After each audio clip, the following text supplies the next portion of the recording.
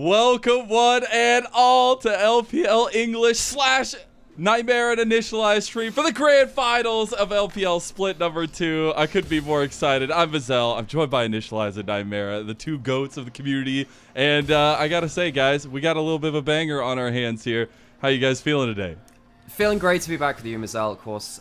This is my 5th LPL finals. This is the 3rd that we're going to be technically on broadcast together. That's wild. My first two with my brother, weirdly, as well. And it's a great way to celebrate the LPL with you in chat and with everyone else in the community. The LPL community, it's been scattered to the winds a little bit. To come back for these special times every year for a game like this makes such a big difference to me. Absolutely. I'm just excited to be here. I'm just excited to be here. I gotta be like, I finally get got to broadcast with you, Mazel. It's been such a long time since this has been coming. I have been kind of inducted into the LPL via Alex and by extension the rest of you, so I'm really, really, really hyped to be here. It's going to be an amazing day. BLG versus anyone's legend. You can't really ask for a better matchup right now. Those are some big names coming. Kaufland? Es ist Monatsende. Da gehe ich doch eher zu oder Wahnsinn! Das ist sogar günstiger als die anderen. Richtig kleine Preise. Mit mehr als 7000 Artikeln mindestens so günstig wie beim Discounter. Kaufland, hier bin ich richtig. What he did in Iceland.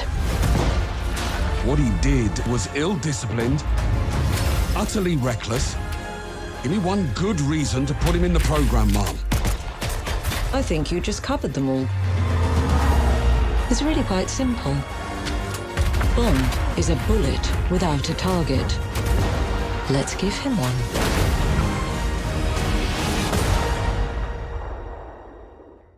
I gotta say, there's always some great stories, obviously. My personal has been AL's run. I just want to see Tarzan win, man. I've been a fan of this guy for so long. Yeah, no one beats Tarzan 7 times in a row in finals. Dude, his drawer of silverware is just, there's one big spot in there. It's just been empty. I just need him to find a fork or something. I don't know. Anyways, let's go ahead and talk about our rosters a little bit here, because obviously we were talking a little bit about them and foreshadowing to them. But AL, they are the ones that made it into the grand finals first and foremost, and this roster has just found a massive resurgence since bringing in Flandra and Tarzan so far. And I know it's a bit of a change, but a welcome one there, Initialise.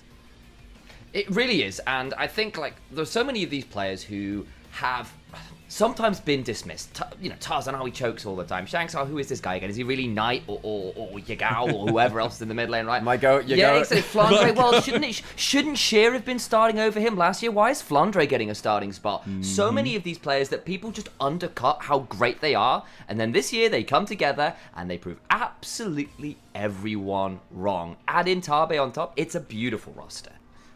The vibes are immaculate, Nymaera. Yeah, for anyone's legend, no, last year, I remember when we were on the LPL English broadcast last year, we were talking about, hey, this team could be something good. And then they brought in Tabe into summer. We thought, oh, wow, this team's got something special. Of course, they capped out. They couldn't quite find that spark then. Going into this year, adding Tarzan, the king of the jungle in the LPL, one of our very best players to ever do it here, and definitely the best of our crownless kings. This team has gone from being a team which was kind of like niche to enjoy. If you were an LPL fan, you knew who they were. So now suddenly, if you are an international fan of League of Legends, you need to know who anyone's legend are. It really is. As we take a look a little bit back to that year ago and a little bit down memory lane, it was insane. I made it a big deal in summer, but it has been a big deal to me. Tarzan was literally not playing last spring, which is just absolutely wild. But you look at the kind of difference, the changes. It was obviously Flandra and Tarzan, but if you look back just a little bit more time, right, that big transfer over from Team WE as well. It's been crazy to see kind of how that trajectory has gone here, Nymaera.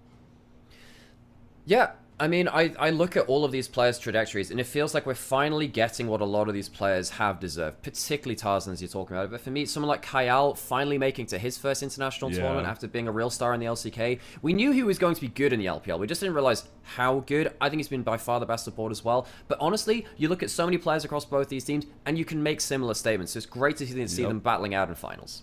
It's a lot of fun, too. A little bit of the emotion played behind it, which we're going to speak about now, because there were some very emotional posts put forward by Flandra and Tarzan. And after making MSI, after making it back to an international, I know it means a lot to them. But for me, it's kind of that mindset that Flandre brings to the table here, where it's like, it doesn't matter what happens on the outside world. It doesn't matter what happens with the wind changes. It's just about what you do today. And I think it's really, really cute, but also crucial to see like a guy with a winner's mindset like that still be so lighthearted in a way there, Nymaera. Because his history stretches so far back from when people remember him. People remember his Worlds 2021 run as well. You have to remember that this guy was the carry top laner before the Shy in the LPL as well. He had many years of being dominant but not making it international. Sure, many of your favorite players also kind of line up with that too, because there are so many players in the LPL that deserve international recognition, but there's only so many slots. Flandre was that for years. He does get to go to that now, but it doesn't come without a sense of nostalgia and maybe a bit of melancholy in there too.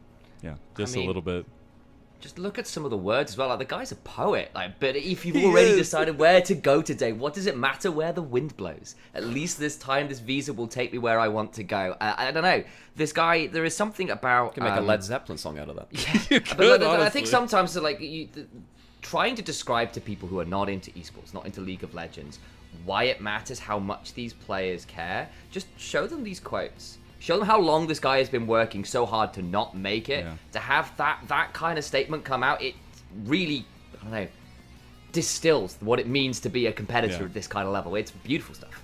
And you have the duality of that kind of lightheartedness to the realization of what a long trajectory, what a history of, let's say, failures is for Tarzan, and what it means for him to kind of finally make good on a lot of that there, Nymaera. He's had a ton of finals. He's been one of the greatest junglers in the world to not win a title, and this is his first MSI in his career. This man has inspired me ever since he came in on Griffin. This guy has inspired me ever since he's been, like, showed the world how to be a modern jungler. It was him and Canyon, really, that came up at the same time and showcased what they could do. And then, of course, later players like, I think, Kanavi joined that list as well. Owner, I think, coming onto the table as well. The fact that this is his first MSI, it's a bit of a tragedy for me for his career, but for him to achieve it now, there's a bit of, there's a really good feeling about it that he's finally made it to that stage. Yeah. It's just so emotionally charged, and I know they're going to be bringing that into today, and I think that actually gives a lot of weight to them. But something that I know the entirety of the LPL community has been a little bit emotional about is, as you said earlier, Initialise, deciding where Shanks sits on the ladder right now, because Shanks has been a monster. I think this guy has been actually...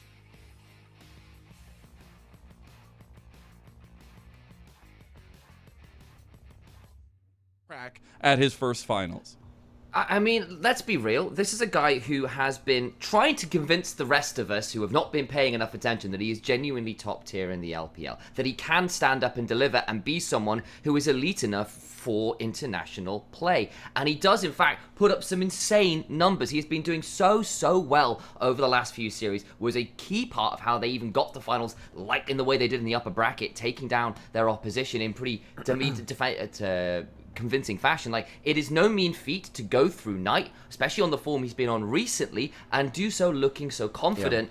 I think he is deservedly now one of our top 3 mid laners, and I think he's trying to put the doubters to rest. It has been a long time coming as far as I'm concerned. And for Shanks as well, getting these stats over a 5-game series, 2 of which are losses, that bumps up the scores more. If this is a 3-0, you think, okay, that makes sense, 3 wins. This is 2 losses against BLG, who often stomp you so hard in their own victories that these stats will just tank massively. Shanks is someone that I massively respect.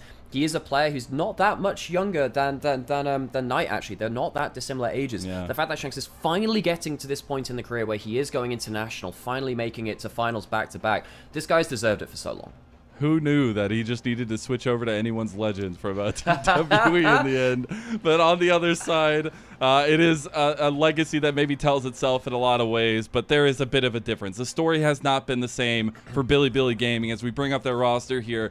If you haven't watched this team, if you don't know what we're talking about, you'll see one name on this roster that maybe throws you for a loop. Beituan, coming over from TT, has been a saving grace. And if you look at that series last night, he was the crucial factor to win it all for them in that final game. Nymaera, this roster, it's been rocky, but they still are the beasts we know them to be. They are. Now, BLG, yes, there is the odd one out. 4 of these members went to MSI Finals, went to a World Finals Game 5, 1 team fight away from the Summoners Cup, and were also double champions of the LPL. This year, the wheels came off the train a little bit. The jungle pool has been a revolving door for them, and Beituan was the answer. Unlikely for many people. This is Beituan's first international tournament as well. Do I think that he is as good as Kanavi or Tarzan? No. Do I think he is what BLG have needed to fix a failing atmosphere, the chemistry of this team? Well, apparently, yes. His series yesterday, as you mentioned, his Pantheon and Shinja were absolutely insane. From a guy that was brought in to replace Bo on FPX all those years ago when he was, of course, suspended, to now coming in midway through the split from a bottom-tier Ascend team onto BLG, this guy's individual story is inspiring. And they went on like a 4-5 win streak, Sam. It was actually Yeah, wild I mean, when he came back legitimately. in. I mean, like, as you say, one of these is not like the other, and it is inspiring because he was on 13th place Thunder Talk, and I love Thunder Talk. One Ishin is one of my absolute goats from the LDL. I was so excited to see him come up, and Bejuan was trying really hard with that squad to cobble together the wins and the strategies to get some wins on board. But he comes into Billy Gaming, who have had jungle woes all year. They looked lost, they looked off the same page, and Bejuan basically said, I will get you all on the same page at my own expense to ensure that this team comes through, and it has revitalized BLG in a way that has finally brought them back to something of their winning ways, because this is a team that we expected to dominate, and I mean, look at the stats here. Yeah, this is what happened last year. BLG were one of the most dominant teams in a single year of LPL that I've ever seen. Perhaps the most dominant, given the level of the competition and it being modern League of Legends. Technically, BLG had a better record than JDG, the super team of 2023, in their own playoffs runs, which to me is absurd. And that is the standard which BLG are now held to in the here and now. It's wild to think the rocket ship that they rose on in 2024, finding that first title, but also the fact that last night, right, they literally just tied T1 in a legendary factor of being 3-time MSI representatives in a row. That's wild. I mean, that's actually just insane. And when we talk about MSI, we talk about those internationals. Yes, we have a championship to crowd here today, but it really is a conversation that is, interestingly enough, focused on BLG because of all their representation, because of the appearances they've had, but also the other likes of the board. As maybe there's a Hydra of MSI Dragon, but maybe one's not like the others here, guys. I don't know. Look, okay, there is another series happening at the same time as this, right? Now, it all is determined on that. I'm just saying, this may be, not advantageous to our health in the long run, but we do have, the usual suspects. The usual suspects of all of these teams, which we've seen at international events over the last few years. Of course, BLG have made it back to MSI after a lot of questions. We are yet to see whether T1 will do as well. If they do, we will hopefully see another legendary series between them, because it just doesn't feel right with all of these teams, without all of these teams present. I mean, we were both at the World Finals. We got to go to London to go watch some of these series, and awesome. It was incredible stuff. The vibes, the pressure, the power, the incredible level of play we saw on there was immaculate. And I think BLG, they weren't quite good enough on that day, but you've got to remember, this win absolutely was. They have done these kind of things before. They have been one of the very best in the world, and I think obviously they've stumbled a bit this year. No one's going to deny that, but I think it is very remiss of people to not remember exactly how good these players can be, and I feel like they might be in with a shot of making anyone's legend feel a little bit uncomfortable today. They need some vengeance for the upper bracket yet. A little bit of momentum there as well. We'll see if it actually ends up playing out. But it's incredible to see some of the accolades that they also earned at MSI. Obviously, like Ben maybe holding one of the greatest ones in his accolades with the pentakill. But it really is about kind of the growth that we've seen from that last year. And that's why I really find it interesting with the change of Bejuan, what that's going to bring to the table today. Because when we think about the legacy of appearances for PLG, it is dominant in a lot of ways. The lackluster moments, but that last year had been so incredible for the stocks of BLG, and now trying to see that pay off the redemption run here. And I think it's going to have to start with Tarzan versus Bejuan, and maybe today is the day. 7 losses in a row. Couldn't keep this. No, I mean, try to get his title for the first time over Bejuan. Yeah, so, look, we were singing the praises of Bejuan before this point because, he was the player that BLG needed. Tarzan is incredible, though. And I do think that the last series was a huge jungle diff. And Tarzan is a player who has been legendary over time, but also infamous for losing finals. This guy is 0-6 in finals. This will be his 7th attempt, and he's not got any silverware. Now, is he favored going in today? Well, based on recent history, perhaps yes. And perhaps Bejuan is the lowest individual matchup in his role he's had, in terms of overall power, that he's ever had in a finals. If he can get ahead of that jungle matchup, may be able to finally claim for himself that title he's been waiting for. 8th time's the charm, baby. I mean, like, it's been ridiculous because this is a guy who has been so good, and then people like to go for the easy memes, the easy jokes, the cut downs and say, look, this guy, well, he just chokes when it matters, turns up to national, he's not really that great, is he? And they laugh and they meme about the occasional bad game, because the thing is, this is a player who is so good, so dominant, that when he doesn't turn up at the crazy level, the rest of the team falls apart. It's been wild. Yeah. On the other hand, we've got Beichuan, who is coming Yeah. and has kind of had to be the Band-Aid, not necessarily the player Beichuan. He's got to get BLG on the same squad, throw his body into the mix to make things happen. And at least last series, we did start to see a little bit of Beichuan as the character of player he kind of could be, even if, of course, he's not what Tarzan is for his squad. Now, Beitran, I think for me, like, this guy is such an inspiring story. I do think he's the underdog. I do think that Tarzan is favored in this matchup. But Beitran's made it work so far. And the whole point about Beitran is that he is just meant to be the vibes guy and be the go button so obviously so that the rest of the team, who are very good and excellent players individually, that they can play the game in a way that they couldn't, with obviously something going wrong with Wei and perhaps Shun last summer before that as well. Yeah. Just be someone that can get the team together on the same page. So we're going to see a great matchup of individual excellence from Tarzan and the general of his team compared to Beichuan, the guy who's trying to fix chemistry in some weird alchemical way. This guy's not going to be winning the individual matchup in my mind against Tarzan, but he could be just what the team needs for them to come away with another title. I think it's so interesting, especially when, like, at the beginning of the year, there's no way I could have foreseen the factor of Beichuan being the saving grace for BLG, the one that actually is the one that gets them to finals, that helps them the way that he has. And now, especially that matchup against Tarzan. Just like some thoughts from you guys before we're going to be separating here on keys to the game, keys to the series, who you really think is the big stars today, at least in Nymaera start.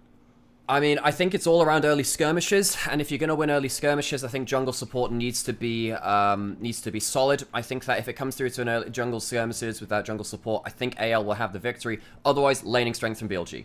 All right, Sam, I'm gonna last echo thoughts. that. I'm the echo on that one. I think the big thing is you look at that upper bracket final, Tarzan and Kyle dismantled BLG, and you are going up against, for my... Okay, we'll definitely. Oh shit, where's the media feed? Come on. Where's the media source? Hello, where are we? There we go. Hello, folks. Sorry about that. I did that thing where I got the wrong feed. Hopefully we're fine now. Here's our opening ceremony. Let's enjoy it.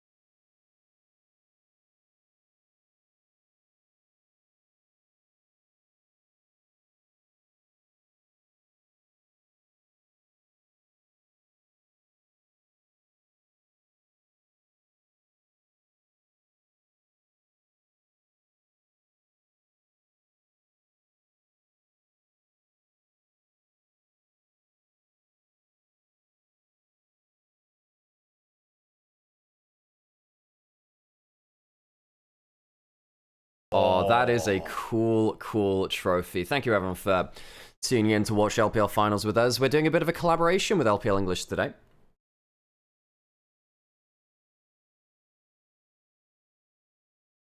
Wait, oh, there's no audio? Oh, someone could have told me that one before.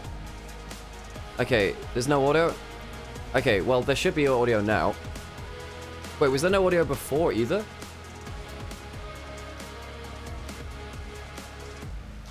No audio? Is there still no audio? There should be audio now. Unity, is there audio now? Oh, yeah. Very soft? Well, it should be okay now. We can pump it now. Oh, for God's sake. Well, this is what happens when you try and figure out things on the feed. On the feed. Players walking out. How was audio for the pre-show? Was that okay?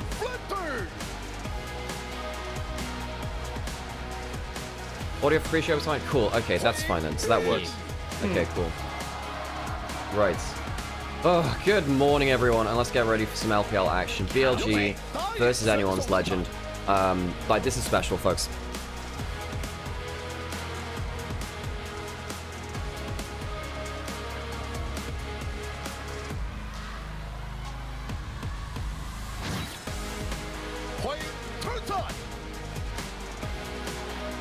I need to turn that alert box off. What's happening with that?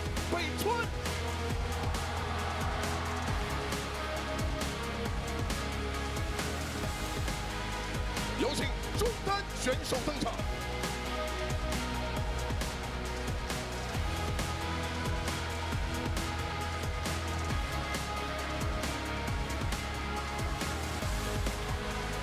欢迎 Six，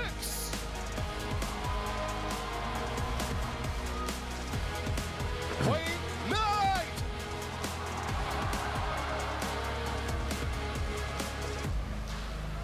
有请下路选手登场。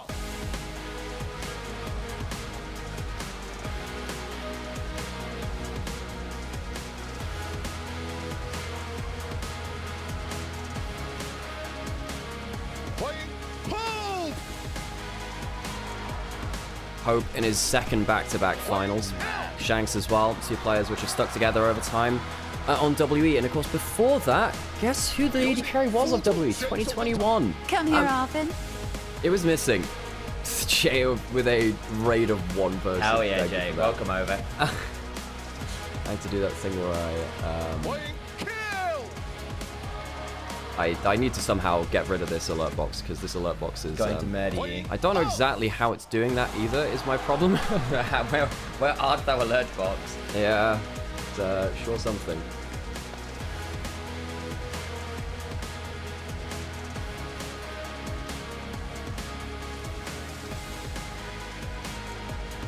This is going to be a remarkable day, no doubt about it. There are some of the very, very best players the LPL has to offer who had to come from very, very different routes. Anyone's legend, a lot of players who were great, people were dismissed. Nearly made it work in Winter, were in the finals there to show the rest of us how good they could be and couldn't quite get it over the line. BLG, on the other hand, were supposed to be. The team that were continuing on, that were the world finalists not even that long ago. We went to 5 games against T1, some of the very, very best play in League of Legends we've ever seen, and they come into Winter, and it was poor. There's no other way around it. They lost the Thunder Talk in ignominious fashion, crashed out of playoffs, come into summer, spring rather, it looks like a continuation of the downfall. They have to replace jungler with Beichuan mid-split in a torrid bit of drama and tabloid rumors swirling around the scene, and then he comes in and they go on this crazy win streak, and the engines start revving and the dragon starts waking up, and they crawl their way up through the playoff bracket, having lost already to Anyone's Legend in the upper bracket, to get their rematch and to prove that their era isn't over quite yet. Oh, tech issues on the fly. Turns out I had my alert box on my virtual camera, so I just had random Ari voice lines being flung at you. Well, everything's happening. Welcome back, everyone. Hello. You might have seen us over on LPL English just a second ago because we're collaborating with them. It is a great time to celebrate the LPL. If you are here, whether it is on our channel or elsewhere, now is the time to support the LPL. Now is the time to celebrate our teams. These are our 2 teams going towards MSI, and honestly, I could not be looking more forwards to it. This is going to be such a special time. And yeah, as we go into this draft and this series, a couple of big things obviously stand out. I think that the drafts from Anyone's Legend were much better last series. Yeah. I also think that BLG on an individual level were not on form last series against Anyone's Legend. It was still a 3-2 with draft advantage and player advantage on current form to Anyone's Legend. Now, with that in mind, I think BLG, if they show up more with Elk and Bin, I think especially being the players from EU, I think would underperforming and Baytron as well. If they can step up to the plate, perhaps that fortune can be reversed into our first draft. I'm gonna look forward to it. And my eyes have to turn to the jungle support Anyone's Legend. They have, to me, been the best support jungle in the LPL. Not just on a mechanical level, they both played towards the best in their roles, certainly. But on the other side of it as well, just their synergy, their combination, their ability to break open maps has been next level here in the LPL. And I think for Anyone's Legend, that power needs to be corralled. And it's why we're seeing the Poppy, it's why we're seeing the Nico go. Two of the strongest early skirmishes in the game. Just can't afford to give over to the likes of Tarzan and Kyle. BLG spent the entirety of their last series banning away the Trundle as well. With the Annie ban, I think Knight has basically learned, I don't want to play the Ahri into the Annie. That was something that Shanks beat him in lane with. There's something that Rookie beat him in lane in as well, and it stopped Knight from being able to as easily play through what I think is his best champion in the game. First pick Gwen for Flandre, obviously very nasty. Bin can still go towards Jax or Jace though, which is still fine in the matchup, or of course, go towards something like the Rumble. The thing with the Rumble, though, and I think this is the gamble that Anyone's Legend are taking, saying, look, Bin, you play many champions to an elite level. Rumble, for all these years, is still not one of them.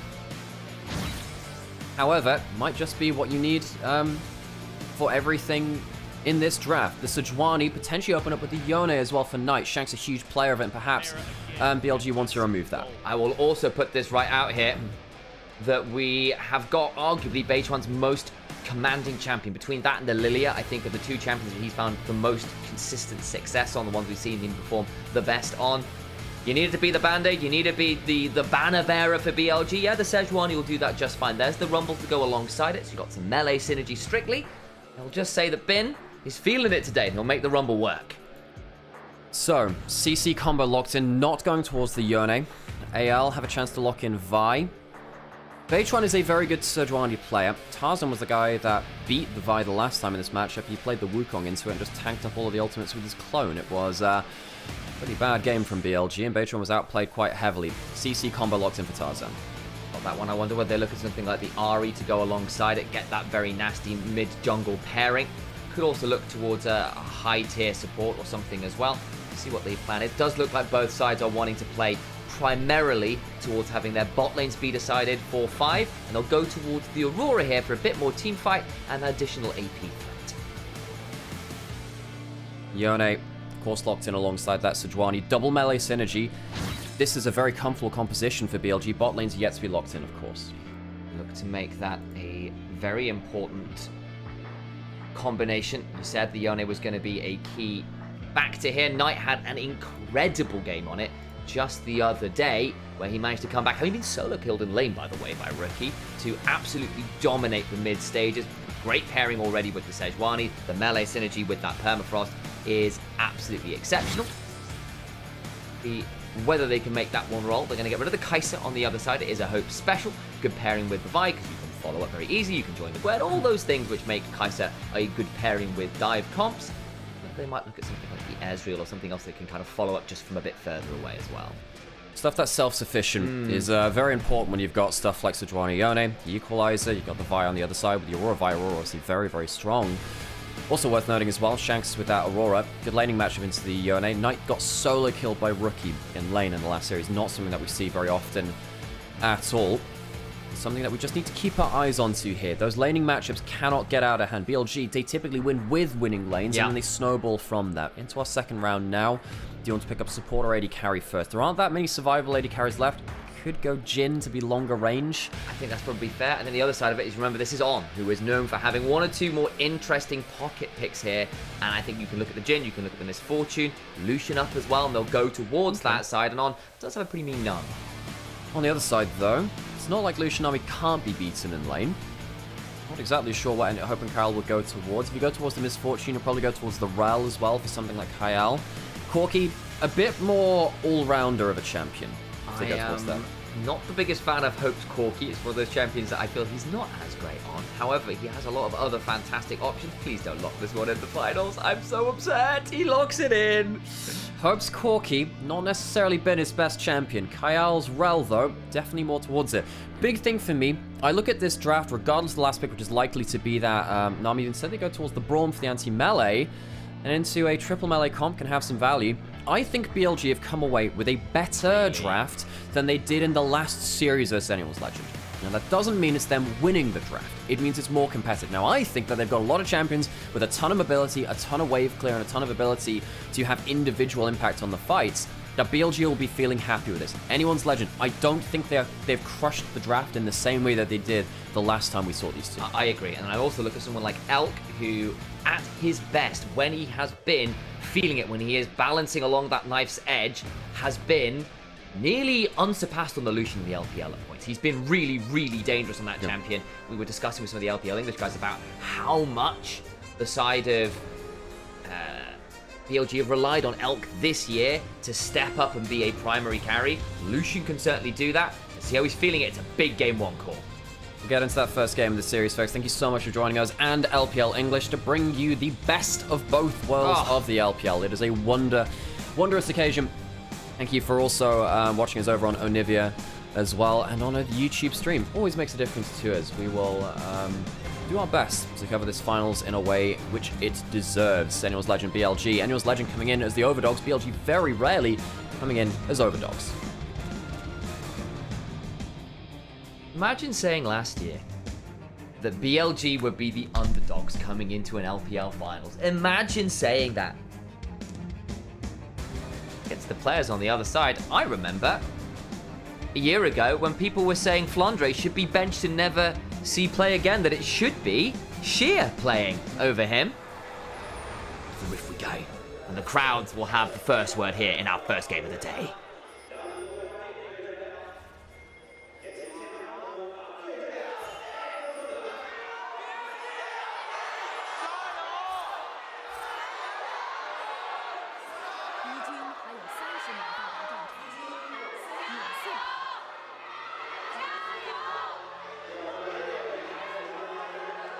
I believe our Gyos have finished there. Loud crowd, as it should be for the finals here on JDG's arena, but they're not here.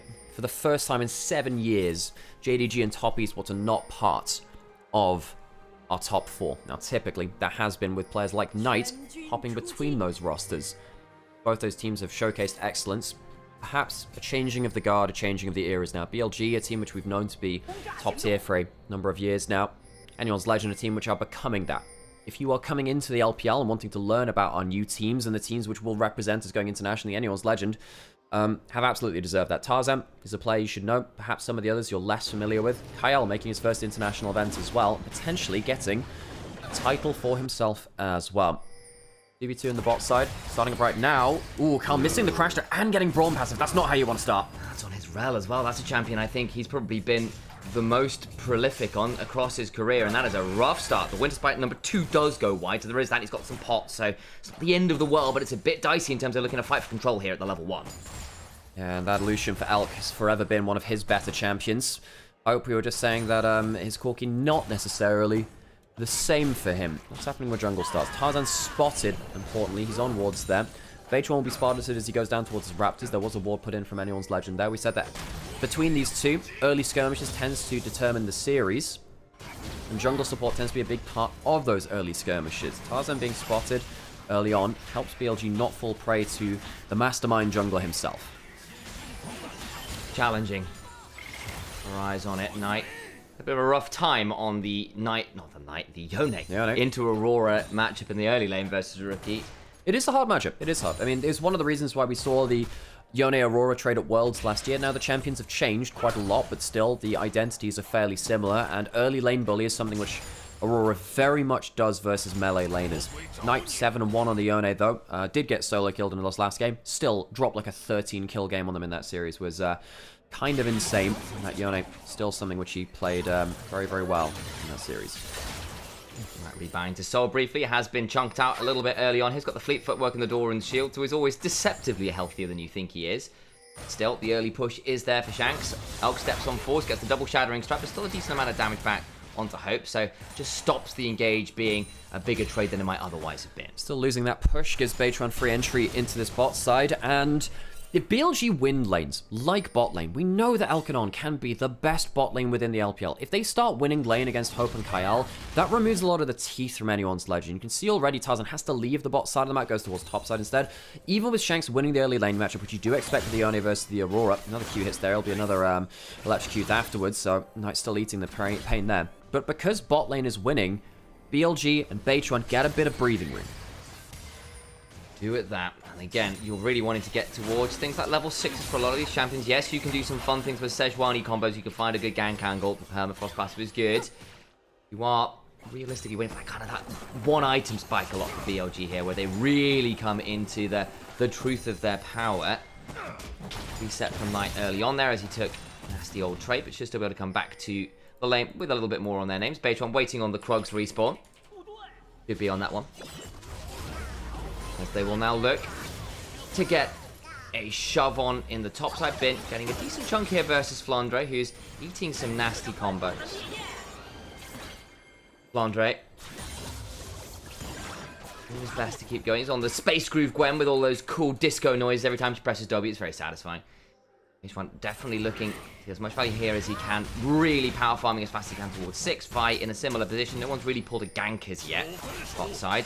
Permafrost. Might not need to. As they get a massive damage onto Elk, who flashes out. Does get to stay alive. Hope now eating some Winter Spike, but a really nice engage there from AL. Punishing as BLG finally eat a bit of a taste of their own medicine. Oh, big mistake there from Elk, blowing both summoners and flip back is on Mighty Flash. Oh, gets the mount up, flash away does Kyle, does manage to get back out, not a lot of mana there, but another good trade from anyone's legend. Now you have to look at the junglers, everyone's low bot side, Baytron coming down. Can the player, which no one expected to be here, make his impact early on? Got the Arctic Assault, lands the Winter's Flare, but the Valkyrie enough from Hope to keep him safe. If there was a Flash Q, potentially could have interrupted that. Forced Flash for Flash. Turning up on the bot side of the map just in time to save his bot lane's mistake. Elkanon, good early levels. Not necessarily able to completely dominate the lane. No, not as yet. Some nice trades there from Kyle. Got some good value from them to make this one as scary as they can be. Level 6 is coming on through, and our solo lane has been versus Flandre. Two of our longest standing top laners. Now Flandre in particular has been playing for a long, long time. Before the Shy there was Flandre. Of course, after the Shy there was Bin. It's two very different generations of LPL top laners still competing at the top level. So Kyle, no Flash. Oh, that's a problem. Despite lands, Permafrost passive comes on down, crashes down. It's got no Flash to work with. Another Permafrost comes on down, combined with the concussive blows. You can see why the Sejuani Prime is dangerous. Flash on board from on, gets the passive auto, lands a Winter's Bite. The slow's coming on down, double passives being stacked, but neither fully procs. Exhaust onto Bin as the needles come flying on through. Flandre doesn't hit as many of those as I think he was hoping. Fine lands another. The Electro Harpoon, flash on forward from Bin, trying to get some more damage onto Flandre. Missed the second Harpoon though. Can he land another now? How long until the Hallowed Mist? Flandre just about safe.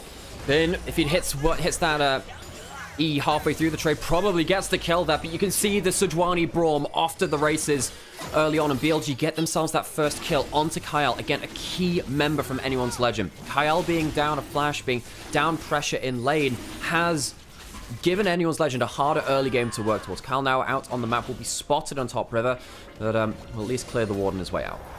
A little bit of a lane swap coming on through while the Dragon's being taken, trying to get themselves out of the lane that has started to get a little dicey there, and take the opportunity to have some priority and set up around the Grub spawning in about 45 seconds. Elk and On will take the opportunity to shove in that bot lane and then possibly reset from there. Knight looking to scout out a potential invade from Tarzan. He's doing what you do with LeBlanc, where you press like your mobility spell forwards with the flip back, you put a ward down and then you flip back. So he uses his E, safely goes into his own jungle, puts a ward down on river, knowing that Kyle and Tarzan are there, just to make sure that they have some extra vision coverage, while he's also safe to ping back with his soul.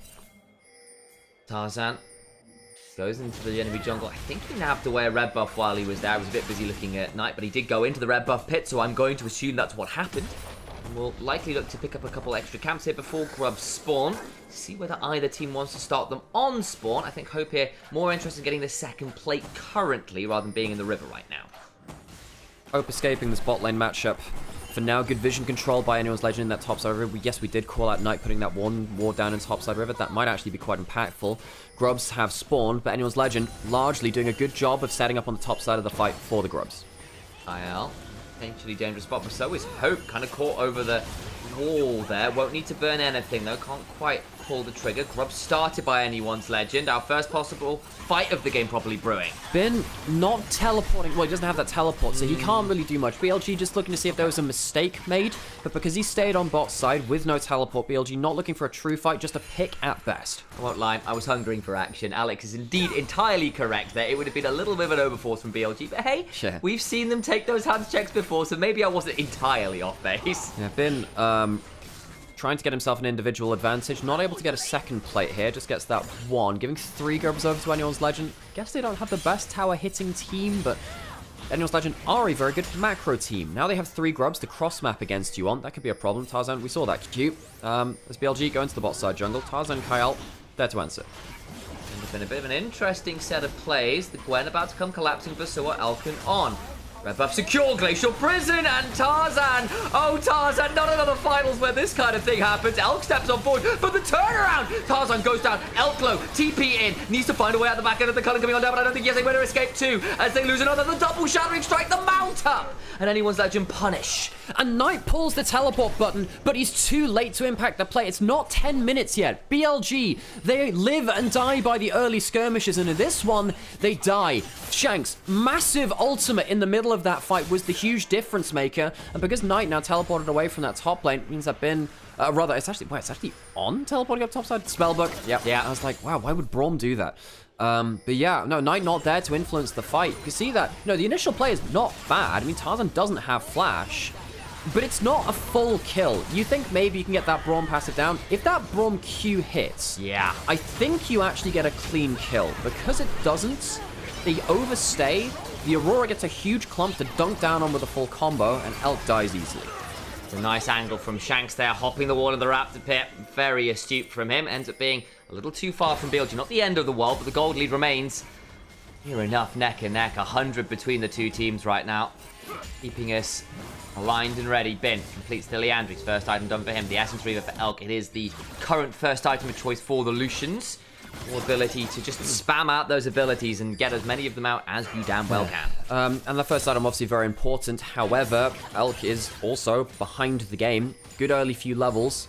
Kind of evened out by a mistake from Elk afterwards, which lost him both his summoners, dying in that skirmish there. Means that Lucian is a little bit far behind the game. There is a Vi that's going to be flying on top of your head. There's going to be an Aurora which can burst you out as well. Elk is going to have to play these fights very, very well, because there's a lot of tools to deal with a Lucian who's not steamrolling the game. Not yet, at the very least. Not yet. The gold leads, as you can see, pretty neck and neck. A couple 100 gold here, a few 100 gold there. Importantly, of course, Shanks, a player who we have praised a lot this split. Been one of our most consistent mid laners. A pretty great spot here in this game. Up a couple kills. The double masks in inventory. Who knows what face he has behind them. So what that will be is the Leandry's into the Bloodletters to make sure you can shred some magic resist for Flandre on the Gwen. Means that you can help out a little later to be the first burst going in, which allows Gwen to clean up. It could be very important actually later into the game. Flandre on the Gwen has been a masterful player of the champion towards the start of the split. Ben right now getting the advantage over him, has his Leandry's first, so he's got the advantage now, also has teleport, and of course it's now the unlocked teleport, which will arrive to the scene of the crime a little earlier. Hope does walk up to that Tribe Rush. I was a little nervous with there being 3 people around, but he was safe enough and didn't overstep around. Dragon spawning in 3 seconds. BLG got the first dragon. I'll look to claim the second here. The last one ends up in a great fight for them. Beware that Anyone's Legend feel the need to contest. They've got Tarzan, Kyle, and Hope around. Knight doing okay in this individual matchup too, even in CS. Dragon started, melee synergy with Sejuani Braum helping. Here come the teleports. Multiple ones. We've got a fight brewing. The storm clouds above this cloud come on in. It's a magnetic version of them, and they blow up Elk again. He's roadkill. Continue to hunt for some more. Flandre here, and the needles come on through as an acupuncture session from hell as Beitwan is bacon. A wonderful fight from Anyone's Legend. BLG fall prey to Shanks in his second finals back-to-back. His Aurora in the early game has been game-changing. BLG have overstayed, been over-bowled, and now they're going to get punished by the 3 grubs of anyone's legend. Yes, they get out with the dragon, but it's a huge issue that Elk goes up to that fight, knowing that there's a flanking Aurora and the Rel, and can't escape the engage because he has no flash. BLG behind in the early game, the early skirmishes not working out in their favor. Last time they faced up, anyone's legend, when they won the early skirmishes, they could outscale and out-teamfight BLG. And again, just a lack of vision for BLG. Wonderful angle from Kyle. They see that ward go down, and they still don't respect Kyle's wonderful flank angle. Oh, this is on Elk. Elk has to position more greedily, less greedily there. He falls prey to the engage. Yes, he doesn't have his flash, but surely BLG should note that their AD carry is under threat with Kyle showing on vision like that. Knight did a good job of showcasing him on the flank, but BLG didn't respect it, and now suddenly Elk is 1,000 gold behind. Corki's off to the races, and that is a good sign. We've seen Hope overplay on the Corki once or twice in the past. So far, so good in this game 1. Up 2,000, well, 1,500 gold. However, the Dragons are still there for BLG. It's certainly not out of reach, even if that fight was less than elegant. Maybe that's the way we'll put it. Yeah, BLG lost a lot of gold in plates after that last play, basically, where a lot of things came through. At the top of the screen, you can see that. I think 750 gold taken from plates for anyone's legend, 250 for BLG. I think that was only Bin who took plates across the early game too. Now, he is ahead a little bit in gold. However, Bin's Rumble has not been his power pick.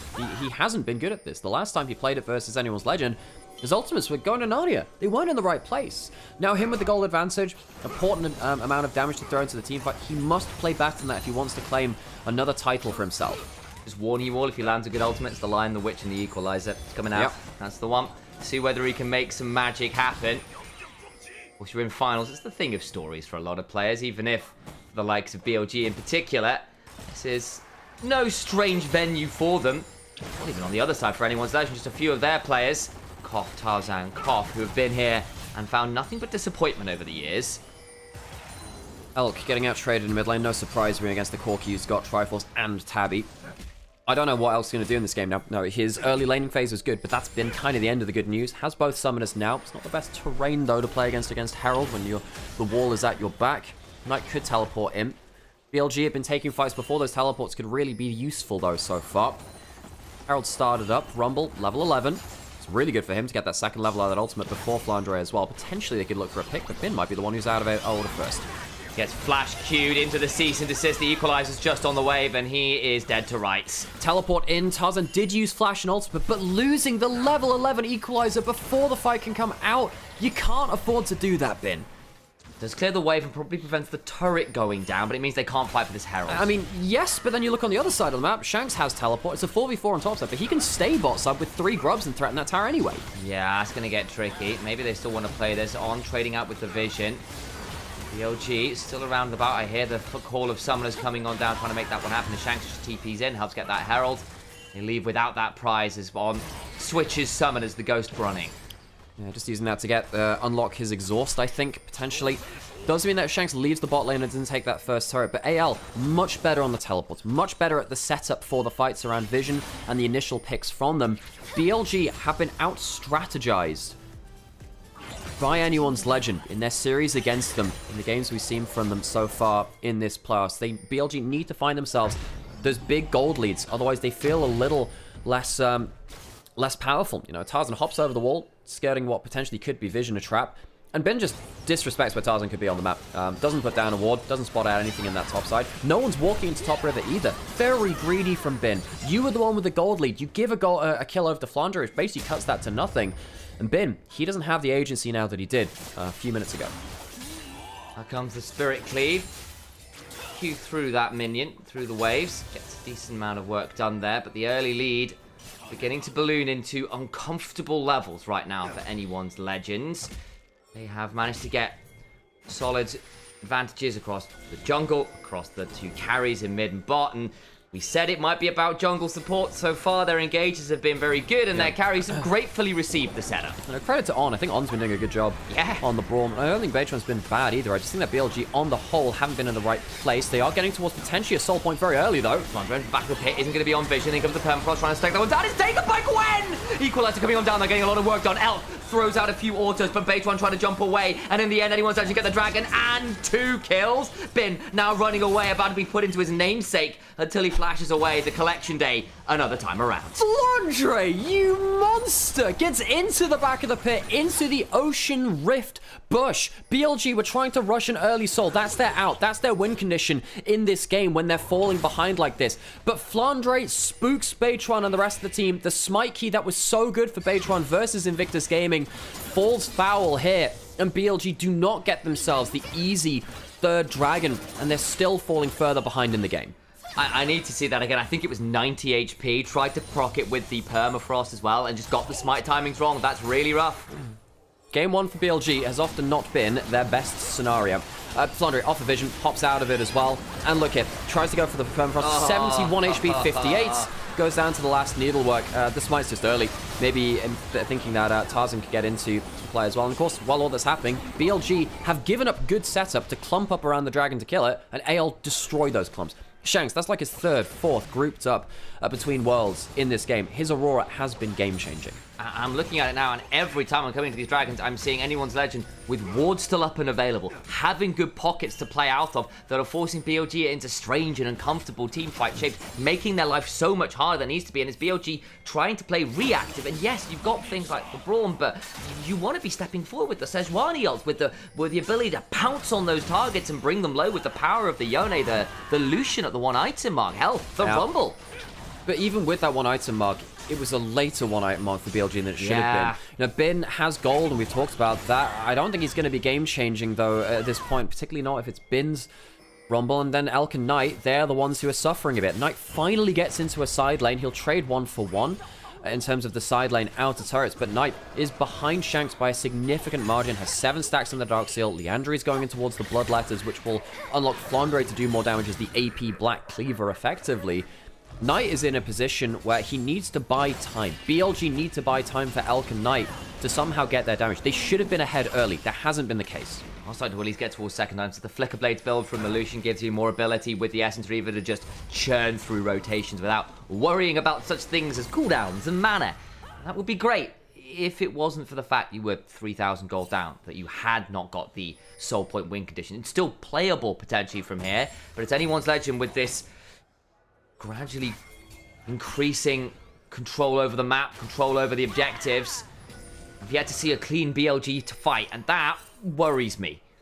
Yeah, they had that first pick onto Kyle, and that's been it. BLG, worse on the vision control, worse on the approach to the objectives. Anyone's legend, much better on them. They are our strategists. Tarzan, Tabe, real masterminds of their craft.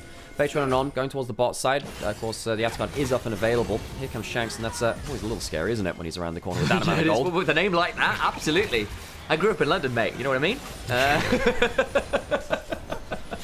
Give him the Chelsea grin. Beitron on Bin. Tarzan jumping forwards. And my laughter turns to shock and surprise. Atakan's up and around, but Tarzan, when you name yourself like that, you know you're trying to be the king of the jungle. He has been one of the very best in the world for a very long time.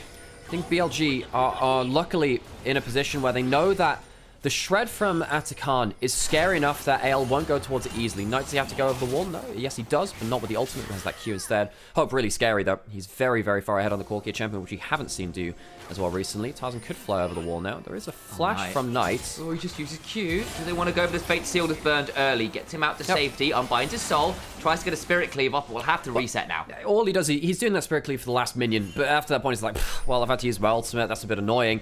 Good play from Tarzan to use that Fog of War. Again, anyone's legend playing much better around the map to catch people out of position. You can see that BLG don't quite know where it's safe to be. Try to find pockets of visions that anyone's legend don't have control of, because you saw that roam there. Tarzan got to walk all the way over to Wolf Pit, unspotted and threatened Knight. Whereas you compare this to Shanks, who knows that there's a threat to someone being in that side lane brush, doesn't walk close to it. You know, Shanks knows where he's safe to be. Elk and On are rumbled. They are not able to... The top laner. Yeah, well, not in this case. Shanks instead. Yeah, knew he wasn't safe around that bot bush, knows where he's safe to be, and keeps a hold of his gold lead. I think one of the things you'll need to check in general, viewers, across the course of this series, is how immaculate anyone's legend are about setting up the vision, about roaming into the jungle, and setting up control of the map. Caught BLG out several times this series and last series just by good warding, making angles much more challenging than they need to be. Tarzan again in the bush, not spotted, and can be on a very dangerous angle. Still a level up on Beitron, who's had to drop some farm as Zale have gone into their jungle. They're trying to find some vision control. Good combo by Shanks. And she's stepping forwards, but Shanks gets out to save the team well. The turnaround is brutal. Equalizer, solid enough. Shot, the shield coming on through for the locket. Back end though, Tarzan, Flandre, so deadly, needles galore. It is absolute witchcraft as Elk is trying, but he finally goes down. They can't bring it as Knight misses the fate sealed. All he finds at the end of that skein of fate is the scissors that cut them. It's actually not that bad a fight for BLG comparative. They get a 3 for 2, and Knight manages to tag on to Shanks, so a lot of the damage goes down. AL still win the fight, but I think BLG give a lot more punch than anyone's legend were expecting. As we watch through that, again, I'm sure we'll get a replay. We can see that Shanks was initially engaged onto. Kyle breaks open the combo with what we call full contact team fighting, where your teammate is jumped on, so you jump them right back.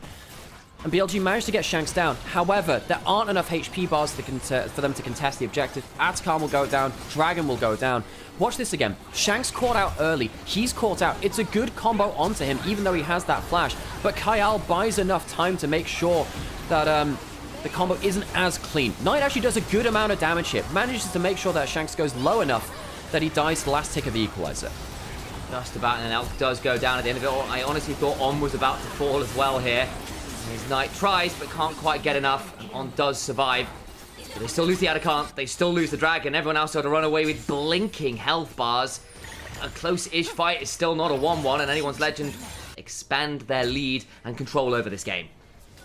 5,000 gold lead is nothing to be sniffed at. Anyone's legend, they've just been winning the early team fights. They've been better at setting up vision, better at setting up for every single objective. BLG, they've not been winning individual matchups hard enough to buy them that safe lease on life. And this is exactly what happened the last time that anyone's legend played against BLG. Was BLG couldn't win hard enough individually to make up for the difference in plays. Q cancelled. Into the fate sealed, looking to bring down Tarzan, but he's just so damn tanky. They're getting out to safety, finally bringing to turn it around as Kyle misses the mantle on the other side, but it means that Elk and Bin not in the fight right now. Should finally bring low Tarzan, done so. Elk though, traded back. Hope also low though, burning out for the equalizer, not quite in range as Beitron blocked from getting over there by Kyle. All the while trying to Arctic Assault into the Baron Pit, trying to buy some time. Knight, low, has got a Q stack, may need to run a bit further. Twofold Hex goes wide, Immortal Shield, bow proc, gets a Spirit Cleave. Weirding comes on down. Knight will not be able to run anywhere as Shanks will eventually secure that kill. BLG get a pick onto Tarzan, but they can't kill him quick enough. BLG don't have enough damage to make these quick picks, and a recall cancel onto Beitron. Maybe we'll see him into the death screen as well. It's not much he's been able to do this game. He'll go down, and anyone's legend, despite losing Tarzan, walk away with a 4-kill fight. Now they get to immediately go back to the waves that are already shoving. Shanks with those 3 grubs can begin to look at this tier 2. They won't risk something like a Baron at this point. They are in full command in anyone's legend. Remember how the upper bracket went as well. The moment they got the leads in the mid game, their ability to take those fight wins and turn them into bigger advantages across the map was pretty terrifying. Yeah. See right here, you know, the initial pick on Tarzan is good. You cancel out the Q, get good CC combo. Tarzan does use his ult to break a lot of that. So much tankiness with that Sundered Sky. The big issue for me is actually the fact that Elk just doesn't do damage.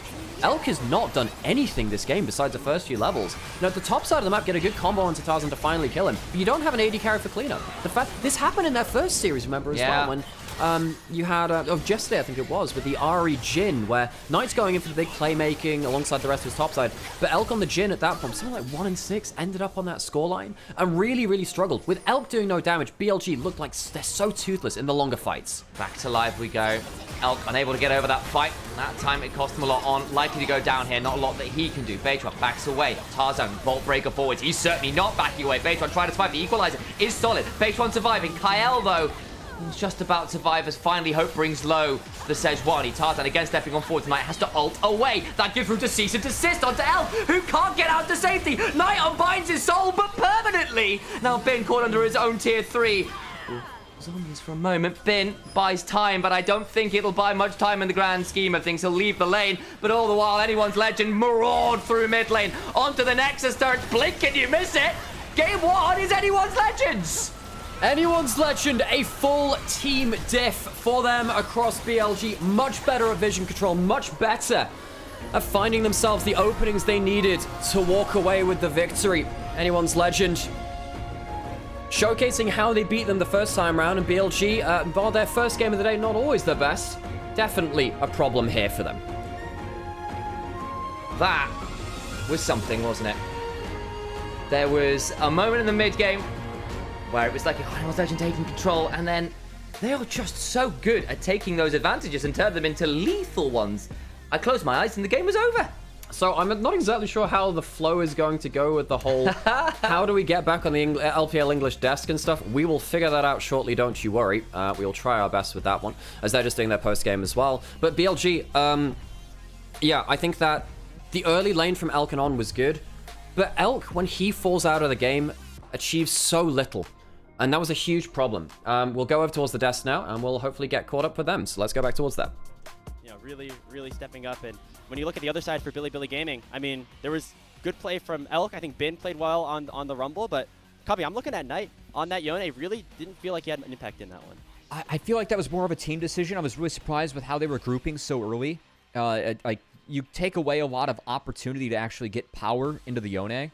And, man, I just can't give enough credit over to Kyle and Tarzan. Like, the way they played out that duo, I thought they ran the map from start to finish was fantastic. How many instances did it feel like BLG actually had control of that game after the grubs were taken, Dimitri? I really didn't feel it. Yeah, it was not great. Honestly, that's what you get for saying that they had a better draft. You're saying they're cashing in on that one. True. Yeah, true. It was Kyle diff, sadly, you know? In terms of our predictions, we're all happy, but welcome back to the desk, series being everyone. What A game number one. So Gotta get a check-in with you guys. How are you feeling after that game number one? AL? Getting silverware today or what? That does it for us here on the caster desk for game one. Let's send it on back to Bizel on the analyst desk.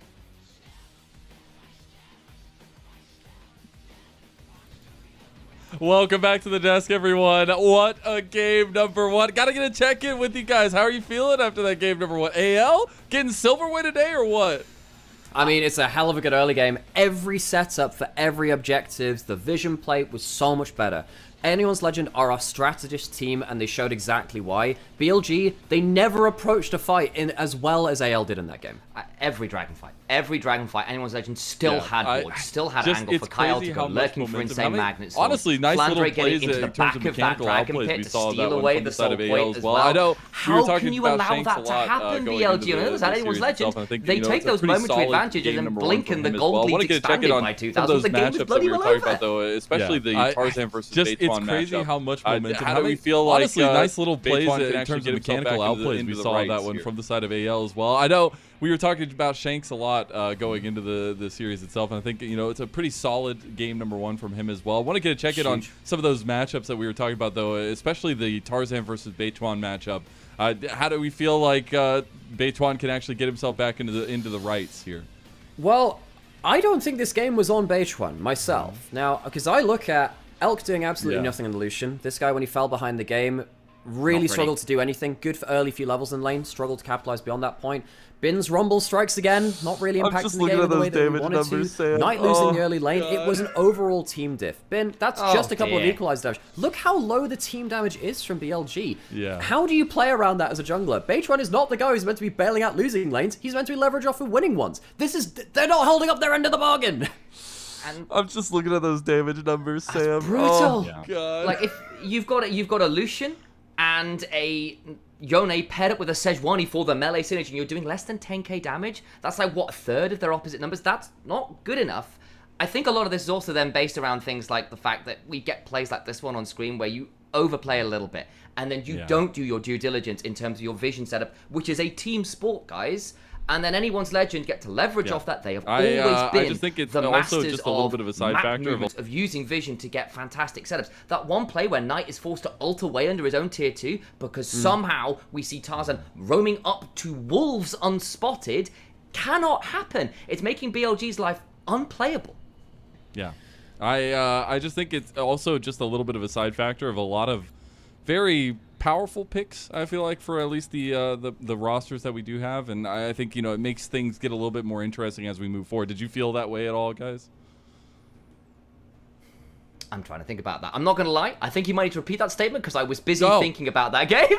No, you're good. I find it interesting, some of the big picks that were already taken off the table, like especially like the Shanks Aurora and things like that. Like, what kind of pressure this kind of game gives the rest of the series itself, and if it does even add any pressure in that way. What it does is it opens up more tank top laners because Rumble and Gwen are gone. Those are two big ones. Now in terms of like your anti-tank picks, you have something more like, I mean, obviously the Trundle, which AL and BL, well, no, AL and IG have shown more, because of course IG went out with that pick. BLG were banning it a lot. I was surprised that they didn't ban it away in this first game, given how much it destroyed them the last time around. That's the kind of thing which you have to keep your mind on, because later into the series, stuff like Scion will still start to come around, and if you don't have a Gwen or a Rumble to impact them in that top side, potentially that can change the face of these drafts.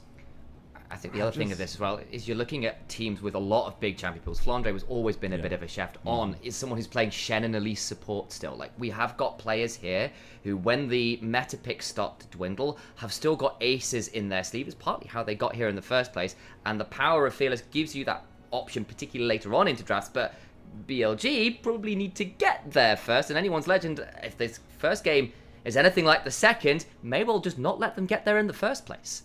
Yeah. And I know BLG, at least in a trend of their come up with Beichuan, they like to play decently fast. They like to have a little bit of momentum in the early games, the mid games.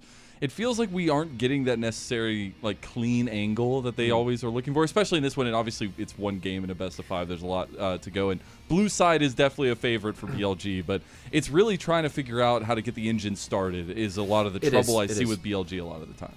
Yeah, and you can see them trying that this game. And in fact, this has been the case all of this year. It happened last split as well, where last year, when they went for that play around the Raptors where they tried to kill Tarzan, they would get the quick kill and they'd somehow turn it into a 3-for-0.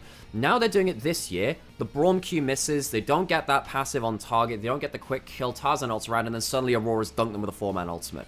That is the difference between BLG of this year and last year. They were always looking to thread the needle in the early skirmishes, and it just hasn't happened cleanly this time around. It wouldn't surprise me if Aurora gets the MVP. It's Kyle. He was pretty great. He was pretty great. Like, I just saw like 3 or 4 4-man Aurora ults, and I thought, goddamn, that's a lot of damage. I thought this champion was meant to be useless. But yeah, BLG really falling prey to the clumped up engage of anyone's legend. When they went just a little too far, couldn't thread the needle. Yeah, and I'll echo that as well, because actually for me, Kyle was definitely up there as one of the MVP candidates. I think his rel is arguably his most like prolific champion. It's certainly the one that I think came over from LCK with a lot of like hype behind it. I've been chatting to Chronicler a bit this year, and he's been so excited about Kyle still doing well. And like, we are seeing this guy develop into, I think, our best performing support. There's not really many other supports who've been up there. And on the other side, one of these great supports that is a bit more mercurial in the LPL, yes, but is really, really good, isn't quite at this level. And this support jungle that we were highlighting before the series, we were highlighting in game, we're going to highlight it again now, guys, are so damn dangerous, especially when you get the kind of vision control as Kyle to find these insane flank angles and just cut BLG off at the knees. Yeah, I think being able to see this moment and take advantage of it, that's a game number 1 in a first finals, right? Like that, they're at least like trying to get another finals under his belt, or his first finals victory. And I think it's cool to see him have that kind of performance to start off this one, and maybe a little bit of a redemption story for AL from that last split as well. But it is a situation where now you have to think what opens doors for BLG, because I know there's a lot of praise to go for AL, but this is probably going to be a blue side for BLG and trying to find that success. I know they really like taking those solo lane picks, at least early in the draft. Do we feel like they're still going to go with that, Nymaera?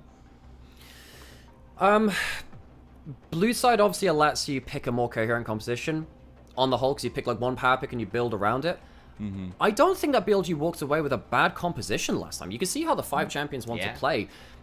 For me, blue side, and I just don't know how this works. Blue side is aura in LPL. Do I think that red side teams are walking away with worse drafts? No. Are they losing anyway? Yes. Blue side is just an aura thing within LPL, and maybe look, BLG are just a vibes team at points, and if blue side helps them fix the vibes, maybe that will help them with that. But on a more serious level, what I need to see them, regardless of which side they're on, because I don't think this should be gated by red or blue side, is you need to have better early presence on the map to allow those early skirmishes to go in your control. I don't want to see stuff like Annie into Ahri, or in this game stuff like the Aurora into Yona. You can't allow Knight to get blasted in early lane. He'll survive, yes, but you need him to actually have pressure and to do something to unlock your early skirmishes. I really want to echo that bit, particularly, because BLG, without priority in mid lane, are not the same team. A discussion I've been having with a few coaches and stuff has basically been, look, there is something about which players on your team are granted the most agency. Is it your mid lane? Is it your support? For G2, for example, it's capped. You want capped with all the agency. For a team like BLG, they're not dissimilar. Give Knight agency to do things on the map. Link up with Beidchuan, link up with On, and the game looks so different. You can't have him permanently caught at a tier 2 because he has no control and no shove. I gotta ask, maybe a little bit more of a personal question, Nymaera. Check in on the Knight Ari so far this split. How we feeling, man? I'm just holding my hands up here. I don't know. Look, okay.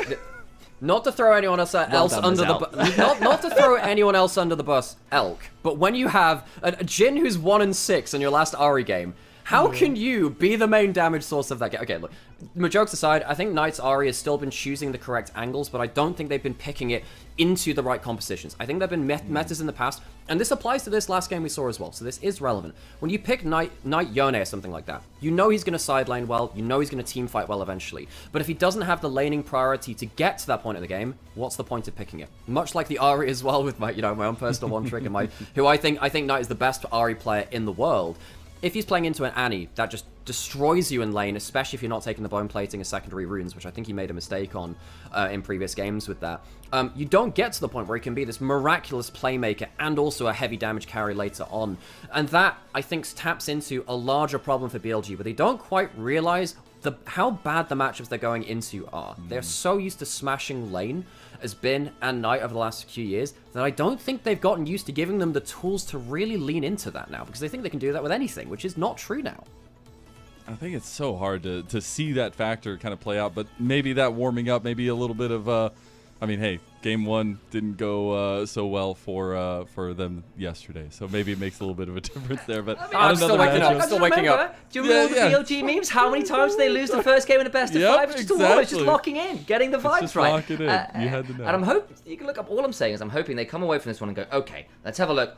Where do we lose control of the vision? What happened with the priority? Can we fix that? Because it set us up for failure. Guys, we were stacking towards Dragon Soul Point. We lose all the fights around that. That can't happen again. Tighten it up. Yeah. I find it really interesting, the decision making we've seen across these last couple series from BLG. Check in on the other side of that matchup. I know we talked a lot about Knight. Shanks, though, are we feeling the temperature check? Is this the moment that he actually makes good on that last split there, Nymaera? He's been playing excellently versus Knight, and Knight is such an engine room for BLG. I need to see the matchups change in mid. We'll see whether he can do it over and over again. Funnily enough, I was talking to Kelsey about the Cassiopeia of Knight, who used to be in LSPL, such a big Cassiopeia player. We saw him play versus IG. I wonder if that will be contested at some point too. What a way would that be for Knight to bounce back? What I need to see either way, though, is just better matchups for Knight, and then we can return to that question and see if Shanks can do it on the other side of that coin. Yeah, somebody's got to have the answer today. Either Shanks is going to get his first, or Knight will break records. I mean, it's actually insane having those 6 titles and a possibility there, even with the change in the setup that we've had. But that means we're getting ready for game number 2 here. Last thoughts, at least, before we get into that here from Nymaera, and then we'll do Sam after. Blue side aura. What can I say? It's LPL easy. blue side aura. Okay. So that means we have ourselves on our own channel now as well, where we have for ourselves to get into the thing. The media source will just restart itself, folks. My bad. I need to keep this thing not refreshing when it that should come back online very shortly, folks. Sorry about that. That's the one. Oh, how are we all doing? You feeling good for game 2? Well, I'd feel better if the media source started again. That one feels would be nice. Less good. Close while when active, no, that's fine. Can we play it in the background? Let's not restart it when that happens. That'd be great, actually. Why is the media source not playing? That's actually... Why is that not playing? Yeah, I'd like it to keep playing, though. That's actually a problem. What's happening here, folks? Why is the media source not going? My dudes. There we go. Cool. Took a little while to get up there. Right, I'm going to get myself a drink in the background. We'll get towards that draft soon. And, yeah. I'm going to take my jacket off for a second or two before we come back to desk proper. Also need to run on an advert as well, so I'm going to do that now. Go for it. Sleeves rolled up. Getting ready for this one. No sound again. I can turn that back on. Yeah, that's all sorted. I've done it. Not a problem. Thanks for the reminder, sir.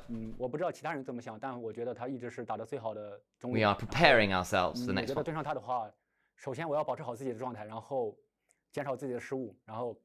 This is the Good to see you back, Envy. And again, a little bit of a change in our normal setup, so some of our audio routing and stuff is a little bit different to usual, so do apologise for that. Do keep us in the loop on where things are at. Hopefully you could still hear us, and that's important. And as a result, you could hear us all just fine.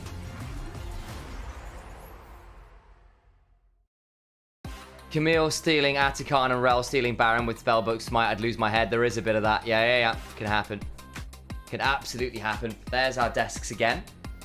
Getting ready for our second game of the day. Anyone's Legend survived the early plays from the Braum and the Lucian.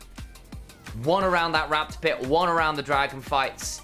Took those objective fights into massive map control, and BLG just looked a bit lost from that point, didn't they? They were late to most plays. Got caught out in awkward angles. That left people like Elk out in the lurch.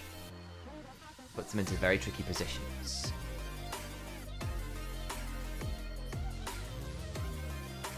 Sam, you look oddly similar to one Baby No Money. I get that a lot. I get that a lot. I didn't even know who he was until we went, you look like this guy. I was like, oh, so I do. So I do.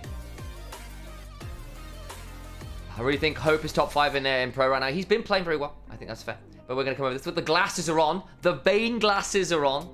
Playing around with, of course, Uzi's skins. Our next Hall of Legends inductee. One of the legends of the game.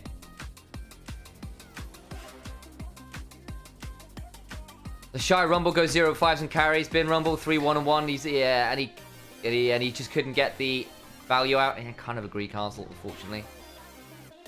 I genuinely think you could be a better musician than Baby No Money. Yeah, maybe. I know, I've already chatted. That's great. It's great. I want those glasses. Can we get the Uzi glasses? I feel like you could do a really good Gurren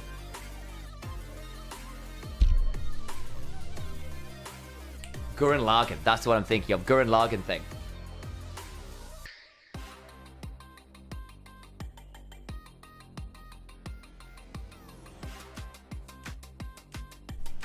Preparing ourselves for game numero dos.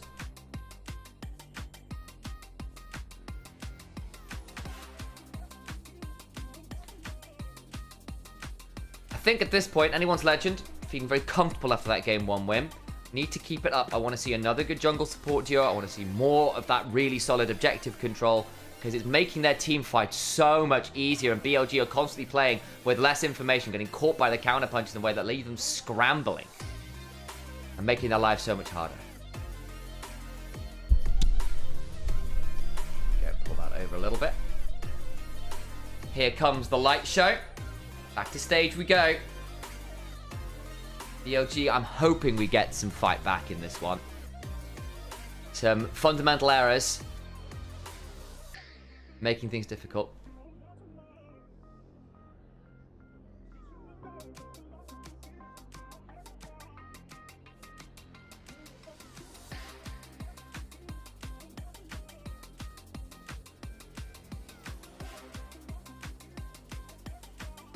Ale on the Golden Highway. You've got to believe it's been 10 years. Finally. Finally, delicious, sweet victory. A couple games away. A lot to go yet. And there is some very, very, very scary players in front of them yet. They beat them in the upper bracket. Took them 5 games, but can they do it again?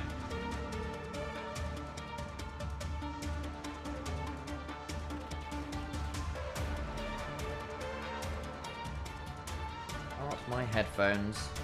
Put them down somewhere. That's a bit alarming. Okay. They're on my head.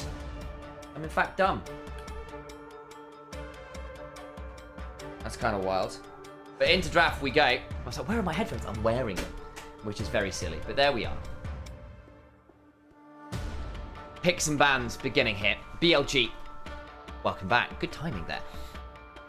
As the Talia first pick for BLG, rid of the Trundle, the Azir from Shanks, which has again been rising in priority once more in pro play. The Varus you still want to give over on the other side, the Yorick, the Nico, the Callista, all big picks for anyone for BLG that allow them a lot of that early aggressive play. We did say, over on the desk, tank picks start to get more valuable when stuff like the Rumble and the Gwennet out with the Trundle Band. Does mean the Scion gets really nasty. You've separated out the Talia Pantheon, that's big. Knight's Talia is disgustingly good. Shanks might go towards something like the Victor. The Rise, quite risky at points actually, but does match the global, despite the fact that the individual matchmaking Talia can be tough.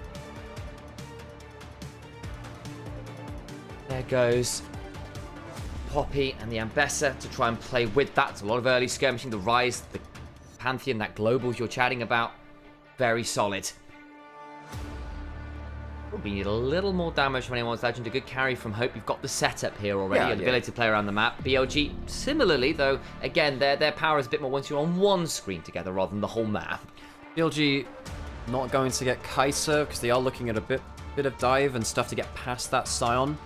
Wonder if anyone's legend are looking at Ezreal. I think Ezreal's quite hotly contested here. It's strong lane, and I think for anyone's legend, it's just a good way to kind of reposition behind your front line. That's why it's banned away. Questions for what Hope goes towards now. There goes the Ezreal on the other side. Something to play safe again, because you've effectively got triple global here from anyone's legend. The Scion ult certainly counts. People kind of forget that one sometimes. Between that, Rise ult, Pantheon ult, your ability to summon the Avengers pretty high here from anyone's legend. Last ban to come on through. You presume... I mean, it could be something like the Nautilus as well. Something to start fights easily for anyone's legend. Could be... I think Alistair's also quite strong for Kyle here. Even though it is into the Poppy, I just think that the front line is really nasty to play into. Scion Alistair could be a bit of an issue. And they do ban that away, one of Kyle's comfort picks. And not choose it, not thinking that was another AD carry that was kind of top of the pile there. And it was legend, they need some DPS, as you were saying. Now, Misfortune isn't DPS, but it's very, very good zoning and very, very good burst at the start of a fight. Be pretty lethal here. Debating the Nautilus instead as a big engage tool. Theoretically, of course, on the other side, On could pick up that Poppy and you could throw something else in the jungle should you so wish, but I think Base 1 has been a bit of a Poppy enjoyer, so I suspect that's where it's going. Either way, Nautilus is locked, and our engage pool in the bot lane gets a little smaller here. I think Leona's still up. Might be a call. Do you want to do that now? Do you want to play something like the Karma and absolutely blast the laning phase? Yeah. Quite hard to play around that later into the game. If you do go towards something like the Misfortune, you could go Misfortune Leona, and that will go through the front line. Doesn't deal with the Scion very well, though. You'd have to be relying entirely, really, on Knight to deal with that. Yeah, Bin will have some damage from that on the Ambassador. I don't love Elk on stacking, scaling picks on the whole. They played this against Annual's Legend, and Elk was not great at stacking this. His Jinx is much better if he's going to go towards more late-game hyper carries. Jhin is available.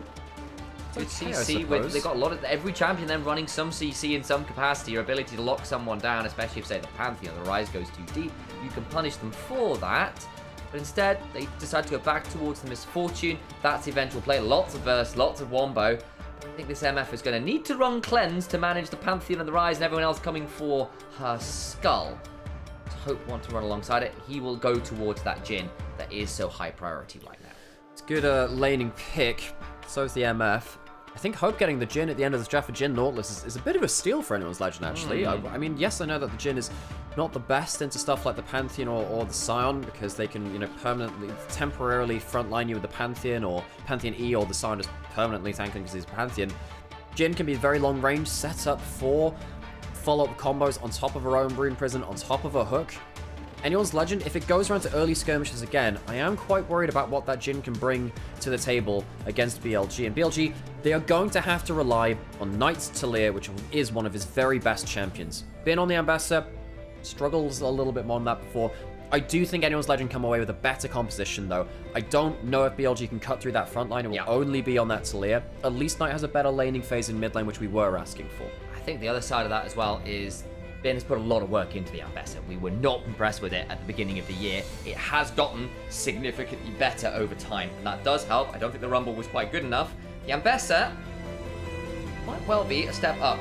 Lots of early skirmishing here on both sides. Poppy, Ambassador, Talia, all fantastic. Leona, right up there as well, but on the other side, you mentioned it, the Nautilus, the Jhin. What an insane long-range CC duo. Good burst as well. The Pantheon, one of the very best in the jungle right now at doing that. BLG looking to bounce back in, how many finals they've been in? 2 in 23, 2 in 21 in 24. This is their 4th finals, BLG. Ended up winning 2 of them, of course, last year. Anyone's Legend overdogs. BLG unexpectedly recovering, and now having to recover in the series from 1-0 down.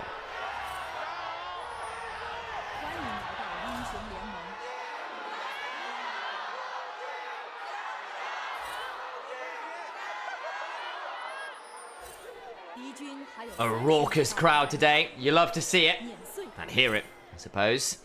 Perhaps the better way to put that with the way that the Jayor chants work over here in the LPL.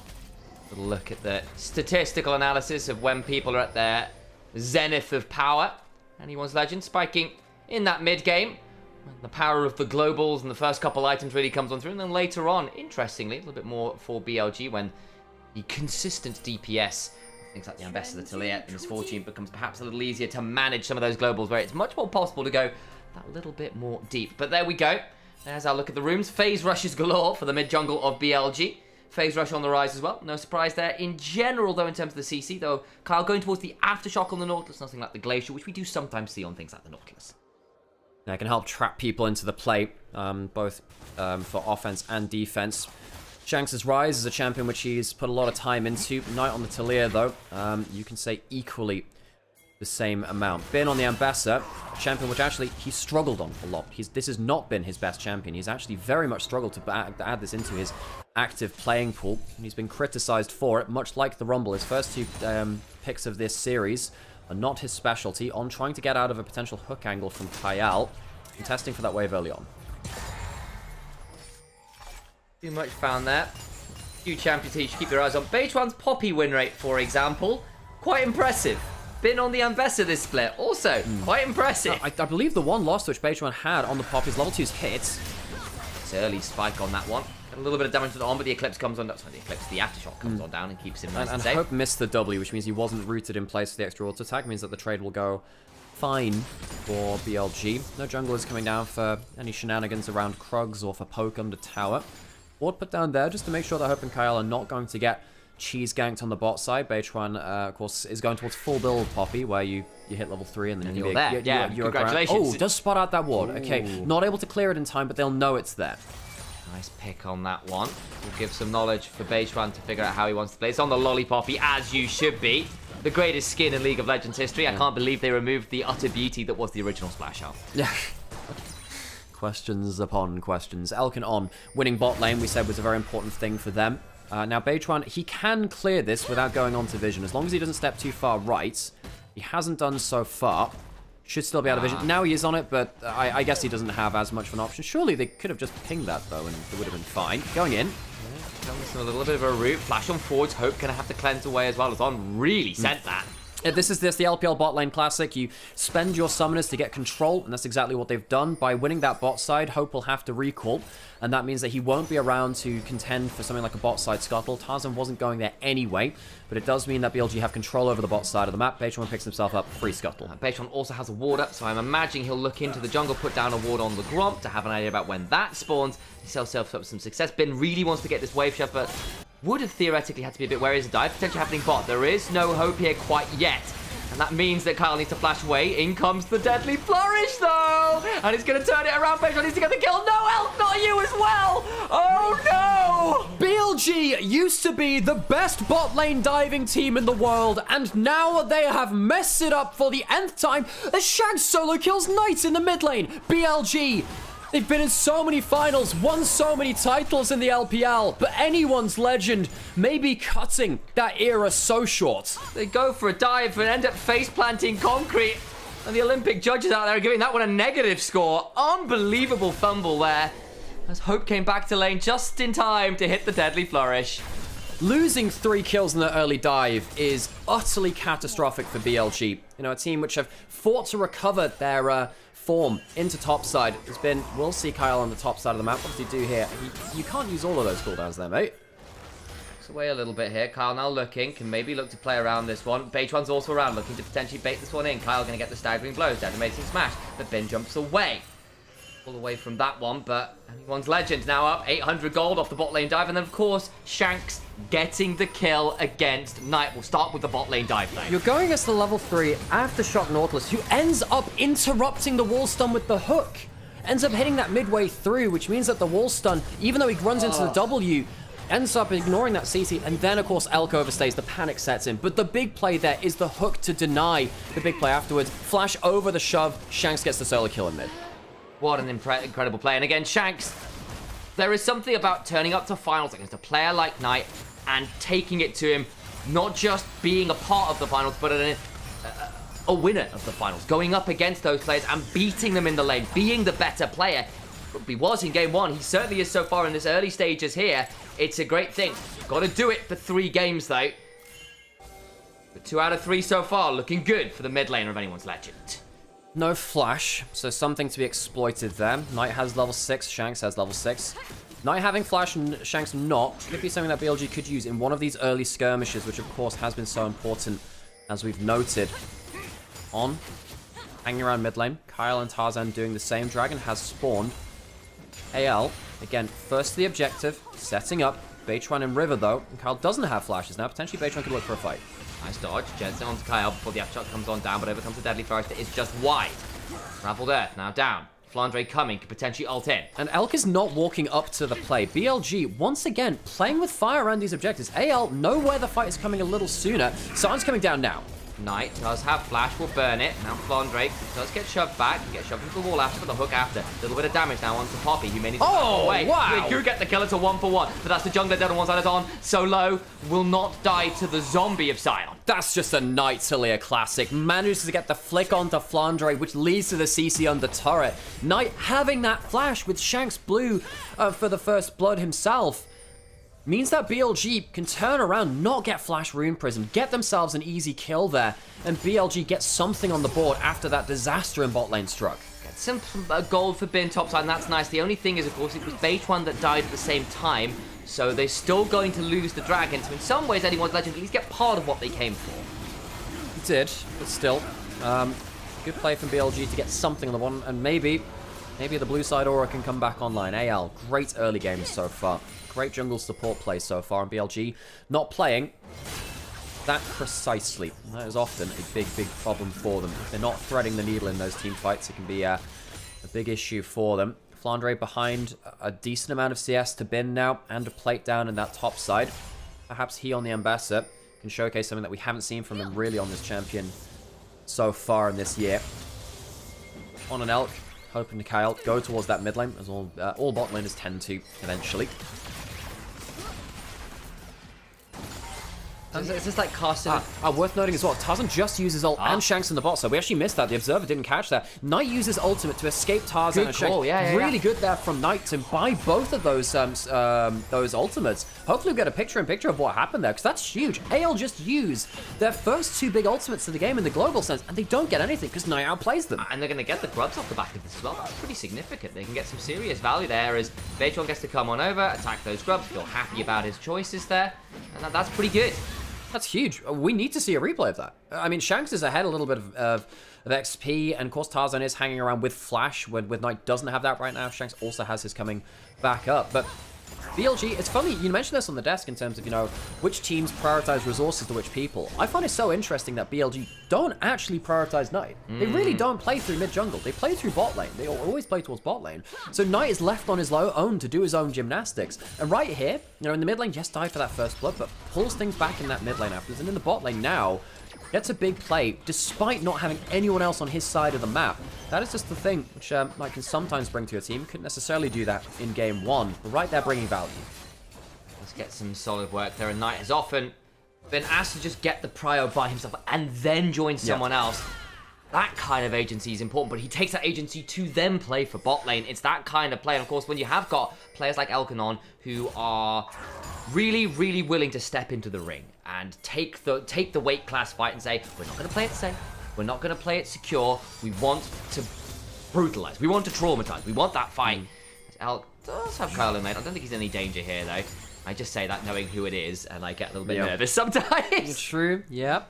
Elk and Traffic, sadly, a combo which is well known at this point. Shanks holding up that wave And now Tarzan's ultimate, is it back up or just... I think it's just coming back up. It was the first rank of it, so it's quite a long cooldown. Means that Knight should feel okay trying to reset that wave. Shout out to Elk here, though, who's been farming up a storm here on the perfect CS mark, pretty much. His hopes had to drop about 20 or so, which is pretty good work there for the Misfortune. Which is important. Is there a cull on either side? No. And this is the replay we saw in that. Ults out, double ultimates blown, really good reaction time. If you press that any later, you will get CC'd down. Knight buying those 2 first ultimates of the game, actually very important. Gives BLG some room to not fight, get towards their items, and maybe go towards those early skirmishes with a bit more bang for their buck, which they couldn't get last game. Knight gets that last bit of farm under the turret. Roaming on over here to try and defend Knight, aware that a dive might be a possibility. I think as a result of being spotted on the way by that ward that Kyle put over the wall, not lead to too much more. Gold is relatively even at this point. Dragon in a minute and a half. Yeah, speaking of those wards put over the wall, look at the red side wards on the from Anyone's Legend. They have just lit up that bot side of the map like a Christmas tree. Anyone's Legend are by far the best vision control team within the LPL. They are the best objective setup team within the LPL, and BLG, they're not specialists at that. In fact, they weren't even specialists at that last year. What they are is so good individual players that sometimes it doesn't matter. But what's happened this year has been that BLG don't have been as the best top player in the world candidate as he was at that point.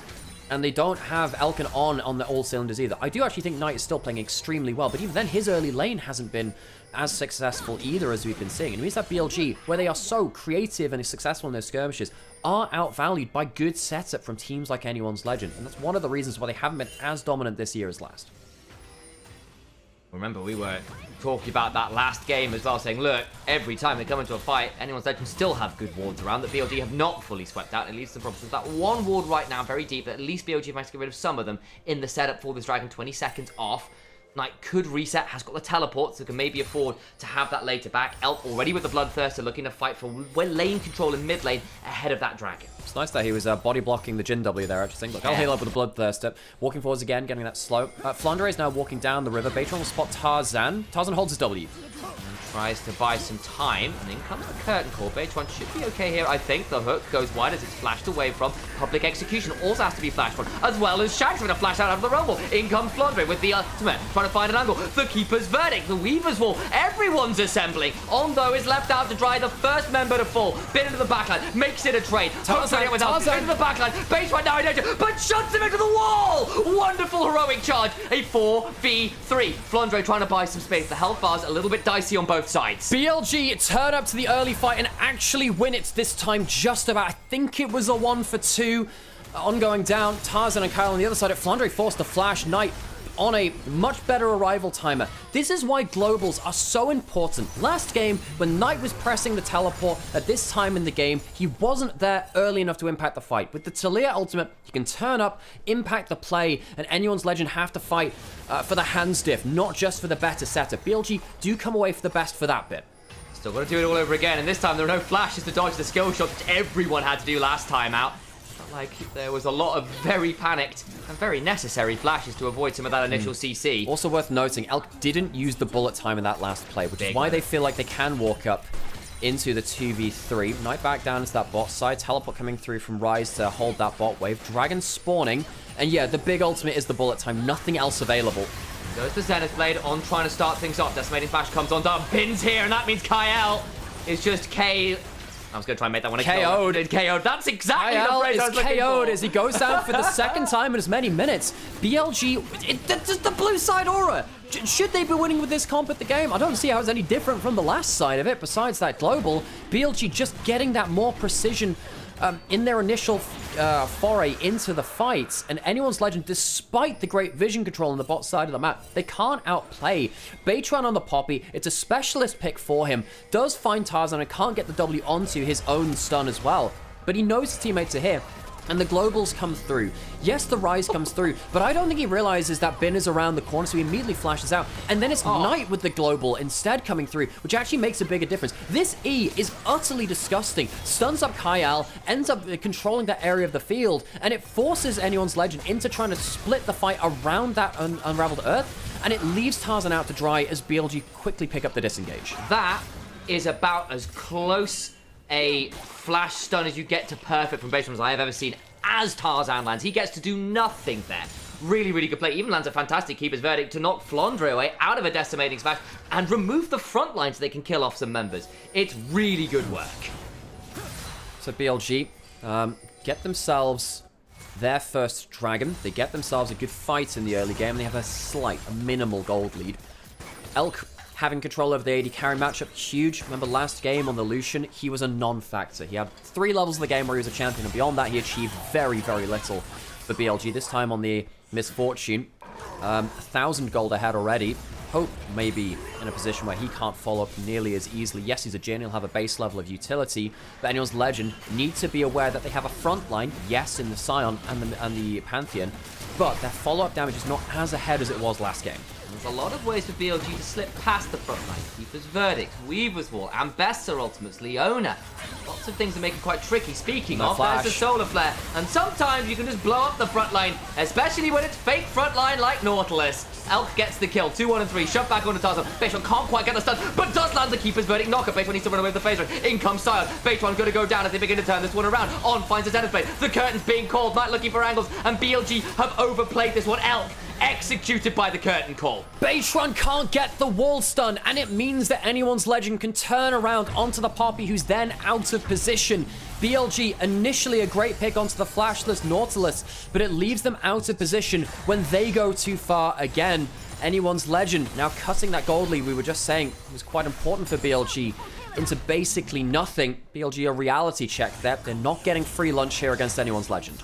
Really good counter punch from Flandre as well with the ult to turn that one around. As they add in the curtain call, you can see the retreat angles from BLG. If they do have to run away, get very limited if there's still ultimates up from Anyone's Legend.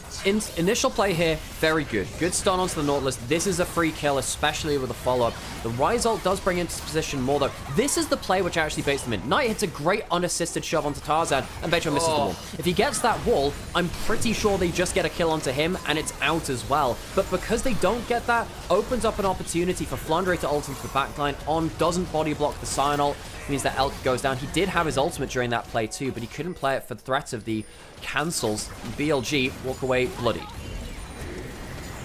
Their best moment, but they've still got the opportunity to drop the Herald in mid lane after the reset. All of those globals being down means the reset options and engage options pretty limited. Good steadfast presence, presently engaged. Here comes the Grand Starfall, looking to turn this one around. Flash on forward, shunt away, blow up Beitron, but Tarzan throws up the Aegis Assault. No cleanse on Elk, means he has to flash over the wall. Flash for the depth charge, Elk goes up into the sky. Flash over from Hope, means that he goes down as well. Wonderful set of picks from Anyone's Legend. And while all this is happening, BLG don't even kill the mid lane outer turret. They're not in position for the Tarzan ultimate to rip their battle lines apart. And once again, Elk goes down without using his ultimate. A W flashed away from Knight, as he's just trying to pick up the pieces of the mistakes of his teammates. Elk out of position, Bin not teleporting into the play, not thinking it was worthwhile. Anyone's Legend, off the back of Tarzan's ultimate and Shanks as well, get a huge play.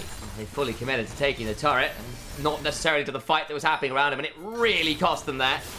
Means that the first tower goes to Anyone's Legend, and they get themselves the feats of strength too. And in this kind of game, gives some extra tankiness from the whatever shoes are built up by Tarzan and Flandre. That could be a big difference in the initial kill. No, the play here, this is okay, but they're just not prepared for Tarzan to come flying through in the way that they were. Beitron walks, he gets minion blocked by the Herald into the Nautilus passive. And then there's some anti-synergy. He tries to dash out using Tarzan while that pushes him out of the Solar Flare. Elk, his positioning is very poor. I think he just needs to, as soon as the hook land, position a little further back so he can get a good ultimate without that threat of being cancelled. Big mistake there by Elk. And now his gold lead, which was 1,000 in the advantage, now even. Great plays from Hope, gets him that moment. Fantastic stuff from them. Setting up around the Dragon, which this time, of course, Anyone's Legend got free chance to set up around, and that's pretty scary. Give a little note to Beitron there. I think what he also tried to do is shove Tarzan across the unraveled earth to kind of buy a little bit of space and time in terms of just CCing him across that and give Elk a chance to run away. It didn't quite work, but I see the idea. And once again, Shanks having a magnificent game. While I don't think this game is the fault of Knight, and I think Knight is playing well, Shanks is using his power very effectively. Knight, I think, just looking at his team, the setup for the objectives, trying to see what he can do. Teleports in. BLG want to fight. Vin's behind, looking to turn around. Big knockup though, and the front line is just split up. There's not the rest of BLG here until just now. The bullet time finally comes on out. Hope just about survives. It's been caught up between multiple members. In comes Knight, trying to find his way to Hope, and misses. Finally gets the threaded volley and gets that pick. The Weaver's Wall coming on down. They got the Dragon all the while. Beige1 can't get out of the pit. Elk tries to find an auto or two out, but will finally go down at the back end of it. Knight in a 1v1 with Shanks, but he's got a Seraph shield, and the decimating smash from across the board alongside the Comet Sphere helps bring him down. Anyone's Legend find a moment to take a fight where Elk is out of position again. The misfortune bringing so little value to BLG. Elk late on the bullet time, not sticking around for the cleanup, despite the fact that he has the 2 items and maybe could have gotten an extra kill or 2 at the end of it. Elk having a poor final so far between the Lucian and the Misfortune is being picked up by Anyone's Legend, particularly Shanks, Tarzan, and Flandre in this fight.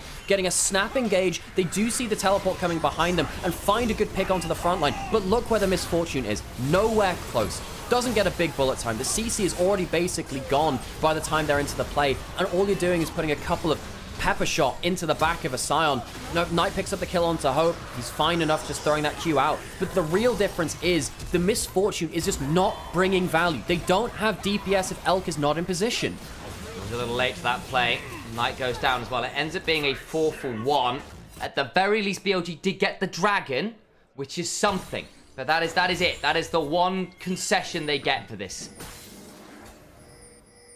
And back onto the raft here. And again, the damage from Misfortune, not bad there again, but imagine it being there 2 seconds before. No, and that's what you need. And it's not the cleanup damage. And a lot of the damage is into the Scion, who doesn't care about it. Yeah. Elk needs to step up. Ale, if you want to continue your era of dominance, Elk, this AD carry, needs to step up.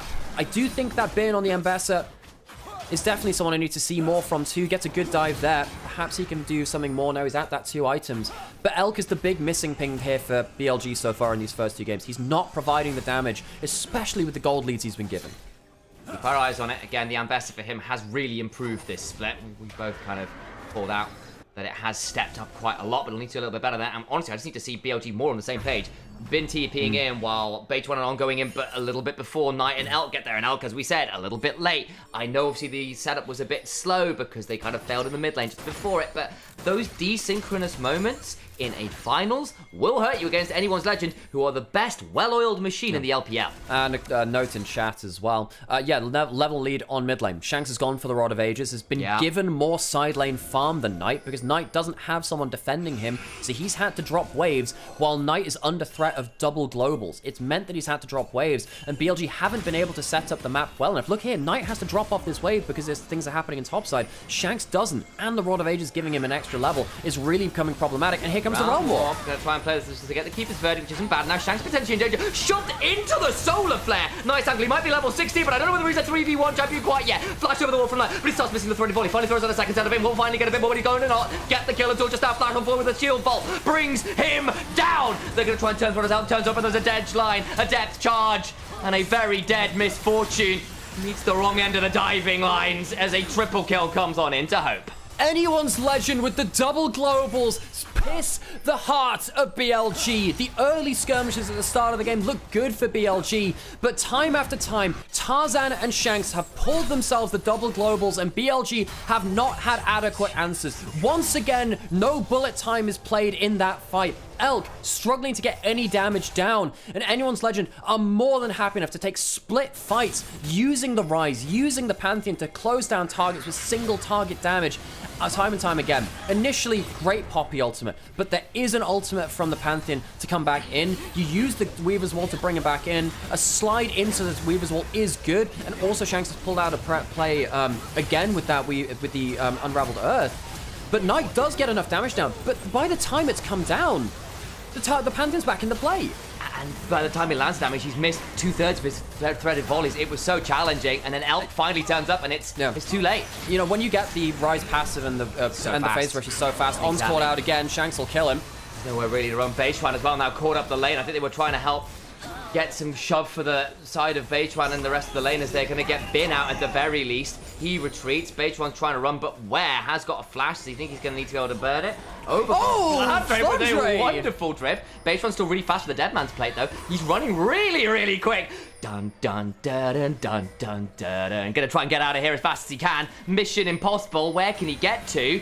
Better keep going through the jungle. Over comes Kyle. He's still really quick. I think he can just keep going. And much like the Mission Impossible theme tune, he wished he was 5'4". Sadly, 2'6", mainly going towards 2'7". Misses the ultimate, but Kyle also misses the hook.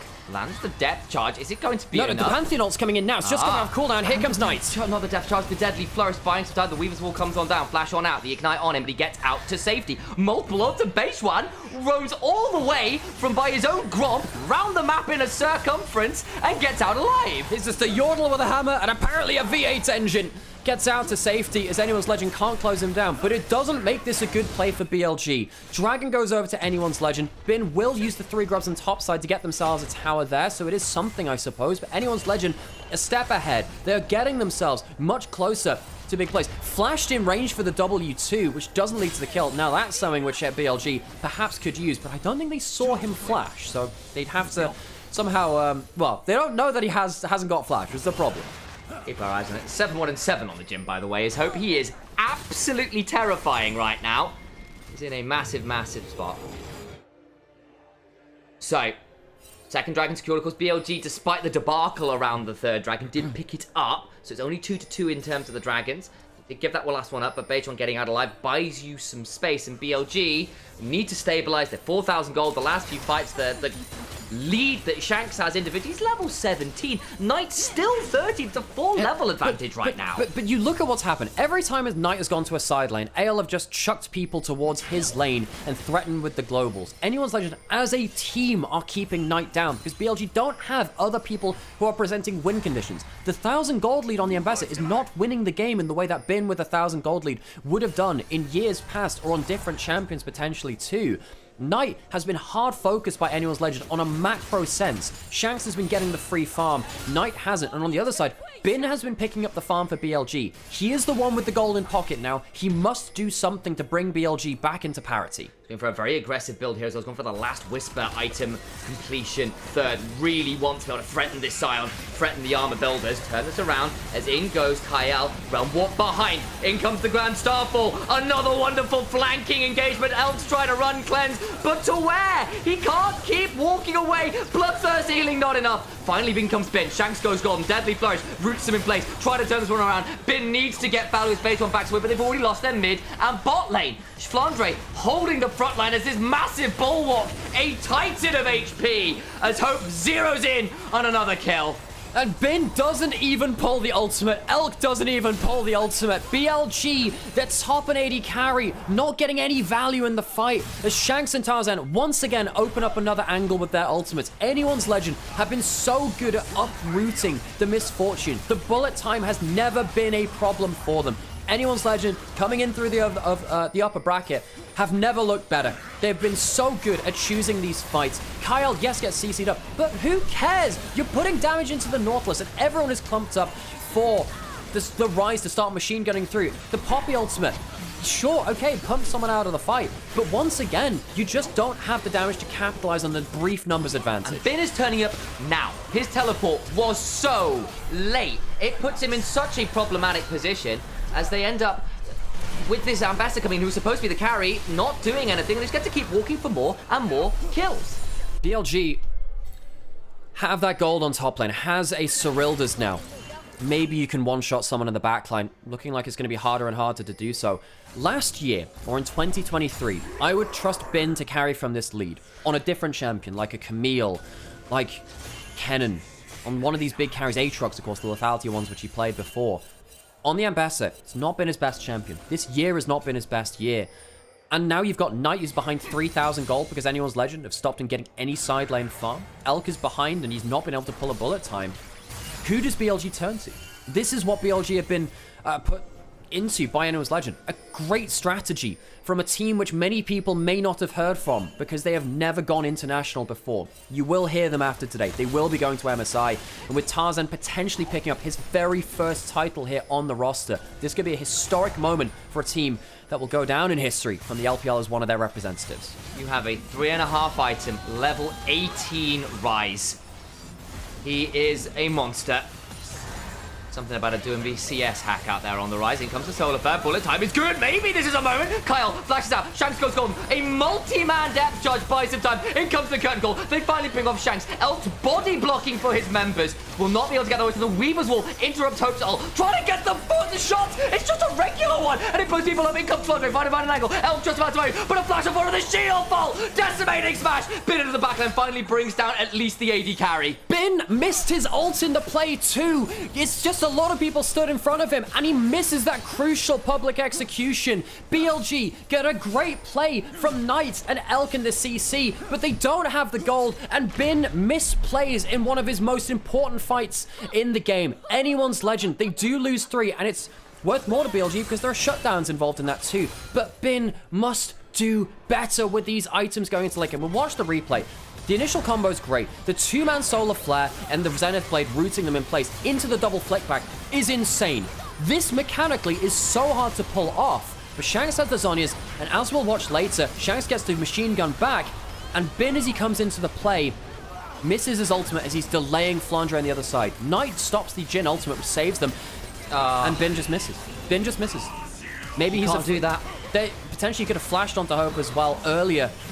Chooses not to. Bin, a poor series from him too between this and the Rumble. Tarzan, lethal at the back end of that, managing to stun up Elk, who was desperately trying to heal up under the turret, gets him, gets the red buff here. Keeper's very about to calm down, knocks 2 away. Tarzan immediately cleansed out. Bin misses again! Bin missed again! The only thing public is the humiliation! Tarzan in danger. Bullet time! Grey ankle! Blows up Shanks! Finally is beginning to work on through the curtain call. There is still absolutely lethal from Hope. Managed to get some damage down. Doesn't quite kill off the people they're hoping for. Maybe not as lethal as I thought it might be. Flandre survives. Still a wonderful kill from BLG, an important one, so they can head potentially over towards this dragon. Knight gets hit. It's low HP, the W misses from Hope, but BLG mechanically still such a threat. Knight on the Tilly getting shove after shove, and Elk finally getting a bullet time.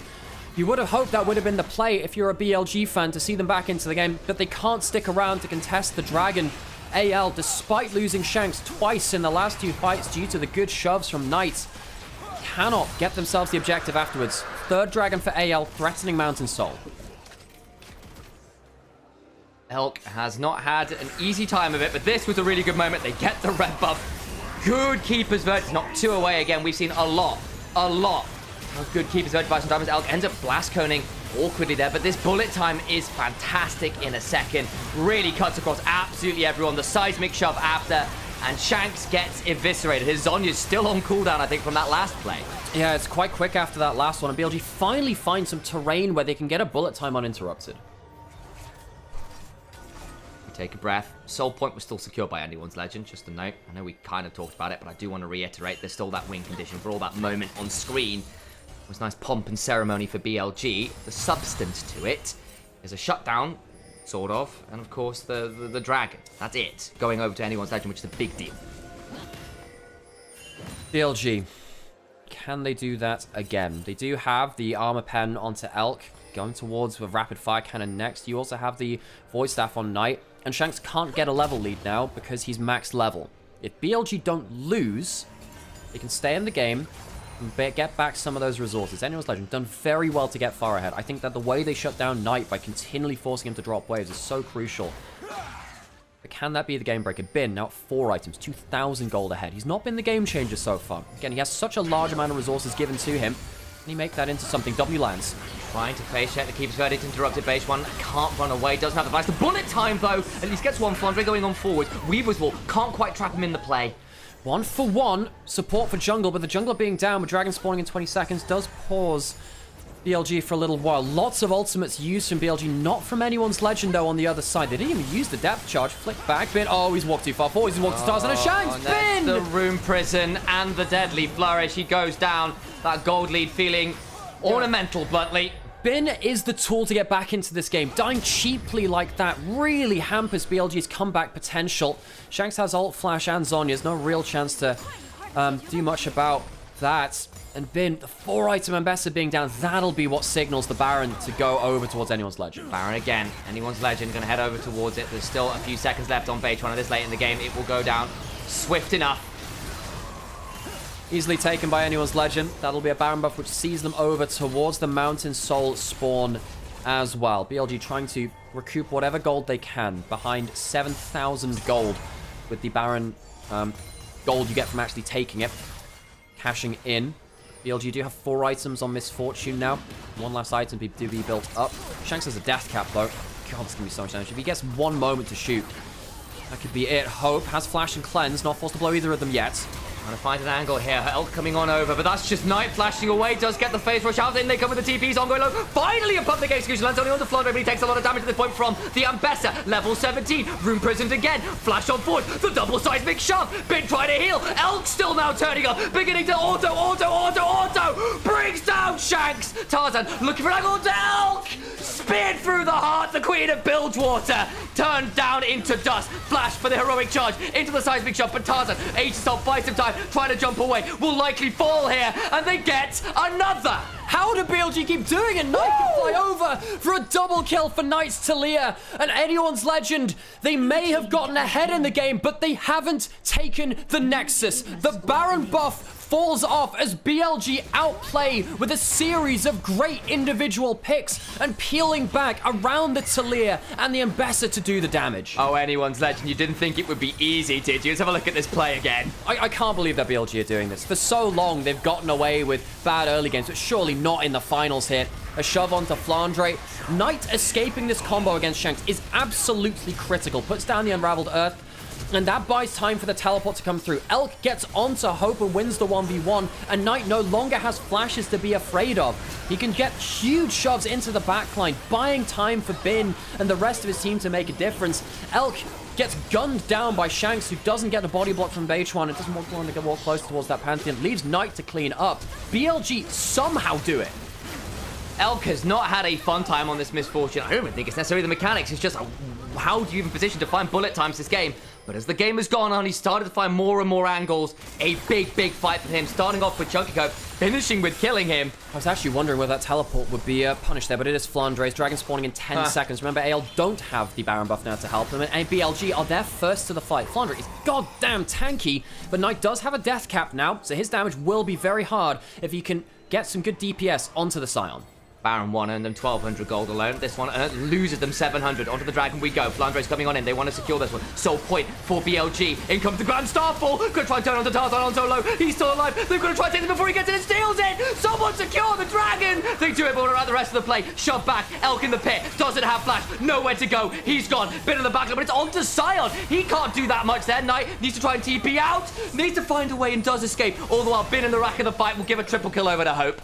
Anyone's Legend lose the Dragon, but they win the fight in spades. Baytron trying to clear the wave to make sure that Anyone's Legend can't end the game on this push. And I think he will have done just enough, question mark. We shall see. Shanks, no flash, does have a Realm Warp to potentially put the one minion further towards the Nexus, and that's exactly what they do. They want to try and close things off. Knight tries to wall off the wave, but it's too late. We're going to have 20 seconds still on Elk coming on up. I think they could just end the game. A momentary comeback is immediately turned into the unstoppable onslaught. Flandre puts on the afterburners and careens into BLG's hopes of coming back in this game. 2-0, Anyone's Legend, a step from glory.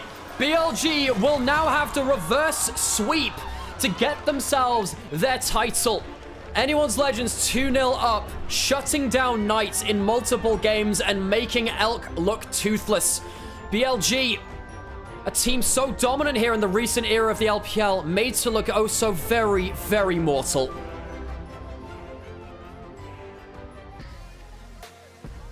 Now, what do you make of that? What do you make of that? I mean, blue side not enough to save Anyone's to save BLG that. I mean, once again, we are seeing a couple things, right? One, if Shanks is getting leads overnight, it's a big problem. Big problem. Two, I mean, like again, like Elk was trying, but it really wasn't easy for him. And again, we saw some of these compositional issues. Where was Bin? Why were we late to fights? What's going on in those mid stages that is giving Anyone's Legends an easier time of the setups around it? So we're just waiting now from the just to get back over towards LPL English as well, and we'll be joining them for the desk. BLG down 2-0 in finals. Say it ain't so. Really, really good stuff, and we'll see you on the LPL English desk. Just give us 1 second as they start to go over a little bit more. Win their first ever title and enter as the first seed from LPL into midseason invitational. And BLG, they've got to answer something quick, otherwise it's going to be a very disappointing way to wrap up what was an awesome second half of the season. Dude, what about Shanks? Shanks needs it, man. Shanks wants it a little bit more right now. He's thirsty for it, and I think it's incredible for him to be able to find such unique ways. And I know we keep talking about it. Knight, it feels like the man to beat. If anybody's going to be able to do it, it feels like you have to go through him to get a championship. We saw it last split with Cream. We'll see it again here tonight if Anyone's Legend continue with their winning ways. We're going to need to see a lot more from what was, I think, unanimously the best mid laner in the LPL throughout the entirety of Split 2. Oh, yeah. If he wants to win his 6th championship, etch his name into the record books as the winningest player in LPL history. He's going to have to be through a reverse sweep here in our Split 2 Grand Final. Before we toss it over to the desk, we want to give a big thank you to all of our Coffee and YouTube subscribers who help level up the show. A lot of the initial payments go into upgrading the broadcast, but we also have some of that money that goes through supporting the content creators as well as the broadcasters, so you can subscribe to our Coffee. It is linked in the chat right now to get exclusive access to content, the ability to ask interview questions, and of course having your name flash up once a week here on the LPL English stream. But that's going to do it for us here. Let's send it back to Mizel, Nymaera, and Initialise on the desk. Welcome back, everyone, to the desk, and Initialise, Nymaera, welcome back after a roundabout game number 2 victory for AL. I mean, things are already trending the way of the Pandas, and it's looking like a dominant performance from top to bottom. Did y'all have any feelings from that? Any signs of life from BLG here? At least Nymaera, starting with you. Well, yeah, I think, mechanically BLG aren't playing necessarily badly, but on a strategic standpoint, BLG are just getting massively outplayed across the map by Anyone's Legend. In that game, Shanks got a huge level lead because Knight had to drop waves so constantly, protecting his team with the ultimate and also being afraid of the double globals from mid-jungle jumping onto his head. He actually blew both of them in the first time they cast him in the game.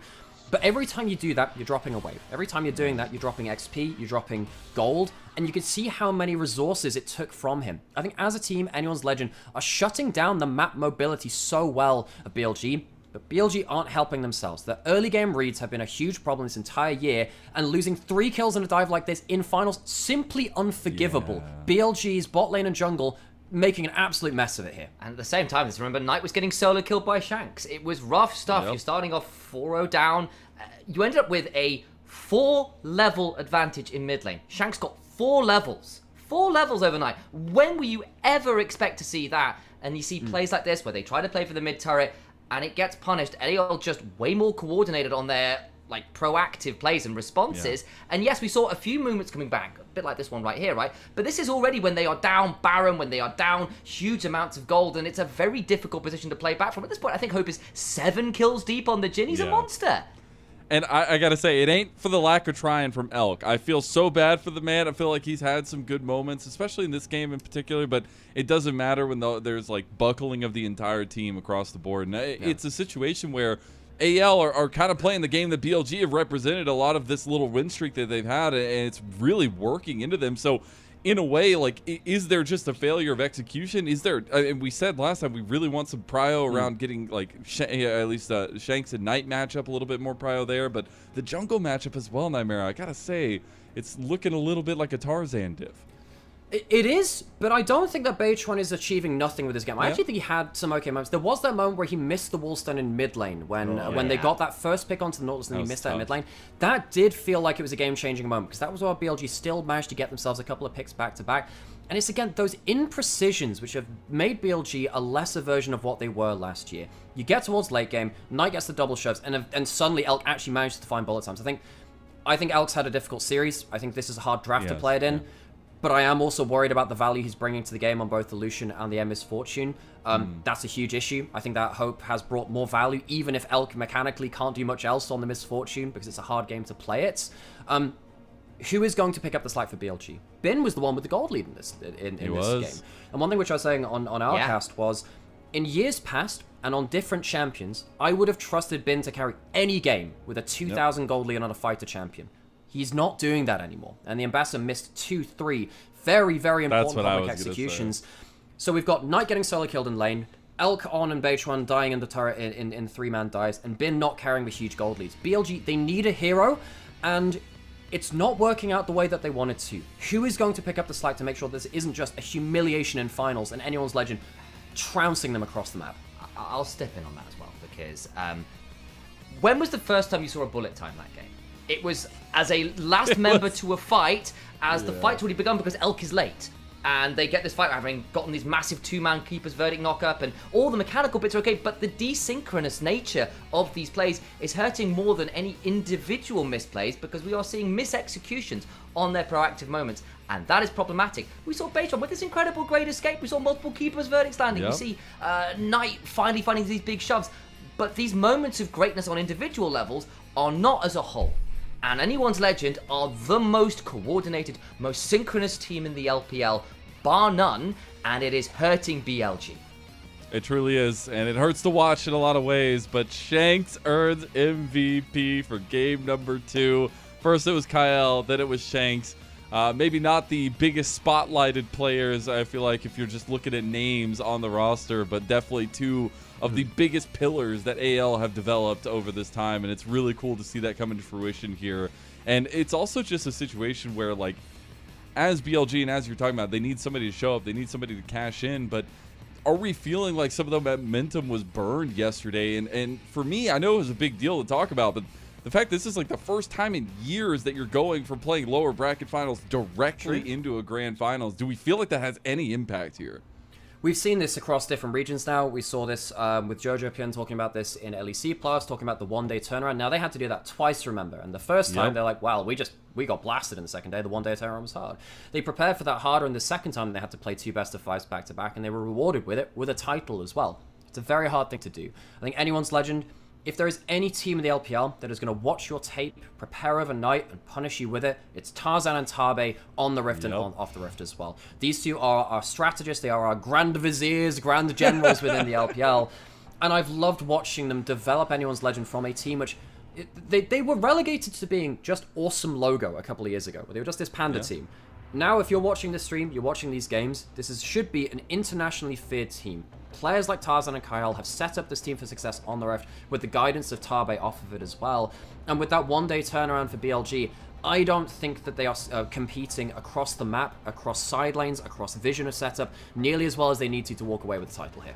And what is a Vizier without their troops to command? And they've got some mighty champions to Anyone's Legend at this point. Shanks has been hunting for this for a little while, and the question will always be, if you're going to win an LPL title, if you're going to win an LEC, LTA title, whatever title it is, you want it to be without caveat, with asterisks, without saying, well, this player didn't turn up, or you weren't playing against the best players. You're going up against Knight, one of the top 5, top 3 mid laners in the world, and you are different. Guys, I guess red side's OP.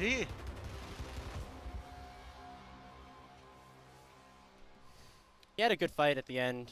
Like, he was playing it well, but... What an insane swap. That's huge. These are the playoff stats right now. Now, I know I am the leader of the Knight agenda, and this guy is my very favorite player in the world right now. I do think that Shanks is having an excellent series, but if BLG are going to win, they cannot allow Shanks to get so many more resources than Knight. In that last game, go back and watch what's happening in the side lanes.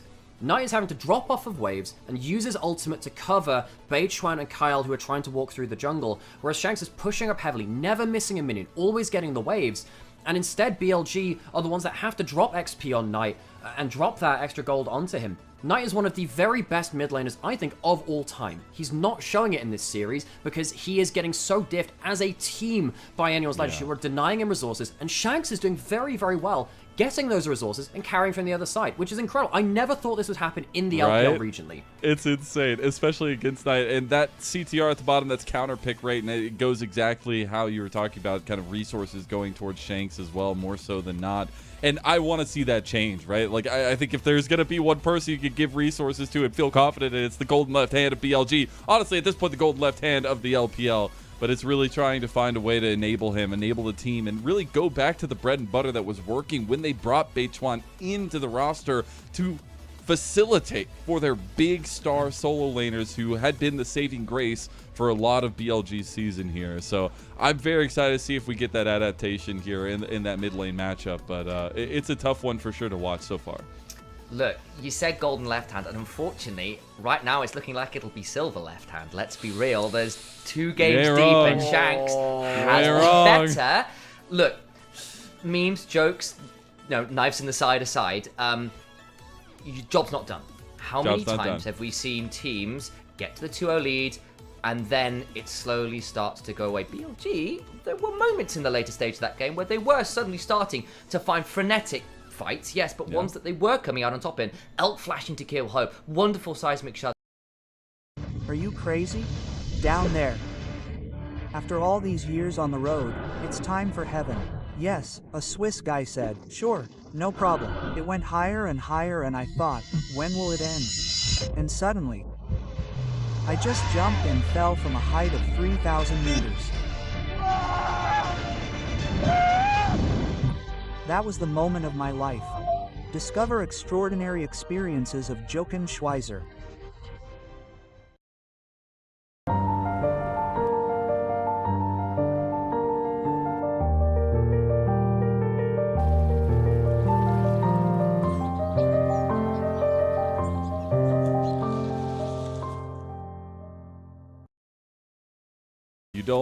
You don't want them to be able to use the classic Thanos line. And, you should have gone for the head. I gotta say though, a little bit of a nostalgia trip here. I want to bring up we had some on-site reporting coming in from Patty_esports. We got some photos from the venue. It's gonna bring back some nostalgia for me and you, Nymaera, as well, being in Xi'an, but obviously they're in Beijing, just seeing the atmosphere. But I wanted to take a walk down some of these photos that we got to see of the venue itself and see what we see some of the cool stuff, because if China knows how to do one thing, it's esports events, and it's been cool to watch. And you got the Hall. Do they have any Tibbers? Do they have any Tibbers? Unfortunately, I didn't see any pictures. Maybe it was for a reason, Wait, I see one right there. I'm gonna go take it. Oh my god. Yeah. I think Mazel, if you just see a Tibbers on site there at any point, I think you should go up and pick it. It'd be a great memento to take back from the event. You know. You know. I mean, yeah. And look, jokes aside.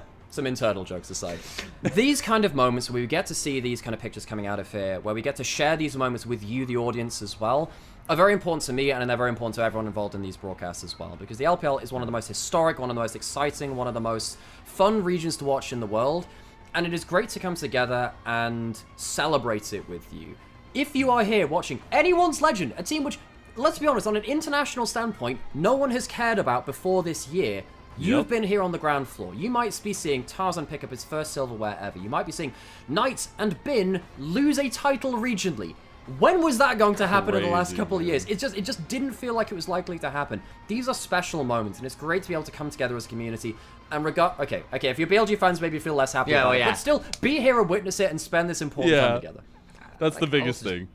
Awesome work from Patty as well, getting to share that with us, having her on the ground to come and get these photos and bring us a bit of life from the ground, especially because we are all over the world. We're in Berlin, you're all over in the States. We've got friends and LPL family watching globally. We have friends everywhere. Exactly, you can't hide from us, guys. That's what we're saying. The LPL Illuminati is here to claim your views and subscriptions. But it's do we have our own Project Stardust? What's up? I think so. We're not supposed to talk about it. We're not supposed to talk about it. Am I doing an It Starts With Success speech? Would you like me to? Hey, I'm always You tell here me for the now, content, fans baby. of various teams. We need the monologue. All right, I do want to think a little bit more about this game number 3, because we are on the cusp. Again, you say it's not done till it's done. AL still need to handle business, but this BLG team is struggling to find something that works on the map. I feel like, again, we go back to the conversation. The draft's looking okay, finding things that they typically like. What needs to change here, Nymaera? Like, what? Do you just flip the script up? Do you just sub out a coach now? Like, I don't know what you do at this point. I'm just going to take a leaf out of what Cubby was talking about in Green Room in the last day or two before the series.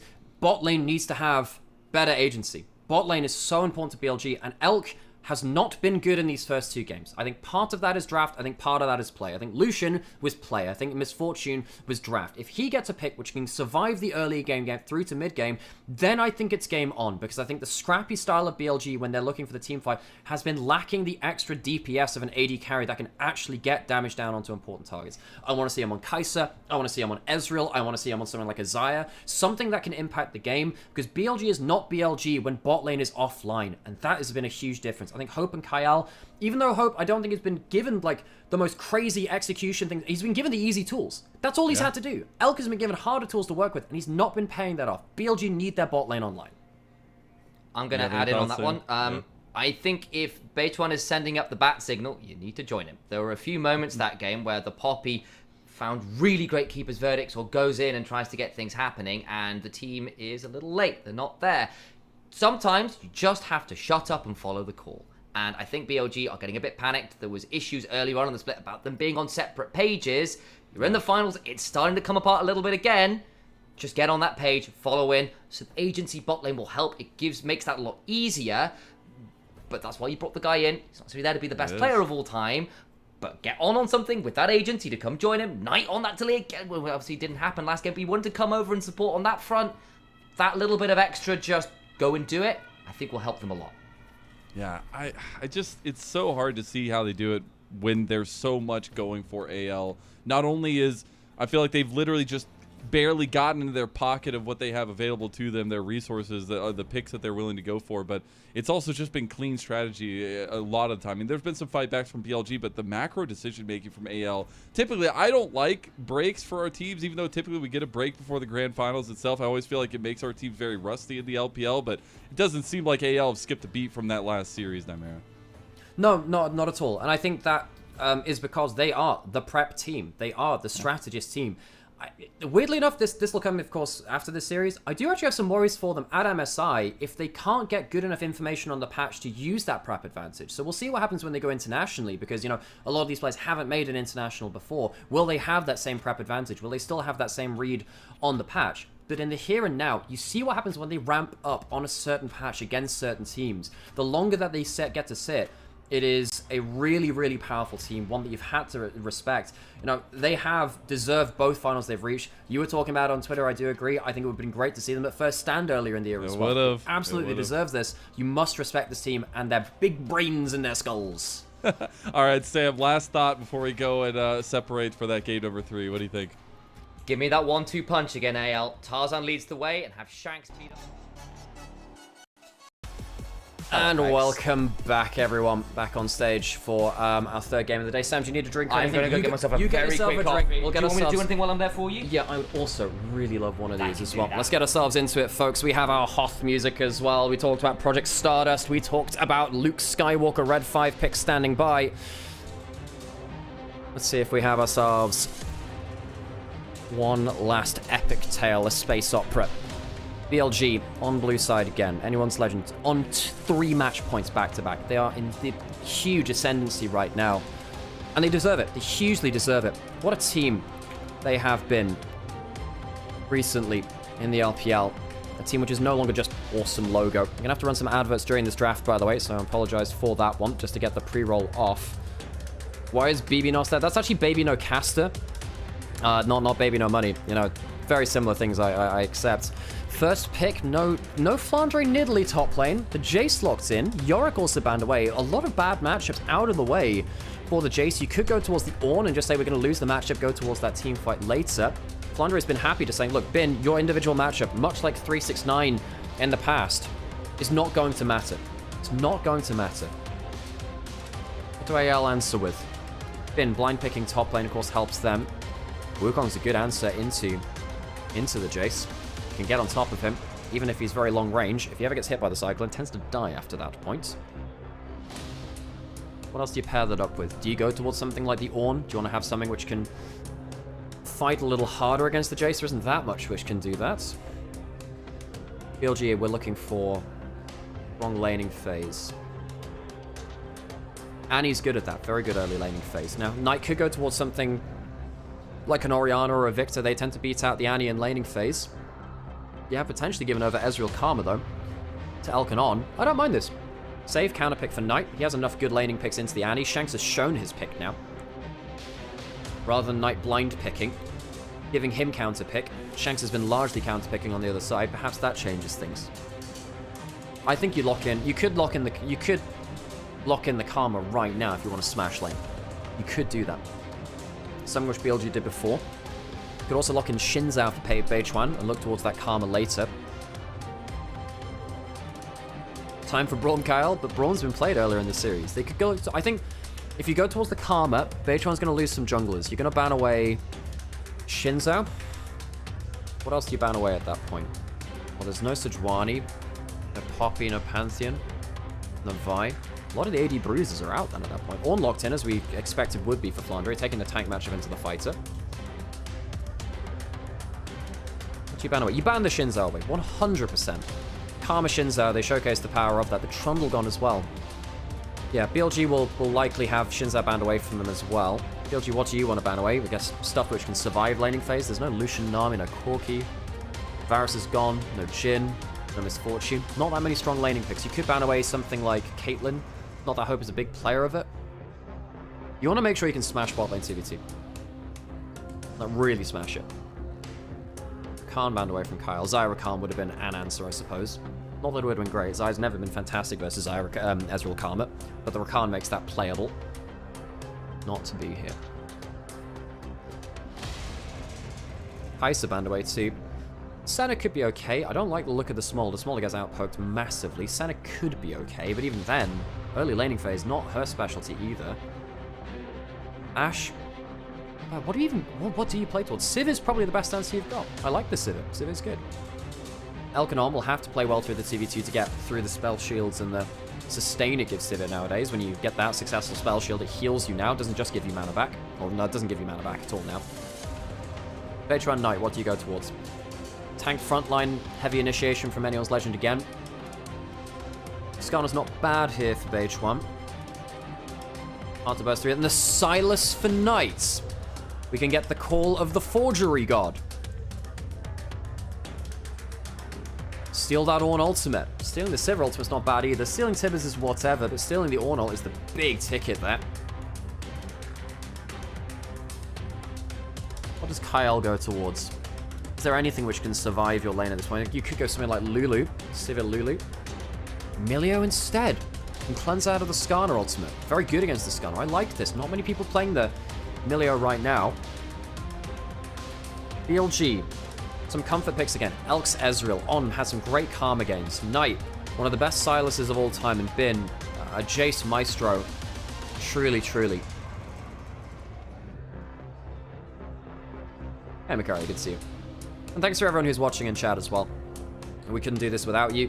Obviously, teaming up with LPL English today. Great to cover this with some, you know, people who really, really care about the LPL and love bring it to you as much as we do as well. I think anyone's Legend walk away with a better composition again. BLG, they have picked in another composition where it hinges on them playing well individually. And they haven't been playing well enough. BLG's bot lane for me has been the big standout losers in the early game. The bot lane dive last game, the Lucian falling apart in game 1, shows the lower end of what BLG's bot lane are known to do. They need to be playing on championship caliber for them to right the ship. Knight, not had the best series either. Shanks has been the better mid laner, but it's not like a Knight has had the resources to go toe-to-toe with him. Bin has had the resources, and he's not carried. Who will stand up for BLG? Anyone's Legend on the other side. Masterclass in prep. This is not just BLG struggling individually. This is Anyone's Legend prep showcasing through. It is their strategy. It is their minds behind the keyboards and off the stage in Tabe as well, which have ruled the day here.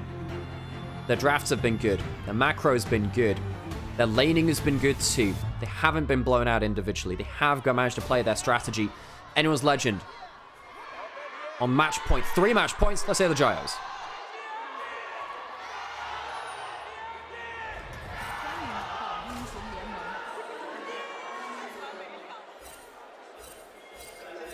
Messy Gyos. BLG, you heard that close to the microphone. It's getting a little bit more scrappy there now. Anything interesting? Hope going towards the teleports. So is Elk. Both AD carries bringing an extra global.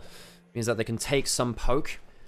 And then survive past that point. Thank you, Sam, for rejoining. We have a Civ Emilio bot lane for anyone's legend. Knight, oh, Knight, buddy. You need to be very careful. Someone's going to walk through that. He'll see them now. He'll start the E. Stun down. Oh, Knight in game 3. Match point. Goes for an emote battle against Hope and dies for first blood. Baited, outsmarted. It was not an honest fight of emotes. With a knife in the dark, walks into the bush blind, and there was so many enemies waiting for him. Knight, why did you dip out of that brush? The level 1 prep from anyone's legend, leaving Knight stranded there.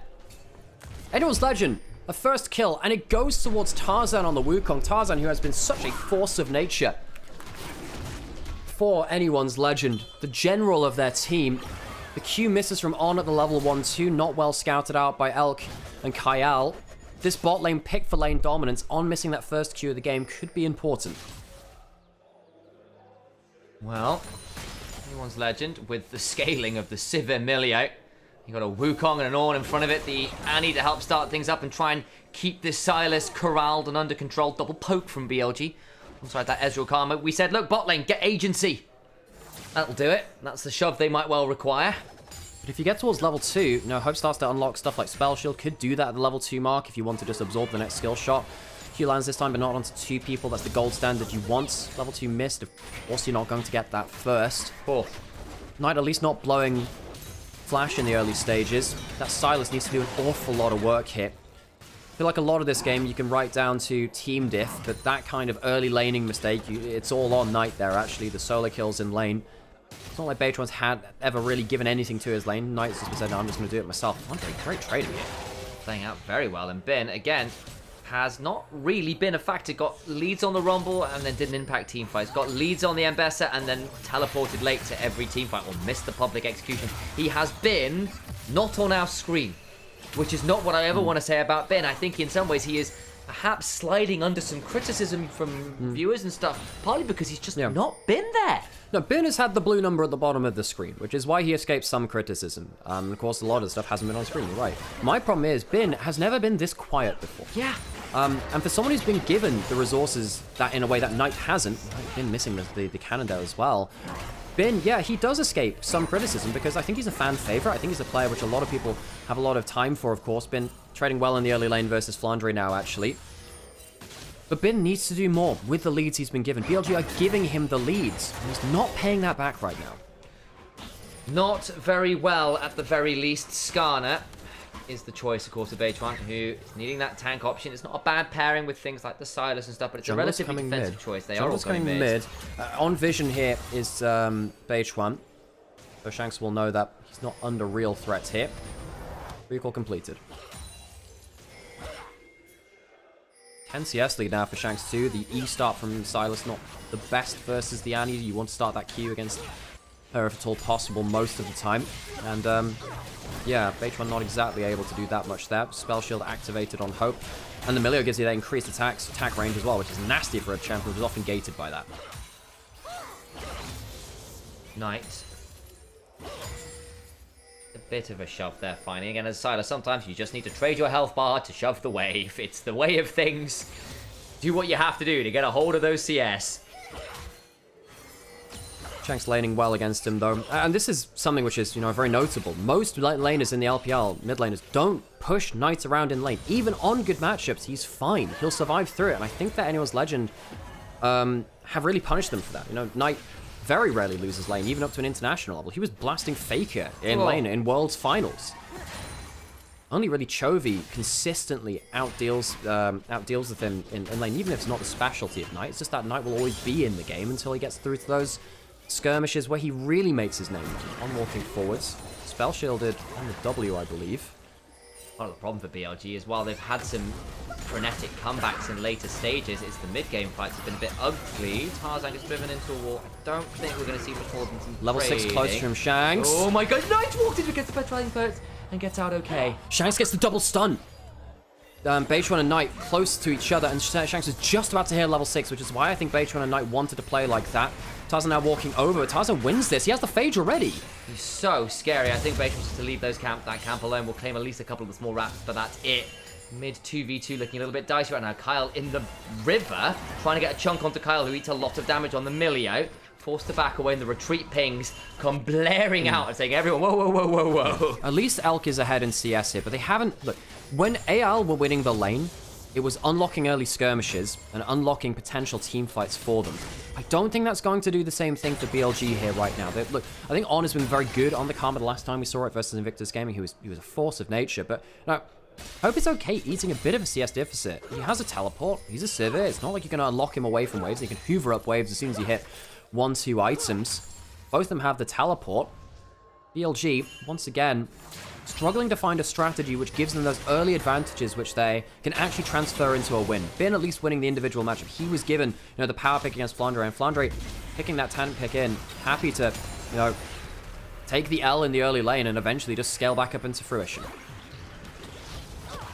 TP's come on forward. Hope is running the TP on the Civet. On speeds himself up, gets a decent jump onto Shanks. In goes Tarzan, gets hit by the renewal actually. As On has been really aggressive with those tethers, the focus resolve and the renewal, depending on whether it's been mantrad or not. Flandre with the spellbook, switching over to the Ghost to make sure he picks up more of the wave down the bot side on that reset. Was old tech, of course, when you used to get stuff like Ghost Rise, Ghost Syndra, you'd go towards that. Season 4 was a big thing for that. You'd teleport, you'd ghost around the map to roam and to pick up waves. Flandre, now benefiting from the swaps of Anyone's Legend. Bot lane R2, actually. Anyone's Legend very happy to decide, let's go for the 2v1. Ornn's fine in that if they can, briefly. Push out another wave. Might even recall now and get another kind of swap around. Or in fact, actually walking towards the top side of the map. Grub spawning in 30 seconds, trusting that Bin won't be able to push in mid bot lane quick enough to make a difference. Much so. Knight. Currently, a bit of an awkward spot this game. Down a fair amount of CS. Shanks with the shove. The early 2v2s have been a little bit ugly for him, even if no one has died. But look again, Tarzan was protecting Shanks' lane earlier when it was frozen out. Flandre's doing it now. Look how much effort AL have said, look, we're just not going to let Knight make those big plays in these brief moments where he's frozen the wave. Shanks is getting a lot of resources from his team to protect Knight in those moments where he can briefly find those creative plays once you've overpushed. This one's turned up a few times, but has struggled to get any value there, partly because the shoves come on board. Like, what do you do as the Skarner at this point? It's not that easy. On's roaming up the river a little bit, but again, Anyone's Legend have drafted, have set up to make sure that Knight's life is as hard as possible. He's not getting those individual leads BLG have often been reliant upon, especially when they then like to put effort towards bot lane and then, fumble 3-man dives or whatever, but that's besides the point. Better in terms of objectives for BLG this time. They do get the 3 grubs again, much like they did in game 1. They have pushing lanes. They'll be able to use those 3 grubs effectively. Raptors are taken away. Tarzan was already ahead because of that early kill. It's taking away Raptors. Now taking with the red buff too, but this will potentially be a fight. Shanks and Flandre could roam over. No smite from Beitron quite yet. Still on cooldown coming off just now, so buying a little bit of time should just about be in time in it. Beitron gets it. Shanks was roaming over. Of course, Flandre has that power to call that ultimate from a very long range away. So Tarzan not getting the full camp steal that he was looking for, but not that much lost except a bit of time otherwise. Which got the grubs, which is really good when you're running things like that Jace in particular into things like the Ornn. You can look to try and get value out of the turret shove, and that can become a bit of a wink on. Again, we have said we have been disappointed with how quiet Bin has been. It's not the only problem. We've been musing about them in general across the various breaks and the rest of it. But it is still a pretty fortunate state of affairs for BLG. This game, so far so quiet, with the exception of the unfortunate level 1 debacle from Knight. Beitron driving forward across away from the blast cone. Tarzan, Cyclones are going to turn this one around. Faithful now flashing on out. Portugal coming on forward. That was a very awkward fight. Now they're in a 5v3, and they're losing 2 members. BLG, what was the thought process? Shank flashes over and disintegrates another member. Knight flashes out, finally turning up, but it's too late. Why did BLG think they could take that fight? Elk is on the top side of the map, not bothering with this fight. Anyone's Legend pick up another 2 kills, quickly calling the bluff of BLG and say, we have the numbers. Elk doesn't even get to get that much value on top side because Flandre teleports back. Anyone's Legend out macroing BLG across the series yet again. They're going to interrupt that. Looks very set as well. That was so frustrating. Doesn't have another charge, so can't knock him up with the volcanic rupture, but that's the end of it. Elk not being at that fight. BLG, this is just capping off a string of bad macro decisions. Bin has teleported up, trying to catch up. Flandre does have flash. We'll get the flash off Flandre, but there's no ult on this. Ornn could be in a lot of danger. I think they can keep hunting for this. Bin going to try and make this one work to the skies. Flashes over at least some. Can't quite get the auto. Flandre is going to die here. It's just a question of how quickly. Ornn coming up, no one else on his side of the map. The teleport from Bin will buy them a chance to get the kill and the plates after.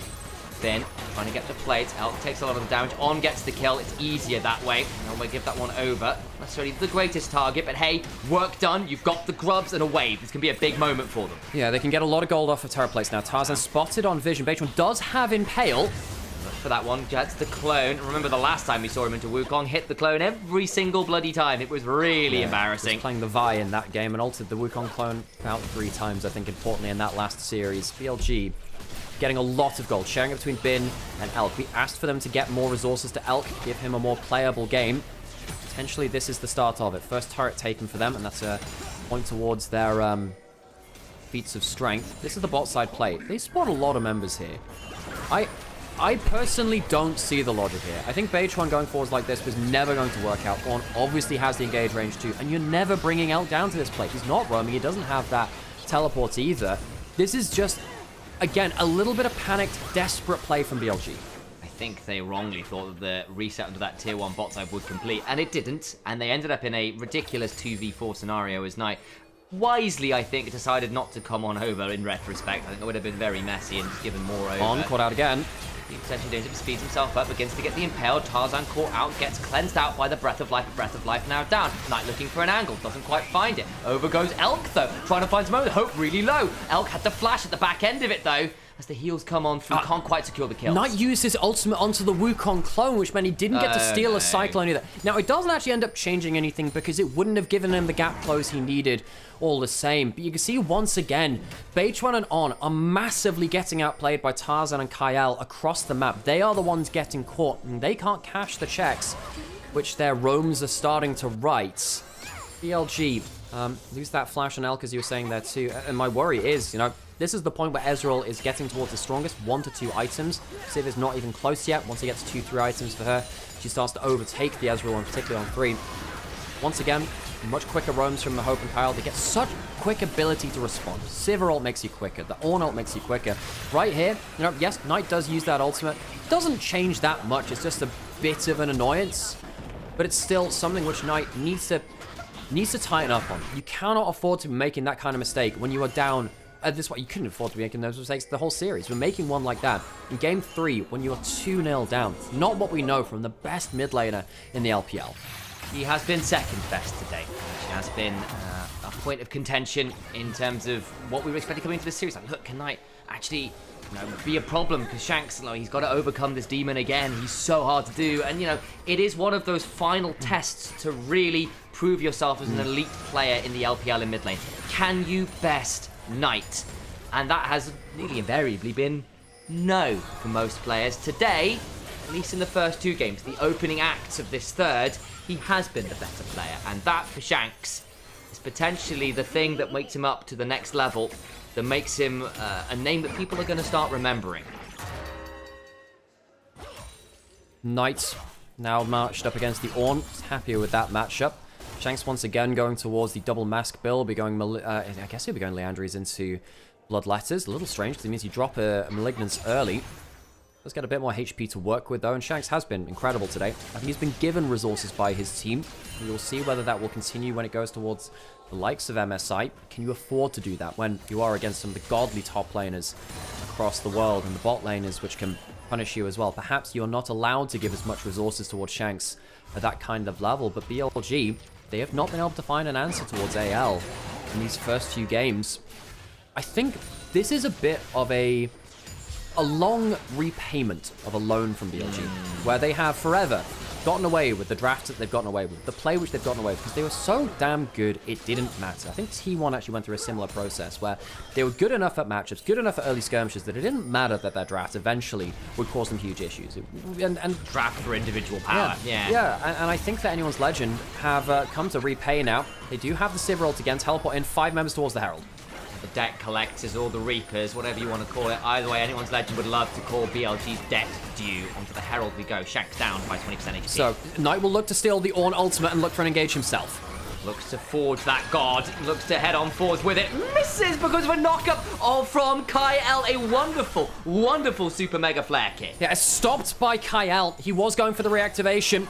Maybe Knight could have E'd backwards to buy himself more time there, but Kyle, great knockback from the super mega flare kick. Huge moment. Tarzan goes into the Warrior Trickster. Nimbus strikes forward onto Bim. Flashes out of the corner of the Forge God of his own. Second Cyclone. Misses the knockup. Does Flandre awkwardly. But the stun afterwards from the Incinerate brings down the Jace. Damage after though from Knight. Looking to find an angle. Impale on 3! Brings down Shanks. But the damage after not fantastic. Where is Elk trying to find some damage at the back end of it all as they've lost Bin as well. It's a great Impale, but the damage just isn't there. Flandre so tanky in the front line. Knight trying to get through a few more rotations. Looking for another engage. Misses the knockup. Knight doesn't step into it. Isn't baited. Tarzan trying to step in himself, unbinds his soul with the Warrior Trickster, gets some more shots. Elk still free firing, but the melee on the back end of it. Kyle is brought low. Knight now in danger as Hope flashes on forward. The boomerang blades, the ricochets. BLG no skulls.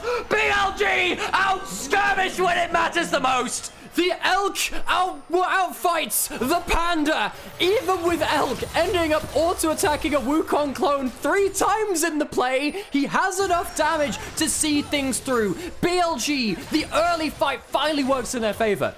It says so much that even with the cancelled Ornn ult with the Milio Q, and as you'll see later, Ezreal auto-attacking the Wukong an awful lot on his clone, they still had enough damage to make this work.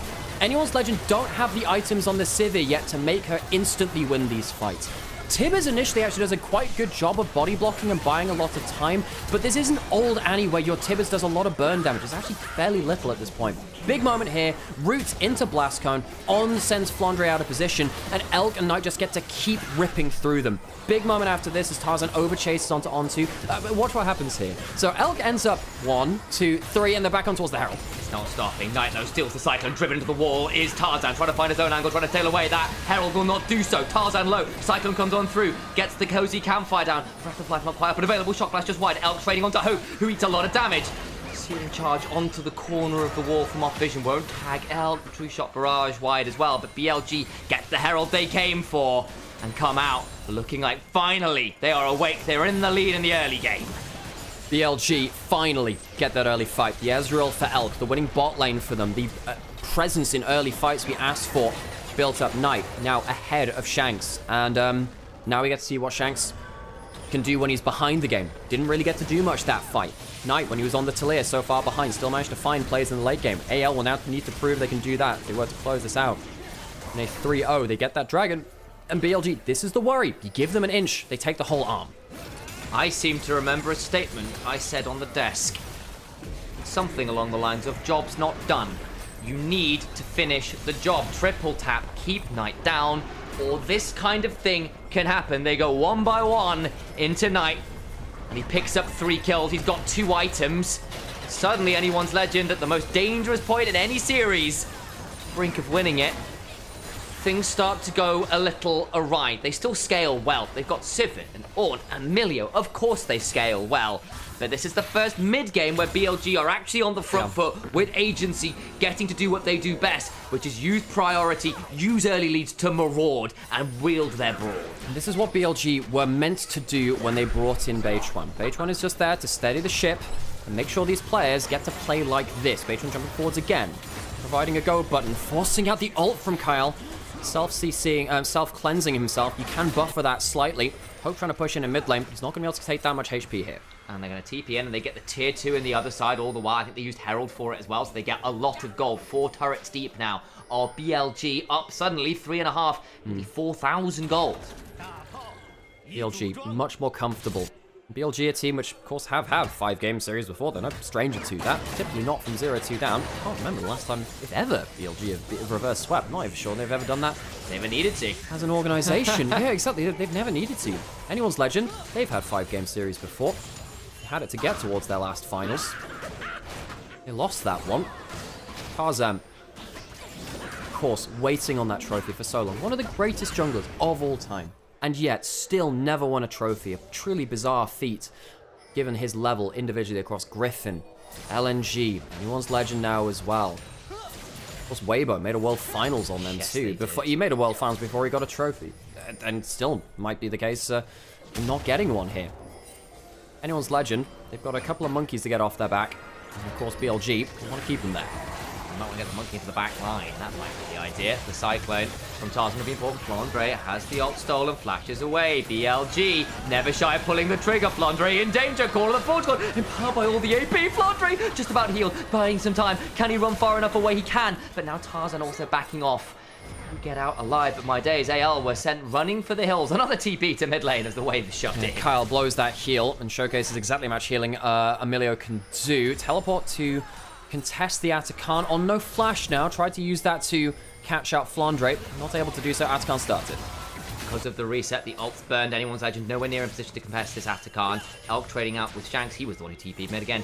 Running it with the Ezreal to match this one. Flash in from Shanks. Gets the stun, but it's buying some time into the Tibbers. Still trying to run, buy some time. Get another Arcane Shift off. Can he get it? Does. Gets out safely. All the while, Atakan down to 1,500 HP. Taken by Beidrouin. But the turnaround is brutal. On can't get the healing from the Focus Resolve. Onto their tier 1. AL finally find a rebuttal after minutes of BLG dominance. Elk, big mistake, trying to take the 1v1 versus the person with a point-and-click stun. Yes, you're 2.5 items in Ezreal. No, you do not have a cleanse on yourself. That's a problem. Shanks very nearly blowing open the game back towards Anyone's Legend. That's the kind of moment they're looking for. You get a brief moment like that. If they had managed to stop that Atakan, get a couple of kills, maybe you can survive through to 3 items on Sivin. Maybe you can survive through to multiple items on Flandre. And I think Anyone's Legend are completely back in it. BLG need to stay ahead of the game. If they don't, Anyone's Legend can scale right back into it with the Civ Emilio. I seem to remember a certain character of AD carries, which has been since the days of Season 2 and Double Lift, where certain players will have to outplay themselves out of bad situations they put into it. And they got the hands to do it, but really, you probably shouldn't have been there in the first place. Great play from Elk to get out of there. Survived with very clean hands, but did you really need to be there in a finals of all this location? You're in a great spot, BLG. Hold your nerve. You can bring it to a game 4. Anyone's Legend thought they'd found the window, a way to right the ship that looked so smooth in the sailing it was undergoing. Knight, roaming across the Lord of Wards. He is very scary, but he's going in kind of by himself here across every ward under the sun. Knight, I don't think you can do this. The On the Hunt's coming. You have walked across 3 wards to make this play and have to immediately flash out. This is far too far. What on earth with this? He's a roaming lone knight, and he dies in ignominious fashion. BLG do have the 3 grubs, though, and they will get an inner turret. If you can stop the recalls, I think BLG will still be happy with this. Well, okay, they'll be okay with it. There's nothing really to get on the bot lane. They'll push that in. I guess with Dragon spawning in a few seconds, and yeah, you're absolutely right. Those are the wards which Knight walked over to get that. Anyone's Legend, pick up that play. They do use ultimates to do so. There's no turret for them to claim on the top side. So to kill for an inner turret and the Dragon. Still BLG favored, but a reality check, as we like to say, that you can't just get away with fast and loose play like that. In another world, that might have been something like Baron. It's not. I'll give Knight the benefit of the doubt there, saying, look, we've got Dragon and people shoving in other lanes. They have to go respond to that. If they come to respond to me in any great force, and it will be a bad time. It ends up being a somewhat of a trade. The gold over to Anyone's Legend, but the turret, Dragon, does alleviate that one? That's the word we're looking for. Ameliorate. Alleviate. Oh, no, ameliorate. You're right. There's or alleviate, and I sort of combined the 2 words. Yeah, I don't know what you're doing. Yeah, it's a good sounding. Yeah, word. it's like it's not rocket surgery. Yeah, exactly. Apologies for that one. And I also have a favorite Malifor out there. We'll burn that bridge when we get to it. It's my favorite one. Yeah, it's a good one. Well, BLG, They burned a couple of games earlier in this series. See how we bring that back on topic. Bin had a lot of gold. Knight had a lot of gold. Elk as well, even on, honestly. But Tarzan has 2 items. He's against a Jace. Wukong has always been one of the best anti-Jace champions. Not necessarily the best anti-Sylas champion, I will say, on the other side. As Hope actually had to pop that ultimate to retreat back towards mid lane and get back towards wave clear. We've still got some decent wards in the river right now over by Baron, which is about to spawn. I don't know whether BLG would want to do it on spawn. Either way, they'll have some idea about what's going on. Dragon, a few minutes off, and because Anyone's Legend did get an earlier Drake, there's not like the soul point being threatened as yet. And again, do have the edge of being able to say, look, we can just take a breath, pause. Only 3,000 gold. We have Sivir, we have Milio, we have Wukong and Ornn. All things that scale fantastically well. In fact, look at Sivir's inventory. The first of the ornaments is beginning to come on through. The Essence Reaver up and available. How long can Anyone's Legend buy time for? They're getting Ornn items now. Flandre likes his Frozen Heart first onto the Ornn. Does help against, like, even against Sylas, honestly. Less good against the Ezreal, often out of range of your Frozen Heart aura if he's hitting Qs onto you. 3 items on Hope is the big point. There isn't anyone who can really shrug off that damage. Skarner is tanky, but not tanky enough to deal with something like Hope. He gets towards the Infinity Edge, and of course later after that point, Little Dominus regards, things will change. Hope gets himself a pickaxe, which means he's actually quite far away from that. He needs another crit cloak, and he needs the completion gold as well of 600 odd, 625 gold beyond that point. There'll be another couple of minutes until he can get that. Maybe he gets it in time for the dragon. BLG threatening the Baron instead, which does make sense. They know that the game is not going to end around the next dragon. They want to force AL to fight right now before they reach that late game scaling. There's enough wards here to know what's going on. The TPs are summoned. There's a lot of them in this game, including things like spellbooks and the rest of it. So the ability for teams to respond, the blink of an eye, pretty high. It's having a true shot barrage on a 3-item Ezreal. Yeah, that one hurts, folks. Yeah, Shojin. Shojin hurts when you get towards that 3rd item as well. If you get a couple of stacks onto it, it will increase the percent damage you have. Knight getting a Karma Shield, can jump forwards again. Steals that Ornn ultimate, not able to connect on the E. Tyrell and Flandre make it out safe.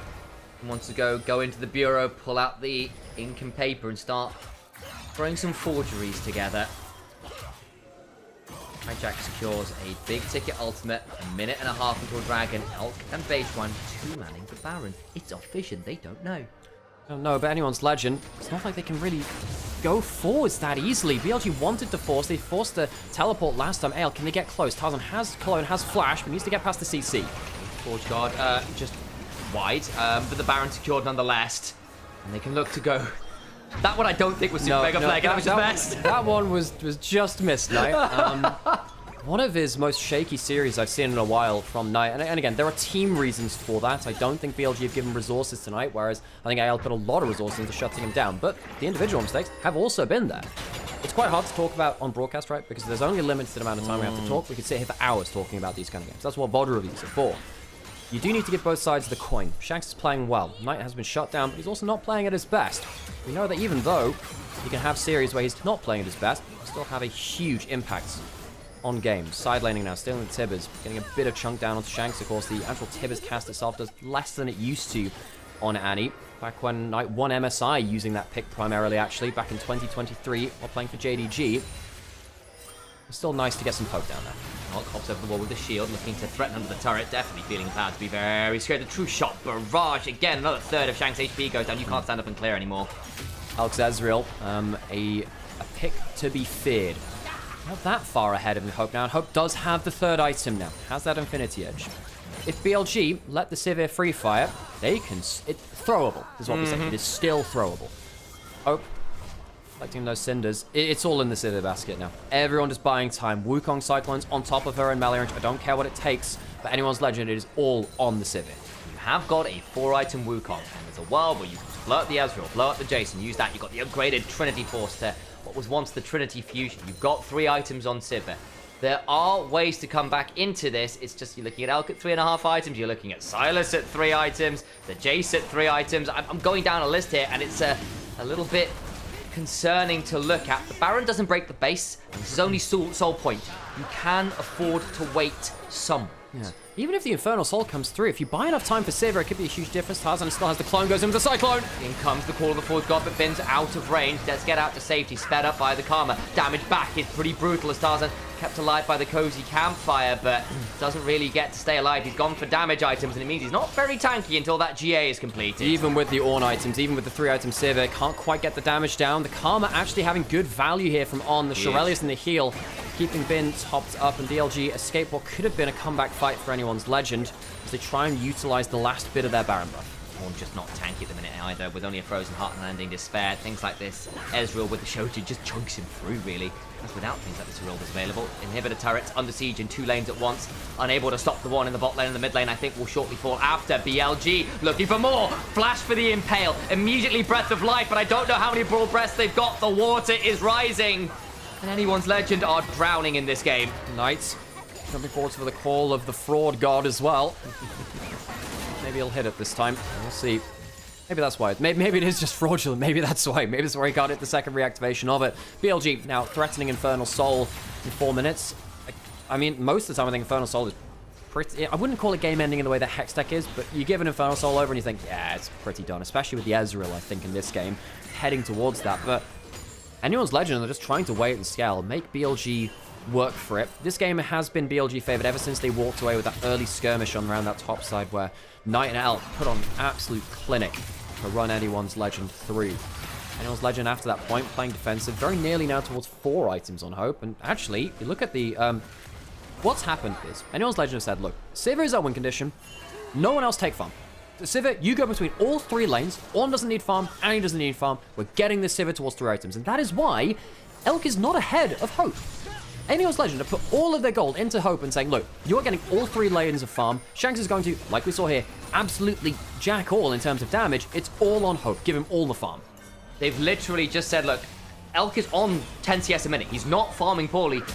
Somehow, some way, Hope is up 60 CS because of just that, right? He's getting 2 extra waves every time towards the final inhibitor turret. The Call of the Forge God, someone with a regular God. It's a bit of a battle of pantheons of ideologies, and I think the Heretics might be winning it. Shanks has to back away, speeds himself up with the phase rush. He needs to back away, throws out an Incinerate that means very little.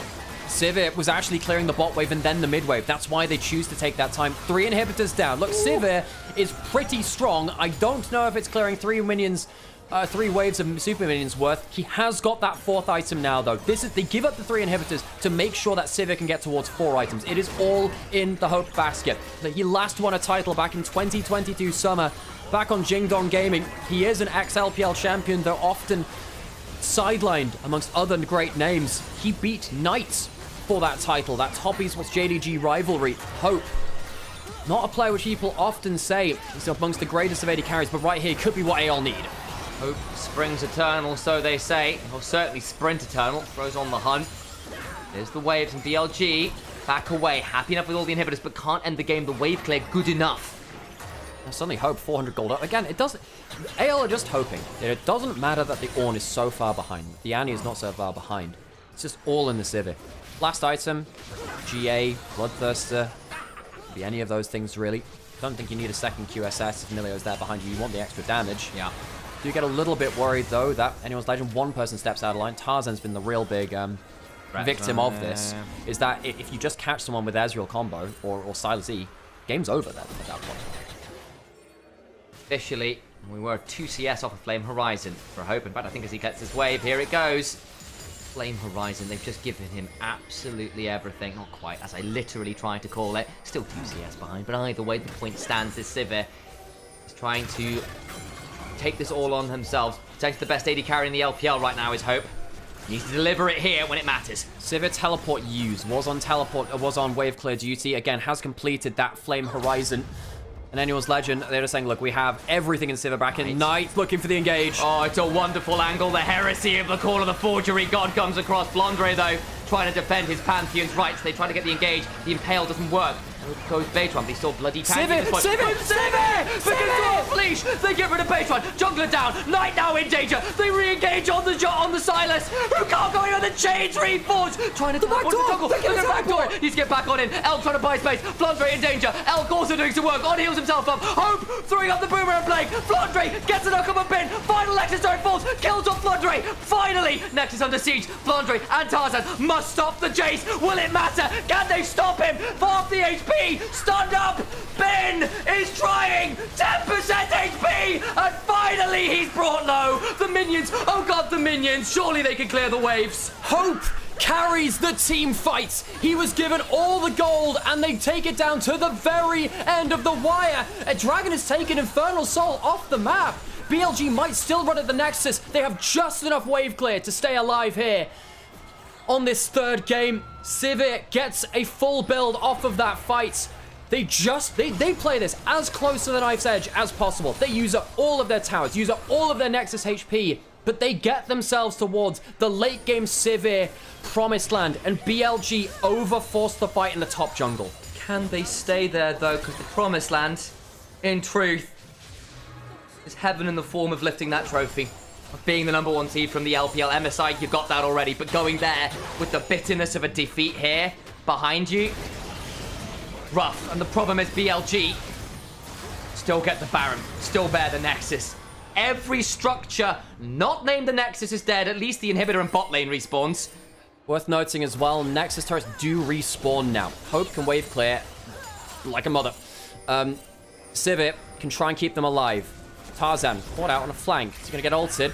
Misses from Baytron. Wall stunned back in. Going back in for the play, though. Comes the call of the force. Got Baytron flashes away. They engage onto Knight. Goes golden, but he's split up from the team. I think he's dead. They've got him again. They've got him again, and they're not close enough towards the Nexus. The Breath of Light use another kill for AL. Swaiting, scaling, the strategist, the grand strategist of the LPL, trying to fix their way into this late game, and they get a kill. BLG, can they force things towards the Nexus before the Nexus turrets respawn? Knight was 3-1. He's gone to 3-4. He's been picked off time and time again under these last few moments.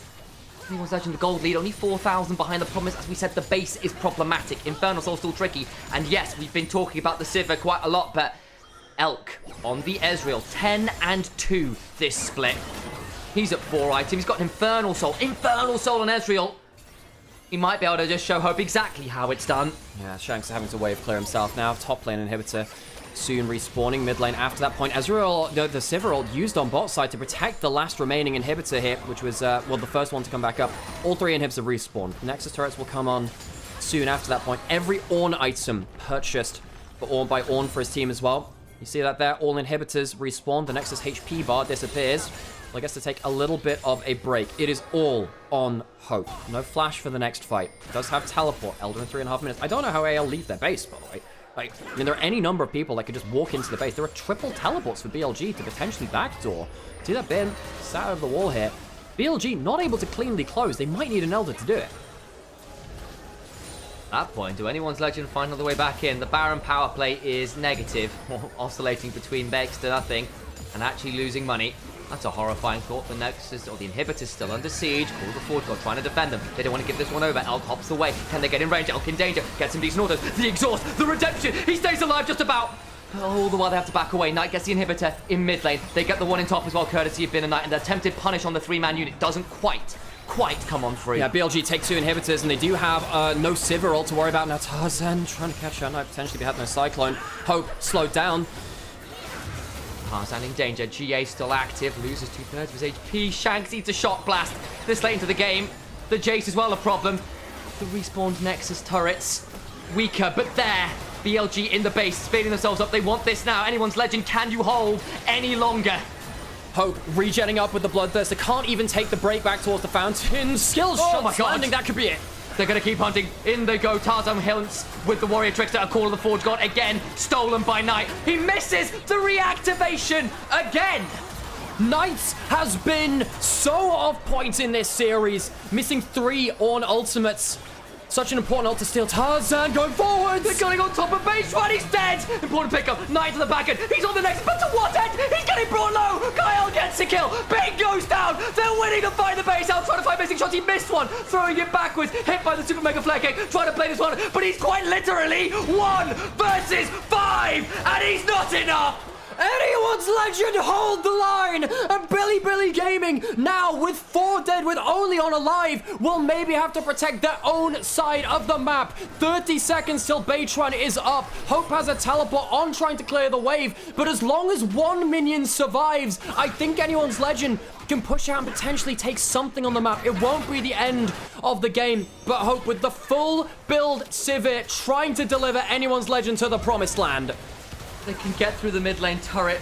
They don't have much of a wave, but they're still coming as fast as they can. There's 15 seconds on Knight and on Bin. They don't necessarily get a chance to clean the game. Hang on. When Knight's up in 10 seconds, he has teleport. He might go for the end. If AL overstay, this could be it. They need to recall now. Flandre on the Nexus. The Nexus turret's actually quite hard to tell whether they're up or not at this point. With the Nexus health up, I think you can tell that the Nexus turrets are down. Graphically quite hard to see. Hope teleported back.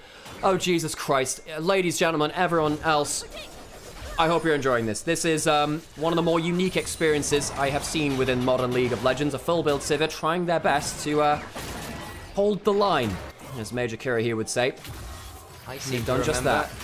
A certain player called Teddy on Jin Green Wings many years ago doing unspeakable things on Sivir Nexus defense. It's been done time and time again over the years in League of Legends. 20 seconds on Elder. We're getting to the point now where, you know, capped out builds on BLG are going to start losing them their effective gold lead. 10 seconds on Elder, as you're rightfully saying. The Infernal Soul has not ended this game.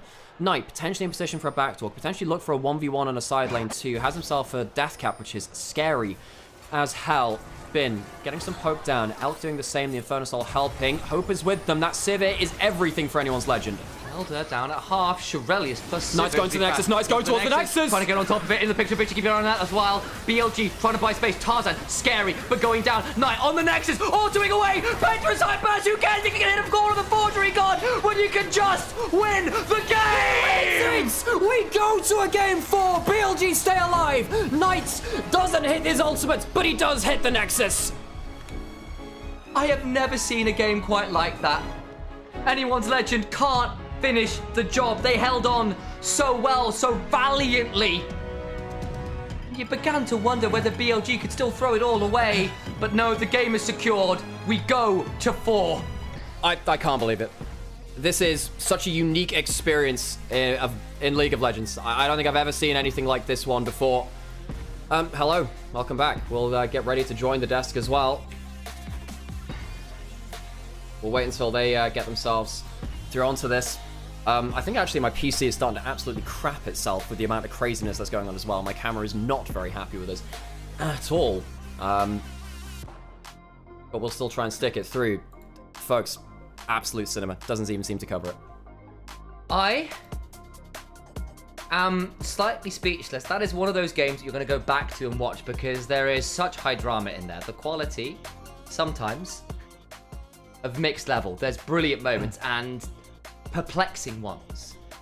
And in the end, it's a Knight backdoor after he fumbles a number of plays, after he's already snowballed an incredible level in the skirmish. It's like, it is such a popcorn game.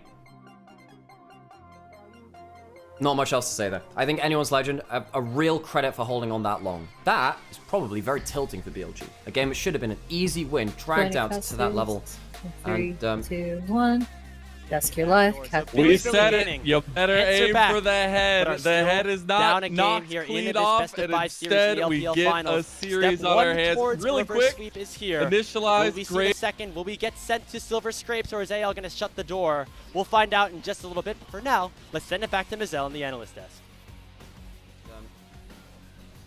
We said it. You better aim for the head. The head is not knocked clean off, and instead we get a series on our hands. Really quick, Initialize, Grapes, shout out to you guys. What an absolutely chaotic series for play-by-play. I love to see it from both of y'all. Absolutely incredible. But man, just give me your reactions. What the hell was that game, guys?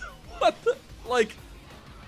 I had visions of a certain series between Jin Air Green Wings and what was SKT at the time, Oh where my the nickname God. Fountain Laser was initially dubbed to Teddy on a late game Sivir. Hope really, really tried that game. Yes. And oh my god. All I can think of is, oh Jesus, all of our vocal cords. I'm sure even everyone in the green room was screaming at that one. We definitely were as well. But let's be honest with you, this is our last LPL series of the split. If there's a time to lose it, this is the one. And yeah, I mean, real credit to Anyone's Legend for realizing it's all on the Sivir. Yeah. But it wasn't quite enough. It was... They what I won will with say, a though, gold lead, or with a gold Jesus Christ. What I will say is, BLG probably at a certain point in this game, you can see between the 30 to 35 minutes mark, with an 8,000 gold lead, would have thought this would have been a shoo-in, a walk-in. The fact that it takes that long and that much effort is tilting as hell. This is not something which they would have expected. They've already been beaten twice, and the one game they have won was so hard fought by. I wonder how that affects the vibes going into the next few games, because, look, BLG, this should have been easy once they won that early fight around the top side. It really should have. And yeah. I mean, like, how did we end up in this position, right? Because again, we're going to get some of the early skirmishes. Actually, Anyone's Legend did come out with another early game lead. We're going, oh no, here we go again. Great early game from Anyone's Legend. BLG overplay around Dragon. The setup's poor.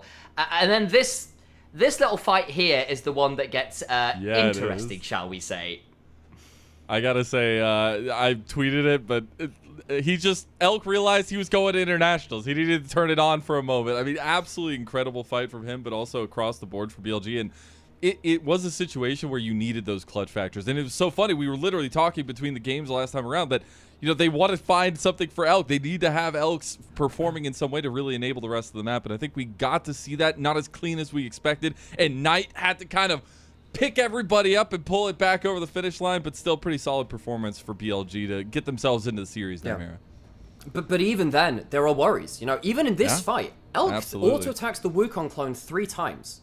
That's not something I expect from him. And later into the game, Knight misses his ultimate 3 times on the multiple. He does end up killing the Nexus.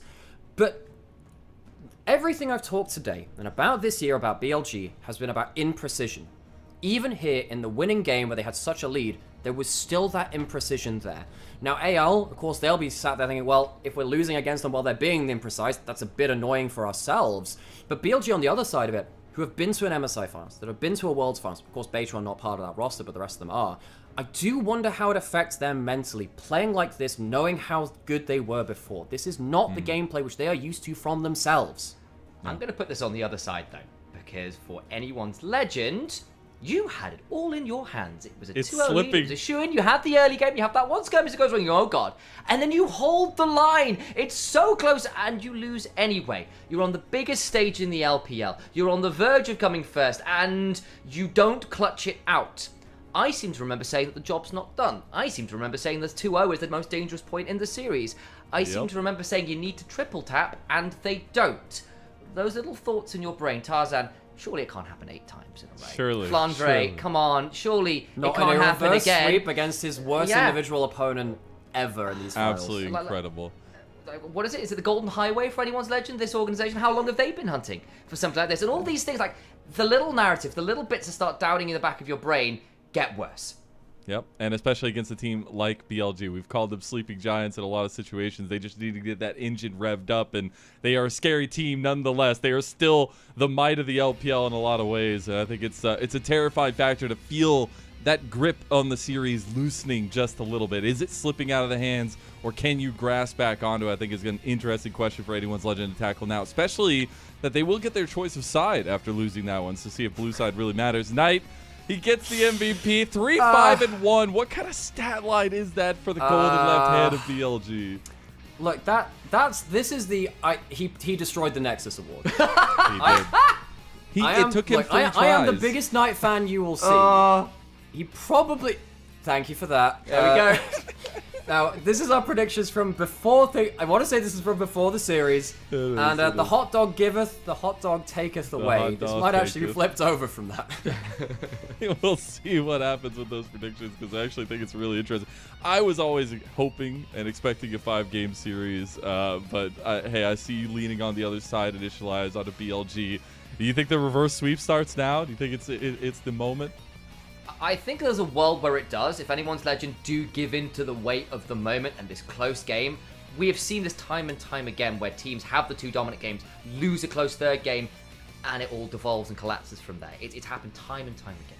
However, I think with what we've seen, even in this win from BLG, I think anyone's Legend should still have this. They look better on average. They nearly clutched out a game that felt unlosable from BLG. They were down every structure in the game not named their Nexus and still managed to make it a really damn close fight. And so I still think BLG will be going down, but if it was going to start, I can see how it begins, and it will be up here. I gotta say, we have a little bit of special. I know Pray you in guys are Sam's gonna hair. be extremely- It's it's up here in Sam's hair. It's all up there. It's all up Samson. there within the It's tendrils. BLG Samson hair. That's it. We had, Kelsey Moser cook something up in the background, and I know, especially after your reaction to me talking about Elk, this is going to sit really nicely because we have Elk'Zreal. I don't know how you say that really nicely. Beautiful. An 85% win rate on Ezreal total. So Split Alex Ezreal is such a weird thing for me because he does carry games. But I was speaking You with remember Kelsey that Moser clip about from, this as well too. Internationals? Yeah, I do remember that. And when he beat G2. This is going to be sacrilege, I'm sure to many people remember that. He rants about this a lot. Elk actually missed like 4 out of his 5 Qs throughout that fight. And even in this game here, we were just talking about that top lane. Wow, Elk autoed the Wukong clone 3 times. What's actually surprising to me is that he still carries games while he's missing all of these autos and skill shots. Yep. And Kelsey was saying similar things. But credit to Kelsey as well, who's basically saying that this split's been more impressive from Elk in a number of ways because in the past, he's been given a bit of an easy ride mechanically with the tools he's been given. In this split, in this year, he's had to do a lot more on his own without BLG setting him as heavily up for success with everyone on form. I think in this game, he did a lot more of his own stunts, and I do think that he played very well. He doesn't get the Ezreal again, though, in this series, and he won't be able to pull that off again. Do you have thoughts on maybe where we could go in that AD pool? Because, I mean, hey, we're starting to get to the nitty-gritty now. We are potentially getting to all the pocket picks that you possibly could want to pull out, everything you've been saving, everything it's you've been Cassiopeia time. keeping behind. Yeah, what are we going to be seeing? Do you think those adaptations and kind of the strategy implications there? We'll start with you, Nymaera. What do you think?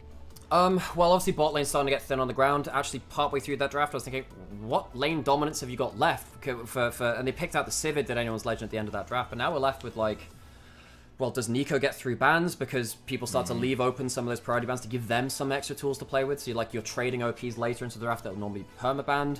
Do we go through into the wacky, weird, and wonderful?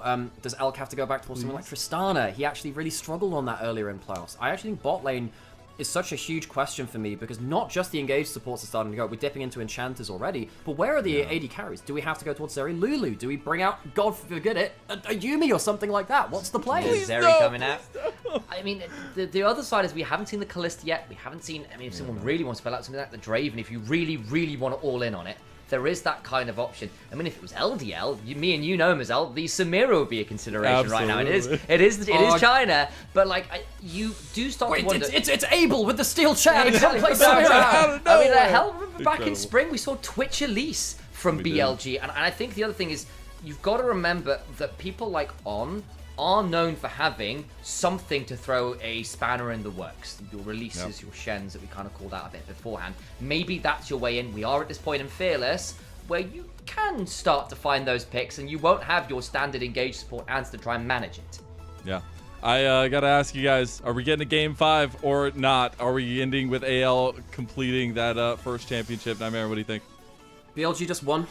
Anyone's Legend are on blue side. I think they can first pick something like a Xayah or a Kai'Sa for Hope, and I think that changes the world for them. And I think BLG are tilted as... I'm not going to drop the F-bomb just yet, maybe the next is full. But I think BLG are playing poorly individually. I think that they don't have the right read on draft. I think Anyone's Legend have been majorly outplaying him in the strategy. What do you got, Alex, Initialise? come here. You've got to understand that the memes and the narrative and the world refuse to let Tarzan win a finals ever. How could I forget? I hate to hear that. This is going to tilt him to the nth degree. And let's be real, I'm standing on business. I voted 3-2 BLG. This game wasn't great. But the pressure's going to get to Anyone's Legend. They're going to crumble under it. Flandre is going to start playing things and not looking any good again. It'll be weird stuff like that. Oh, very cute.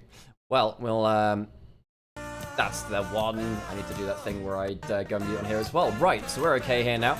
Do we wait for this? I gotta go put some adverts on. Always nice to get to chat with him. What the heck is this? This fan check-in? It's the cry. Everyone's doing the crying emote, I think. Basically, everyone hiding away. It's adorable. Okay, I need to do that thing where I get myself another coffee. Go for it. And rest my voice just for one second. I mean, I don't know, man. I don't know if they can do it. You do begin to wonder, don't you? I feel like anyone's legend should do it. The analytical part of my brain, the games that I've seen, but there is something about competition and sports and anything like this on stage where sometimes what happened before doesn't matter, and momentum and the spectacle of the moment changes what's going on. And a win like that, messy though it was, gives BLG a foot in the door. And anyone's legend needs to make sure they break all the bones in it, or I think this gets interesting. Start strong in the next game. Or you start to see, I think, the wheels begin to come off what should have been a very dominant hype train. Okay, so Sam, just a quick thing by the way. If this goes to a next game, I actually have a flight to catch this evening, so if it goes to a 5th game, I won't be able to be here. I'll be able to stick around for this one. I think I need to head off around about the 50, in an hour or so. So we'll see how quickly the next game goes. As well, I need to actually get some. I need to start packing in the background sounds. Actually, what I need to start doing a little bits. So, what the heck is that? Oh, okay, there's some real weird comments in chat right now. That's okay. They can go. I'm gonna leave you to waffle a little bit while I sort myself out a little bit. Righty then. I was going to sort myself out in the background. I am going to zen for a second or two before we get ready for the next one.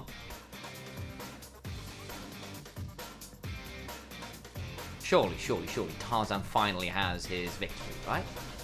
Right? Surely we don't end up in a position where somehow, some way, he loses another finals. Surely. Right? Right?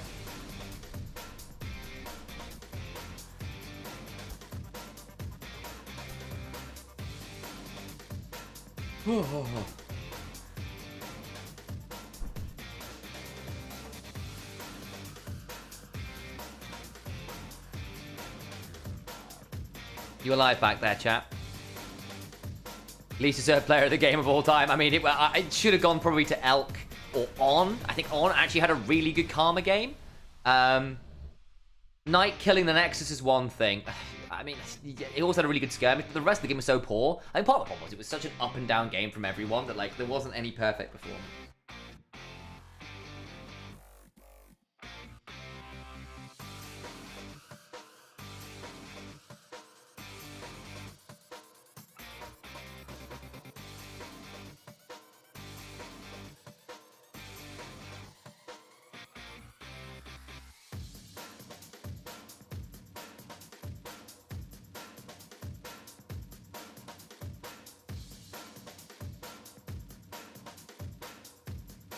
Forgive me while I rest my voice for a second.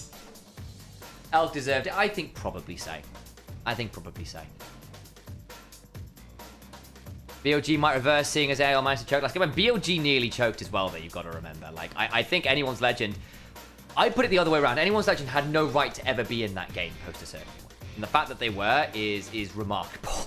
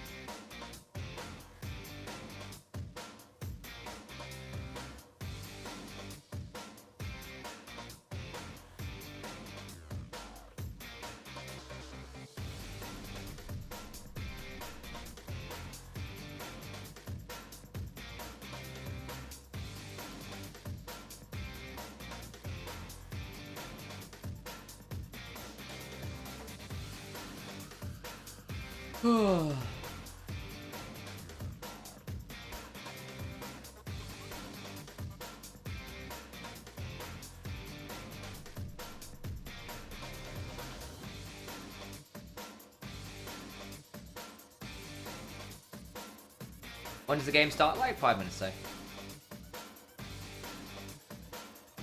He was definitely up player in the game. Yeah, that's one way of putting it. AL isn't ready to finish it, but if BLG just go in int, it shows that they were far from proper performance, which is disappointing. I kind of agree. I kind of agree.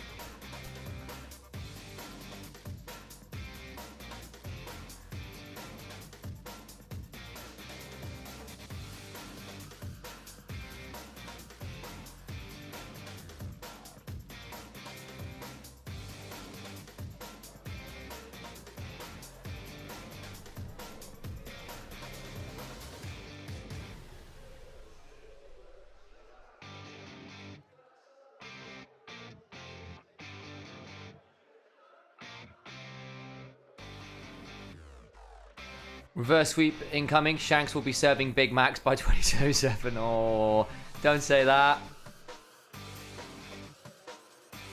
Nearly back on stage. There's Knight.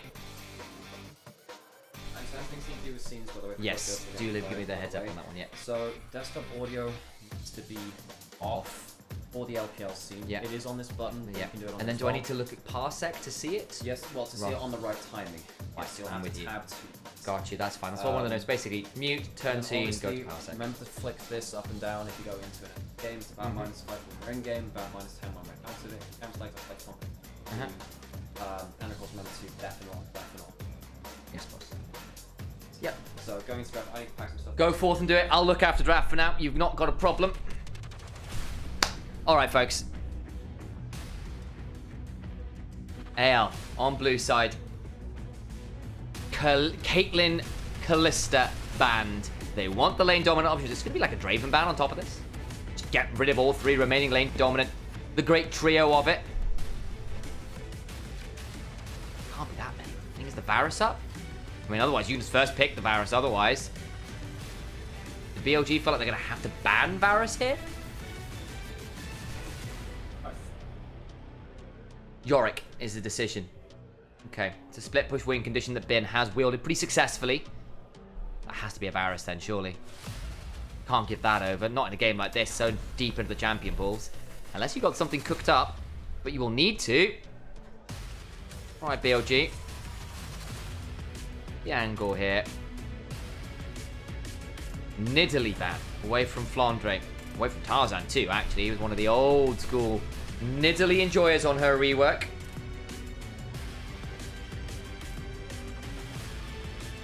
It is, I know.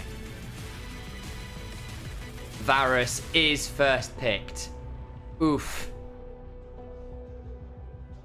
That's a powerful one to give over Zyra Khan. And with that point in the draft, maybe Elki's a really good Zyra. And on the Rakan. Always been one of his better champions. It's a takeaway from Kyle as well. Trundle, the take, is good into the Varus. Pillar is something he detests. He only has the one flash. And him stepping forward to look for poke, to look for arrows can be problematic. Doesn't enjoy that matchup. Renata's also up. Alistair as well, I believe. Yes, it is. Varus Renata. Very lane dominant. Alistair into Trundle would also kind of suck, I hate to say. So yeah, the tank option going to be not that feasible. Galio is locked in. Could be for mid or top. Someone for Beichuan to subjugate and steal some of those resistance, depending on build. We've seen a few of our AP Galios out there, but still, tankier than your average champion, make no mistake about it. Can look for the Zyra. What does Tarzan want at this point? Look for yourself a Renata and a Galio. You can look for quite an aggressive jungler here if you so wished. Shinzao is up and available. Definitely look to go with that when you're a good bat signal. If you want to go a bit more aggressive, something out of pocket like the Kindred maybe could be valuable. It's a decent matchup into the Trundle as long as you can hold your Q to get over the pillar, avoid the chomp.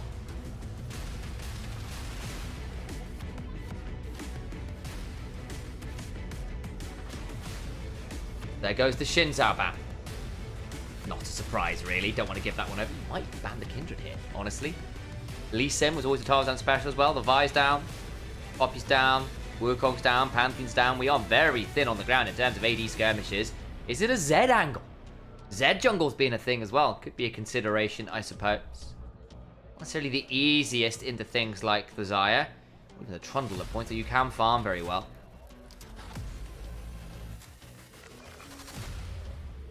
Can look for some angles here nonetheless. Ari away from Knight. Yeah, I can see that one. Cassante, tank option from Flandre. Would have been quite nice with the Galio in the front line again. Bit of a weird one for Cassante, because for Trundle, because if you ult at the wrong time, you don't ult any resist, because he's gone into all out. Ult at the right time, and Flandre goes with Cassante. They'll get rid of it. Renekton banned away from Bin. The AD lane dominant option removed. Solo lane possibly an option. Hui being hovered. Interesting. Bit of range. Can stay away from things like the Galio somewhat. A little bit harder for him to get on top of you. Is only a hover. You always know what you say about those. Don't talk about them too much. Nah, instead the lock. Just saying I will pick the fair weather lane bully. Good flanking angle as well. Can pair it well with the Rakan, with the Trundle, with the right angle. Is it just the counter pick for Flandre then? The Z, I called it out. Is it my Nostradamus moment? It is! Z jungle. There we go. So, could theoretically be to mid, could theoretically be to jungle, depending on where they want to flex that Galio to. Keep your eyes on it, but I think the Aatrox would make some sense. You could then have the Galio jump on top of it. It's nice with the Renata. The Z then goes jungle, and you can look to have Tarzan go for the carry. Jax, similarly, a pretty good matchup for the Gnar post a certain point. You do eventually outscale. You can threaten with the mini Gnar pretty well with things like the Counter-Strike angle, even if early on, of course, the Gnar can still get a lot of shove. You are ranged into melee. Just pick your windows well. See what the last option is. Cassiopeia, Vladimir both hovered. And it is the Cassiopeia, once known as Orochi, the great 8-headed serpent of lore. Orochimaru, Knight was known as that back in the LSPL when he was coming back up into the scene all those years ago. So, good way to kill tanks. Trundle Cassiopeia, insanely good ability to lock someone into melee. However, Knight will have to be very, very on point with his miasma. He needs to be very, very on point against what I presume at this point is actually going to be the Poke Varus instead. If that ult hits the Cassiopeia in the backline, it's a problem.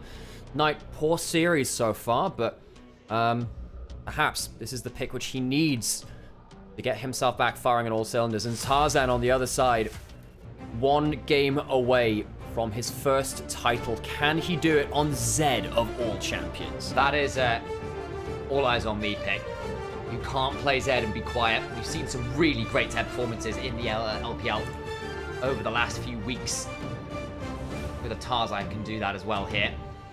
On the other side, you called out that Trundle Cassiopeia combo. When we saw that last, it was in fact anyone's legend using it to dismantle BLG in the upper bracket, taking the tech and stealing it away.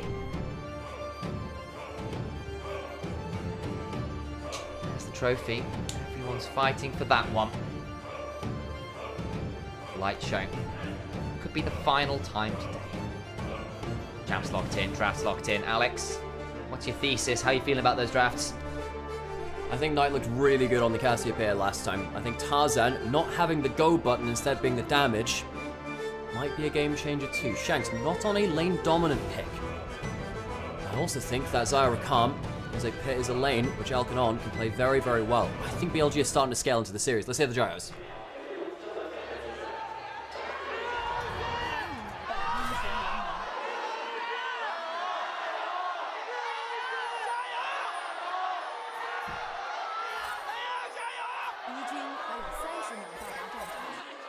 This is a war of gyos, both simultaneously. Pressure's mounting. The fans feel the tension. Anyone's legend could have just dealt with it last game. We couldn't be here. We could have been a 3-0 short day. Ain't anymore.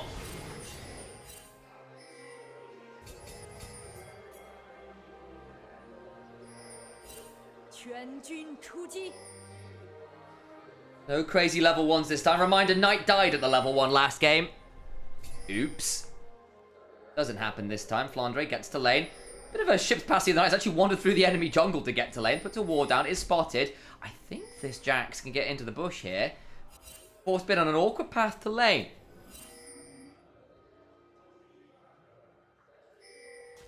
will back away, but does mean he's not actually going to be in lane as the minions crash. Flandre's going to wait in the tri-bush. He's just keeping him out of here. Decides against it. Stepping back and forth, puts the ward down, spots Bin come on through. Good timing on that one.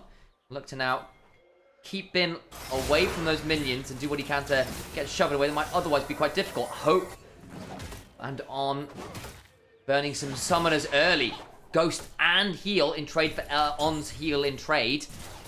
Looking to really fight for the early lane priority here.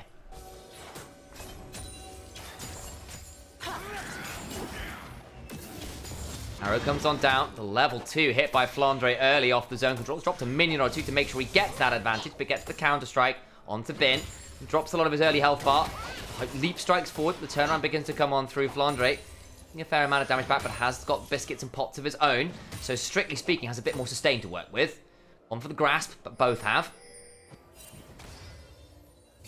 Zed already speeding through the jungle. What you'll often see at this point is you'll finish your clear very, very early on the Zed. Remember to smite early to get your passive off on the camps. And then after, you want to reset, get the early longsword, and turn up wherever the enemy jungler is, and brawl over Scuttle with the extra AD to your name. Your eyes on it. Yeah, and the reason for the Zed jungle being powerful is because that passive doesn't have a cooldown on camps. So if you get them below half HP, you deal 8% of their maximum HP as magic damage. So all you have to do is just keep auto-attacking. You smite early to get it below half HP, and then your passive takes over the rest of the damage. Goes back, gets the double longsword, gets onto the map. Worth noting though, of course, you know, if Trundle gets a chomp on you, you do get lots less AD. Trundle's still going to win a lot of fights against the Zed. You can't really do that much. Good handshake. On though, turns around with a double grand entrance. Doesn't lead to too much, but at least gets a bit of CC trade. Tarzan, of course, back on this reset. Can maybe look bot side. Double grab taken by Beichuan. This red buff applied, sees Tarzan in the river. Big thing about the Zed versus the Trundle, you need to be very careful about how you use your pillar. If you use your pillar to, how you use your shadow. If you use your shadow to get away or trade onto the Zed, you can't use it to get away from the pillar. Uses it now, pillar used. Steps on forward with the red buff on top. Could have that buff for slightly longer. Gets a bit of a chunk, but not too much more. But now Kyle jumped on. Handshake also in trade, but Daniel taking a lot of damage, forced to flash. Now the turnaround as Hope steps on forward, gets some autos down, overcomes the Zed, looking to catch out on. Does have flash, does have battle stance, may need to use them. Extended range on that E, of course, because it's with the Xayah, so gets out to safety. Yeah, it uses that very, very effectively there. And we can see that Knight doing well against Shanks, proccing that Conqueror, seeing if the E would come through. Pillar onto him. Knight winning an early lane. Bit of a problem there from AL2. Do not want to let that get out of hand. Shadow dash forward damage onto the Trundle. Ow. Still got a little bit of time left on that red buff and chunks out the Trundle pretty healthily. I was actually wondering if there was a point where he could go for a flash auto for the passive. Tarzan, no flash right now. No shadow right now. No extra damage coming through. Mid jungle from Tarzan. Shanks. Bullying around a little bit there. You see the fact that On is around, but Tarzan, of course, can look to help try and steal these. Shanks also roaming on in. There's a smite available, uses it, and secures the wrap with Shanks. A little bit of damage from a Gleaming Core, but doesn't lead to that much. Shanks will probably need to reset shortly. See, though, that On is actually on the map. That is a big difference, and he's there before Kyle. The bot lane getting some comfort pick for themselves. On is a really good Rakan at moving around the map. This could be a huge factor for BLG, and something that AL need to consider very heavily. Flandre on the Jax. Letting the wave come into him right now. But Bin's Gnar also a champion, which he's been very comfortable on before. But once again, On is here, out onto the map. AL perhaps not going to get the same macro advantages that they thought they might have as they did earlier in the series because On's Rakan is so mobile. Deadly indeed. One of the better picks on that front. You can try and make some of these big plays. I think your engage tools are a little conditional this game outside of the Rakan. You know, does someone step into the petrifying gaze? Do you get a good pillar? Is the Gnar timer good for the rage? Now, all those things, it's not quite simple as well. I just press R on Varus, right? Hope doing quite well in this lane. Of course, you expect the Varus to do a lot of work versus the Xayah. It's not old school crazy right now. Yeah, of course it was, because you just poke Xayah out. You can't really do that much against that kind of range. You can very rarely gap close into the hail of arrows as well. Look, eating another arrow there. Good accuracy from Hope. Drunk indeed. Got the cull early on here, trying to weather the laning phase best they can on the AD carry. Beichuan, now to Grom. Maybe look bottom here. Remember, there is no flash on Kyle, but Tarzan also walking up, matching Beichuan relatively well here. Goes looking to see whether On and Elk overstep, but secures the safety of the control ward in that pixel bush.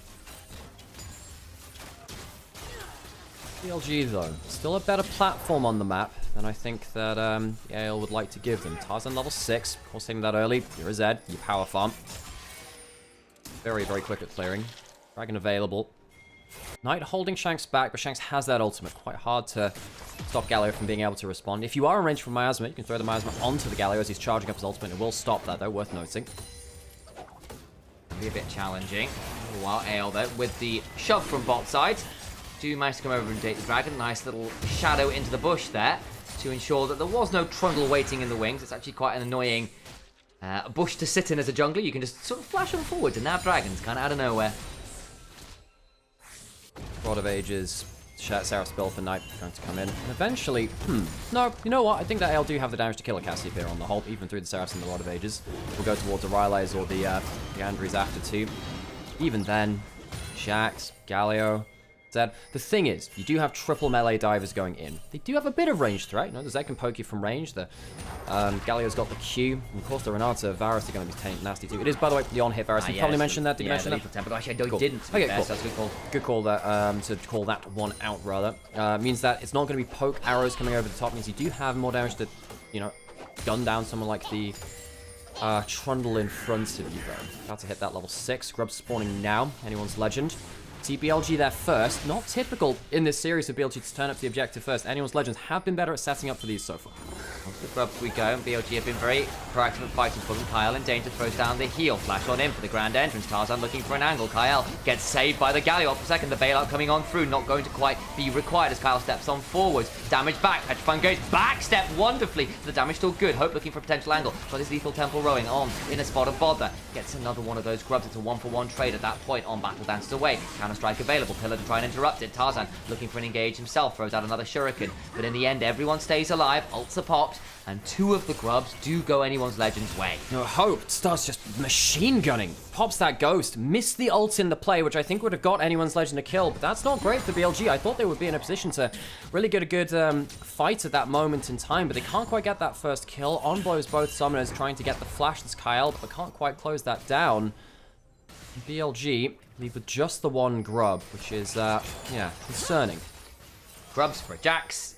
Even the Galio, actually, with the passive and Demolish can do quite a lot with work with that. And then on top of that, Zed. Remember, it's a jungle Zed. If he gets enough farm and he's fast enough, he can just turn up the towers and start autoing. He's not bad at doing that either if you need to do it. And G have been remiss in the mid game in terms of their macro moves, in terms of their map setup, and giving that ability to punish tower shoves very aggressively with those grubs can be dangerous here for anyone's Legends. However, one thing which I think will become more potent in this game is the fact that I don't think anyone's Legend have the same tools to shut down Knight on side lanes as the way that they did in previous series. You know, he is doing fine in this matchup versus Shanks. Tarzan visited his lane early, but I do think that Bin and Knight are going to be fine in individual matchups in this game. That opens up options for BLG. As long as Knight and Bin have some options for themselves, it makes a difference. That being said, I mean, Tarzan's going to go straight towards Bin. Find the angle, waiting to see whether he can find something to work with. Throws down the shadows, opting forward, slow from that smite. In comes the Deathmark, looking for an angle, lots of damage back, gets to the ultimate wall, but there's a flash on him from Shanks! And down goes the Gnar. Bin way too far forward, uses his flash, uses his ult, still has nothing to survive. Shanks doesn't have his ultimate, didn't need it. Just walked down himself, and anyone's Legend do punish on the side lanes. Just as we said, that's BLG's comfort zone, where they have these side lane agency picks. Bin, a poor series from him today. Definitely not what you expect from him if you've seen him at previous international events at Worlds and MSI, and of course being an LPL champion as well. He has not been the Bin of 23 and 24. He's overstepped there on the side lane. Not many players on BLG this year have really been able to say in large spurts of time that they have been playing towards their old standards, and anyone's Legend have been putting them to the sword when they have made those mistakes. TP's come on through, there's a ward there remaining, but that's the TP behind. Flandre now in danger himself, needs to throw down the counter-strike, does. Where do you run though? Hops to the other side, needs to keep walking, but I think he just dies. Good TP behind and BLG punish. Didn't know the wall behind there to get thrown down the drain. Yeah, so Flandre, on the other side of it, he's caught out now. Flandre, a player who, hang on a second, is there going to be a plan to Tarzan? Use that shadow to get out, he's safe.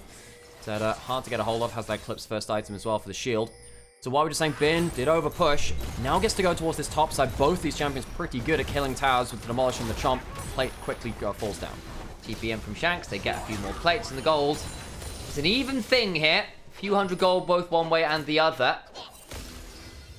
As I spoke about it, it went up from a couple hundred between it to more about 3 or 4 in favor of anyone's legend. But still, a game that is quite close after what felt like a few good moments for anyone's legends. Important kill onto Flandre. An important kill to pick up on Knight, another player who's had a subpar series for one of the greats in the world. He has not looked like it today. He took the nameplates off. Honestly, I would have said it was Shanks who was looking like Knight. High praise indeed. And an eyebrow raise from the rest of us about what the hell has been happening with Knight today. He got the MVP last game, I think against a few of our better judgment. He won the game by getting a good next turret, and he had a good skirmish, but the Silas wasn't his usual Imperial self either. No, I think that Knight looks like finally, after a split of 1v9ing for BLG, maybe it's become a bit too much. I think that, I don't think I see him tilt like this very often, if at all. Not looking like himself. And just when BLG needed him to step up and be that pressure point, Shanks has just diffed him in so many laning phases. Right now, he's only even in gold with the Galio, which is not what they want. I guess in this draft, still fine for him to just scale up into the game in a way that he wasn't necessarily doing in the drafts beforehand. AL do have a slight advantage. I will say it's harder for AL to find a win condition in this game. I don't think they straight out deal with them in the 5v5. Shanks waiting in the bush, gets Bin shoving. That's a lot of damage down onto him, but I don't think he'll be able to get the full kill there. The combo is burned. Bin nearly at the Mega Gnar here as well, but loses a lot of his HP bar. The Winter Wall comes on down. Wallop does come on through. It's a very satisfying one to listen to sell that one out. But the ult on Shanks. Bin does have TP, but the Mega Gnar's not going to be there on a good timer as the Dragon spawns, assuming people want to come and contest. Yeah, it looks like they're going to push in mid lane. They do have the 2 grubs, remember, so they can cross them up fairly effectively. 1 dragon for 1 dragon early on. BH1 able to chomp that one down and keep his team present in objectives. Tarzan goes in and nabs some raptor camps away. Can't go for anything like the red buff on top of that.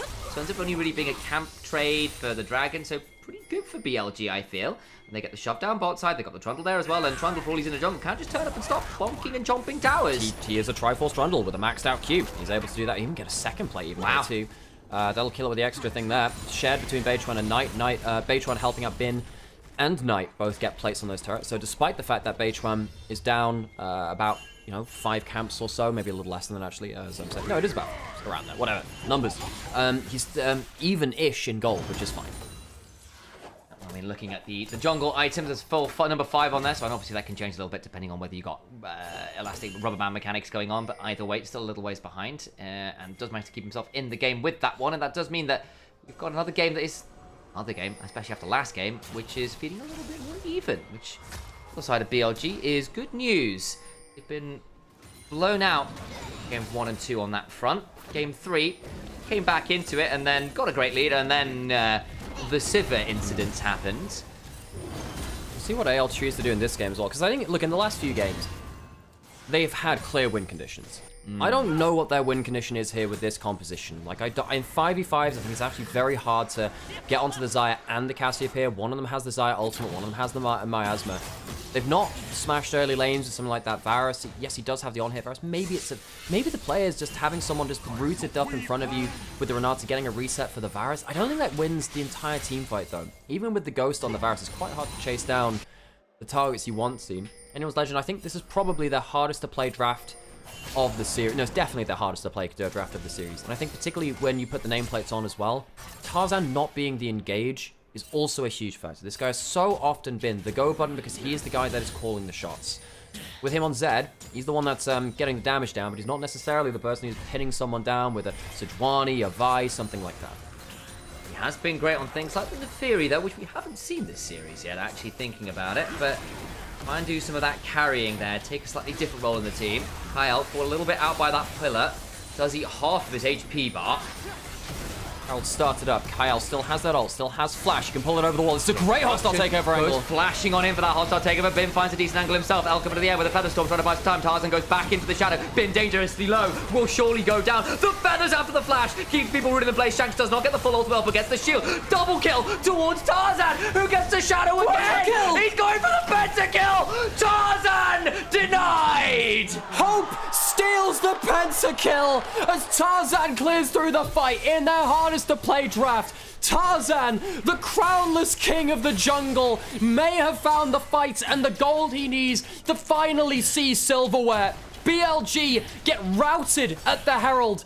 They do get the objective, I believe. Yeah, it's in the inventory of Elk, but it just doesn't matter. Anyone's Legend get the reset on the Varus passive, the huge damage from the Zed, and they roll through the fight. Watch this again. Initially you think, okay, well, they're diving in, but the miasma's already used on Mrs. Tarzan. He misses him in the engage. If that had gone through with the Rakan into the Cassiopeia ult, maybe that would have been the difference. But it's just not enough time bought. No miasma left. That was on cooldown.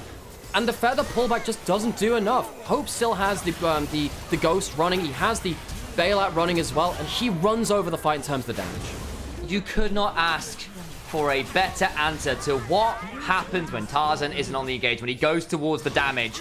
Well, apparently sometimes you end up with fights like that. Elegant stuff from the jungler of Anyone's Legend. He's a game away from finally claiming his first title. Shanks also now 400.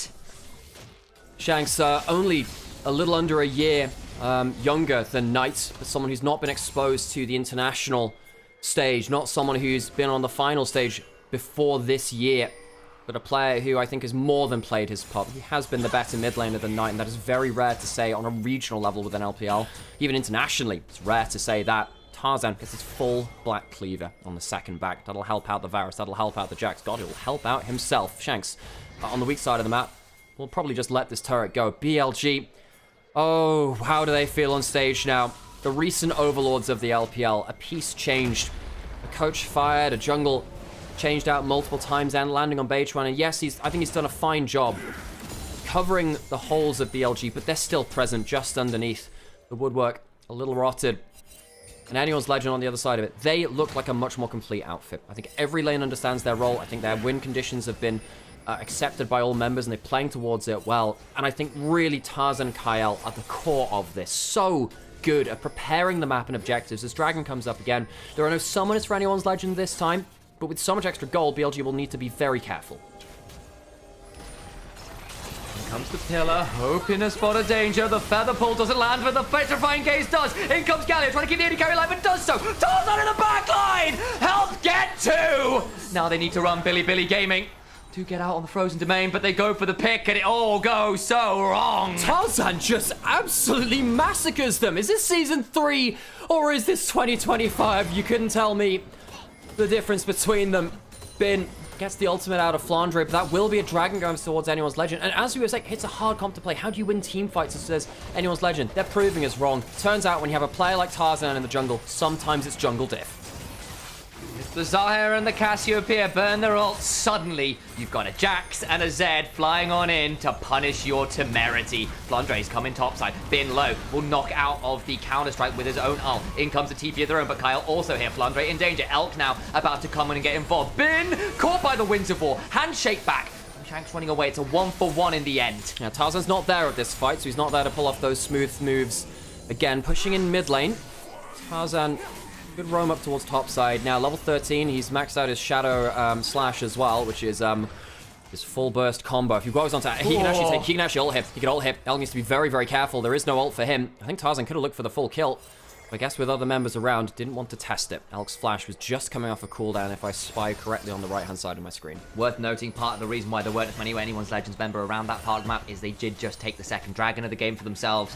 4 minutes until the next Cloud Dragon. Cloud Soul this game.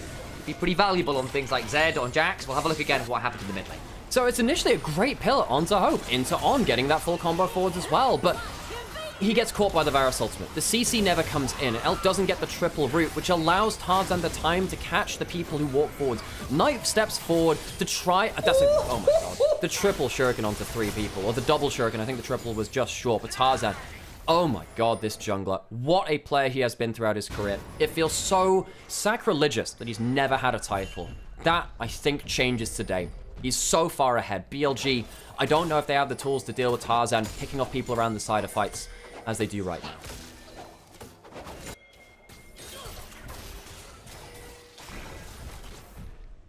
Kyle trying to help clean up this Herald. I think he gets a charge. That's about it. Looking pretty dire here for Billy Gaming. I hate to say it. 2,500 gold behind. You can see the win rate success chances here. That Galio, by the way, 10 stack Dark Seal, Rift Maker in. You've got 2.5 items on Zed. Who on earth ever wins a duel now against nearly anyone on anyone's Legend? I mean, BLG need to wait and scale, but that's not their strength. They have never been the wait and scale team. Yes, they tried it in that game too, and they very nearly made it work. Knight is now at 3 items, not having to spend gold on boots because his Cassiopeia gets his movement speed from his passive instead. Yes, they're only 3k down as a whole team at 22 minutes. Could be worse, but BLG really struggling to get that initial combo in. Engaging into the Renata has just not worked for them. Kyle, what a player he's been too. Tarzan scouting up with his face, throwing the shadow backwards and flipping to it. And of course, you got the Galio on top of that as well, and the Mikhails. Like, it's very hard to punish these members. And they look a little bit proactively. Chains of Corruption, just why? Yeah, trying to see if they could get a pick off. I think with Bin still in bot side, they were hoping to get a play while he was not present at the play. Some fun plays to be had too, actually. Hang on, Shanks. He's looking for ways to get delivered into the backline primarily this game. He could make it there himself. Really interested to see if Tarzan will do something like the shadow backwards, ult in, get the Galio into the middle of the fight, and then shadow out. Just need to get that symbol on the ground and get Shanks into it. That can potentially be a play. While also not sticking himself in the melee range. This is one of the points where the Zed mechanics really come out on top. BLG rushing there to calm down. They do have the Cassiopeia. Good damage on the objective. Here come the members of anyone's Legend. Down to half HP. Bin and On also coming on down. Jax can TP and may need to do so soon. Down to 5k HP. Anyone's Legend still winning on a contest. Atakan still spawning. It's going to be a flip. Can you smell the burgers here in the potentially final game? Back to Contigune. The hostile takeover is brutalizing. Shanks a little bit deep. Needs to run away. Goes down into the bailout. Doesn't get to be brought back to life, but the health bars so desperately low from BLG. Can they find some more? Shadow Knight in the backline. The petrifying gaze. But Flandre's not hit. He's not turned to stone. Flash for the counter strike. The Mage's on and he headshots the backline. BLG try to take the Atakan, but all they find is doom. Tarzan with another set of kill participation and Flandre first flashing forwards to confirm them. BLG, a team which has been so internationally recognized, regionally now, more than challenged, dominated by anyone's Legend, a team which many people will not have known have existed for the last few years. Kyle, hostile takeover as the objective gets low. While that happens, Shanks catches the fleeing members, taunts into Berserk, into a huge amount of damage. Now, Shanks does pay with his life there. You can see the problem of still diving in to the Xayah and the Cassiopeia, but they've got so much gold behind them now. He takes so much damage with them. Knight tries to go for the flash ult, does hit Hope, but where's your damage after that point? It's not going to be coming from Elk. It has to come from you, the Cassiopeia. No one else is going to carry that fight. He dies for it, and there's no follow-up. Instant Mikhail's cleanse on Tarzan there as well. Very nice stuff from Kyle. I'll give him a bit of a nod on that one. He's having a fantastic game on this Renata as well. For all we've seen, a lot of flash and hunger from Tarzan. 8 times he has been here before. Finally, he might be getting it. Elk! Oh my god, the death mark. Not quite enough to bring him down, but he's down at 3rd HP. Beige1 on also in a potential change of his position. The shadow dash forward. Gets another. Can maybe reset to his own shadow. Needs to back away. Not afraid. All the while, Bin not quite at the mega. Hail of Arrows comes on down and will be forced to transform in short order. On now in danger as well. Knight throws down the miasma, but unfortunately I think it's just the furor, the fugue of their own defeat looming in the background. The shield of Durand. Knight throws out a petrifying gaze, but no one is fooled. Medusa fell by the Perseus of anyone's Legend. Knight turns to stone as potentially anyone's Legend turn golden. 2 years ago, I sat and watched Tarzan lose his finals against JDG and Knight in the finals when he was on LNG. A year ago, he was on Weibo making a finals versus BLG. And now he has a 3rd chance against Knight to finally see golden in his 7th finals. Beige1's caught out. He will go down. Anyone's Legend. A team which I didn't expect to be here, which so many people didn't expect to be here, have truly earned this. Handshake comes along. Tarzan murders the jungler. Beige1, I don't know how you were there. All you find is death. Baron is alive. Dragon is alive. Anyone's Legend with options for 30 seconds while the jungler is not on the board. Yeah, that's going to be so easy. Fallen can head over to it as soon as he gets below half HP. Zed starts to shred through it. Elk doesn't have flash, has an ultimate. Shanks is going around the back to ward them out, though. Kyle doesn't have his ultimate. I don't think he necessarily needs it. BLG, I don't know what they do. I just don't know what they do. They're out of options. Shanks Gotta be so afraid. He's on a really good flank angle. Looks to come around with Tarzan. They're going in while their angle's not fantastic. Shank's not coming down with the hero's entrance. Gets the knock-up on. Damage is good onto Kyle. Cleanses himself. Bin doesn't land the wallop. All the while, Shanks and Tarzan on the backline. Throwing out shurikens. Good dodge away with the death mark. Gets the back away. Throwing out the shuriken. Goes back on the other side. Flash in. Baylor on top of it. Brought back to life. Onto forwards again. He's just better.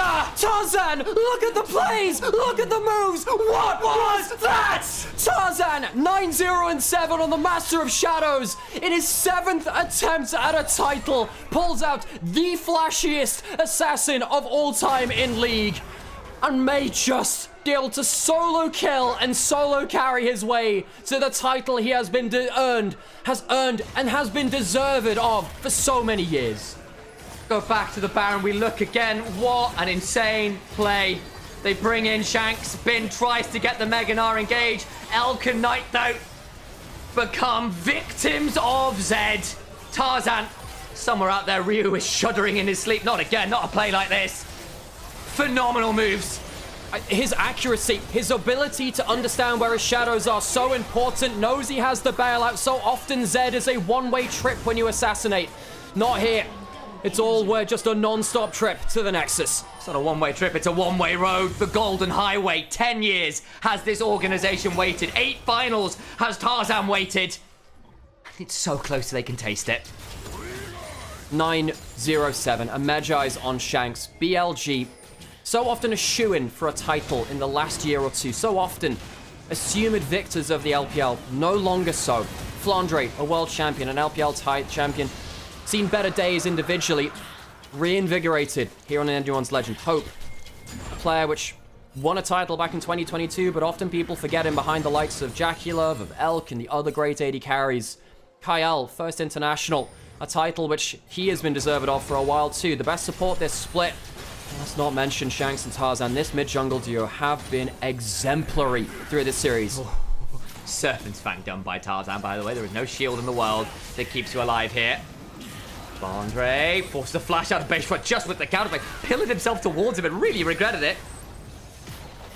Anyone's Legend, I mean, so disgusting. How do BLG defend this? You know, typically you'd think that it's very good to play around the disengage of the Xayah and the Caspian. They've not been able to protect their backline. You don't have Stacy's, you don't have Zhonya's, you don't have enough damage. What do you have? Tarzan, level 16, 2 levels up on Baytron. A player, I think his story is inspiring, Baytron. But he was never favored to beat Tarzan in the individual jungle matchup. And indeed, he hasn't today. Tarzan, a good chunk onto Baytron. Shanks knocks down the turret. Mid lane exposed. Anyone's Legend on the verge of righting the wrongs of game 3. Try to turn on to the side of Flanders, just don't have the damage. Knight at 3 items, 3.5 items, and still can't deliver. BLG, their early fights have been their undoing, even though it built their legacy. Been not caught by that taunt, but not able to protect the inhibitor either. Anyone's Legend on the precipice of history. A team which no one expected to be here. If you followed them recently in the last year or two, they have deserved it so much as L takes another chunk. Down to 20% HP, he can't stick around anymore. The arrow comes on, in comes Shank to the hero's entrance. Anyone's Legend. Get on down to 5%. Flandre forwards, another inhibitor under siege. They're looking for the Nexus turrets. The inhibitor being felled. Hope walking forwards. Oh, Hope, a player which has been so far away from this title for so long, returning to it potentially after so many years. The first turret around the Nexus falls, the first brick to what could be the final end of this journey. The Golden Highway looks finally to be completed. Knight brought low. The king of mid in LPL is slaughtered. Anyone can be a legend, yes, but today, anyone's Legend are. No knights, no gods, no kings, and no rulers. Only Tarzan left alone with his teammates. LPL, you have a new champion. The king is dead. Long live the king. It has been a long and painful journey for this organization, for so many of these players. Tarzan has finally become a champion. Anyone's Legend, this organization that has changed names, changed titles so many times, is finally a champion. It took them 2 finals in this year, back-to-back finalists, Anyone's Legend. Shanks, a new mid laner to win the LPL. Anyone's Legend are your spring LPL 25 champions.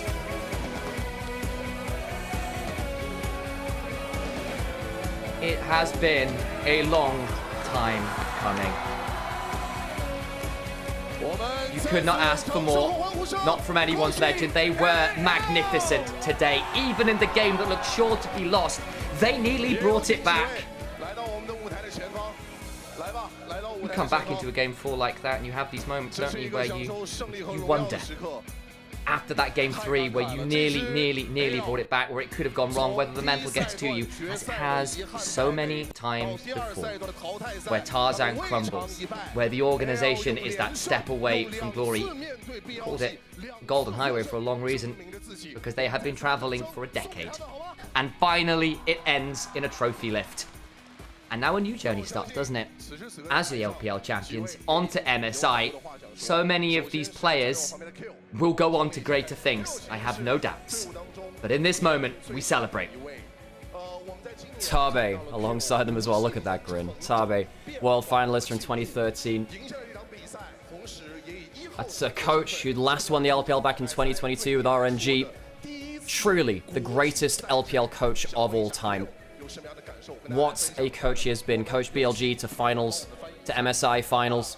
Coach Anyone's Legends to a title and to the MSI stage as well. I am so happy for this group of players, and I hope you've enjoyed watching their journey on this stream on LPL English. Wherever you've chosen to partake of the LPL journey, I hope you've enjoyed it and coming together for this finals in a very special moment for these players and these teams. You can see the tears in the eyes. You can't play them. Tarzan. He was supposed to win his first split ever, and then he got the name of choker like nearly no other player in the world. Flandre, again, a player who we saw those beautiful words about the journey, about the visa from 2016 that's still available to him, and about wherever the breeze may take him. Currently, it takes him to MSI. It takes him to being an LPL champion. He was being called to be replaced by Sheer a year or two ago.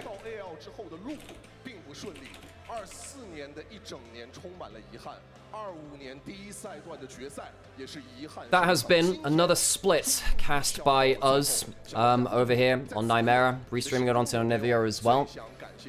We will have cast together hundreds of games. Hundreds. I've cast over 1,000 LPL games, and for the grand majority of them... Once you guys, in 3, 2, 1. 330 felt like he had the advantage going up against Beishuan. He drove that home and felt like in all 4 games. Well, the journey's not over for them just yet. It's now they book a ticket over to Canada and MSI. As you can see what it means for the players right now as they go through their interviews. But that's going to do it here on the caster desk. Let's send it on over to Nymaera Initialise and Nymaera to break this all down and to wrap up our split 2 of LPL English. 330 games played, and in the end, Anyone's Legend get their first championship. What a story. What a moment. I was crying. I was jumping around in my room at 5:55 in the morning, freaking out because Tarzan finally got what was all inescapable from him for so many years. Guys, just give me your thoughts. 2 years ago, we were casting... Yeah, we are, because we had to contain ourselves somehow. 2 years ago, Mazel, you and I cast Tarzan losing a Game 5 finals to the JDG Super Team of 2023. That was Knight stopping Tarzan getting one of his titles. Last year, we saw Tarzan with Weibo lose again, another finals in summer. He has a 3rd shot at it here. I've cast over 1,000 LPL games, and for the grand majority of that time, Knight and BLG have dominated those games. They are a shoo-in for finals. They are a shoo-in for titles. No longer. We are in a new era of LPL. I'm so happy to see Tarzan, the crownless king, finally getting a title after deserving it after his time on Griffin, on LNG, on Weibo, and now on Anyone's Legend. This guy's been an inspiration to myself between LCK and LPL, and to many others. Congratulations to him. And doing it on Zed, the most flashy of picks, chef's kiss. Dude, the way I'm like about to burst into tears crying again. It's incredible to watch stories like this unfold in one of the greatest leagues in the world. and still see those emotional moments, know what was behind all of this, right? Those posts, those weren't just some copy pasta they found, right? Those words came from the heart, and I think being able to see that to fruition, being able to see it in the way that he did, dude, he was stunting on the entirety of BLG, and it's crazy. We did have a Tarzan look at the plays, look at the moves. What was that? We did have to shout out. Can't help it. We can't look. Tarzan, an idol of mine. Monty and Doa, if you're watching out there as well, somewhere, idols of ours as well. Sometimes plays, champions, and moments in finals in history, they echo across time, and this feels like one of those. Which, I mean, fuck Hope for stealing the Pensa, but dude, right? That's like the most egregious but Tarzan thing deserves of it. I mean, we're looking at this now, right? Like Tarzan finally gets, and he does it in style, in domination fashion. It's not on tanks, it's not on facilitating. It's give me the carry, and this is first time and he absolutely murders the game with really slick, elegant moves. But then you look at the rest of the team. Flandre again. I remember when he was trading places with Sheer on JDG, and people said, well, why isn't Sheer playing more? Why are we still playing Flandre? He's not good enough anymore. He's washed. Hope, who's that guy? He won on JDG? I don't remember him. The only player I really remember in the AD carry role is Ruler. He's whatever again? Shanks, is he really top tier? How long has he been trying on WE? Yeah. You can go down the roster, and every single one of them has a chip on their shoulder about being ignored, about being overlooked, about being said they are second, third, fourth best, that they are chokers for Tarzan. For God's sake, him and Tien have had some rough accolades by being so close and yet so far for a long time. And today, a lot of those haters are going to have to shut up. That 10-year journey for the organization ends finally with a trophy, but it's a new one starts. I'm looking forward to our Panda World skins. Yeah, absolutely. I need it. Honestly, it needs to happen. It's also crazy. I want to go back to a graphic that we don't need to bring it up, but just to think about it a little bit. That whole where were you a year ago, and it's so interesting to see that story unfold, and the fact that I know I'm going to focus on Tarzan a little bit more. My bias showing, but literally was not playing last spring. It wasn't even on a team, and after 7 tries, obviously it's a big moment. Page 1, I feel so bad that he's right there on that graphic, but today was the day. And it's crazy to think about the fluctuations from both teams and a lot of that story that we've seen from AL and the way that they've grown with that addition of Tabe at the end of that year, and then also bringing in Flandre and Tarzan. I mean, it just seemed to revitalize this team. So it's an honor. I'm so happy that they are already one of our MSI representatives, and with a performance like this, I think the sky's the limit, guys. What do y'all think? I mean, Tabe does it again, and Tabe knows a lot of those players on the other side of that rift, doesn't it? He does. You're looking at all of those #1 placements, because how many of those players have been vying for best in the world? Maybe a bit more consideration with Elkanon, the support and AD carry roles have been so competitive, but Knight and Bin, you could have legitimately said they were the best players in the world in their roles. Maybe just the best players, period. They were humbled today in multiple games. Even in the game that they won, anyone's legend refused to give it up without the most monstrous of fights. And I remember saying, and I want to bring this back up again, that to win an LPL and have it matter, you want those asterisks not to be there. You want to do it against the best in the region. You want to beat Knight. You want to beat Bin. And you want to do it with commanding fashion. Anyone's legend were better in nearly every facet of the game. On individual levels, on macro levels, on drafting. You have put on a superlative performance there, everyone's legends. And I mean that with the correct change in the name. I actually really like that. It's so stunning when these kinds of moments happen. Everybody knows how much goes into, I mean, maybe not everybody knows, but how much goes into trying to cover a league like this, the amount of games, the amount of days, the amount of hours.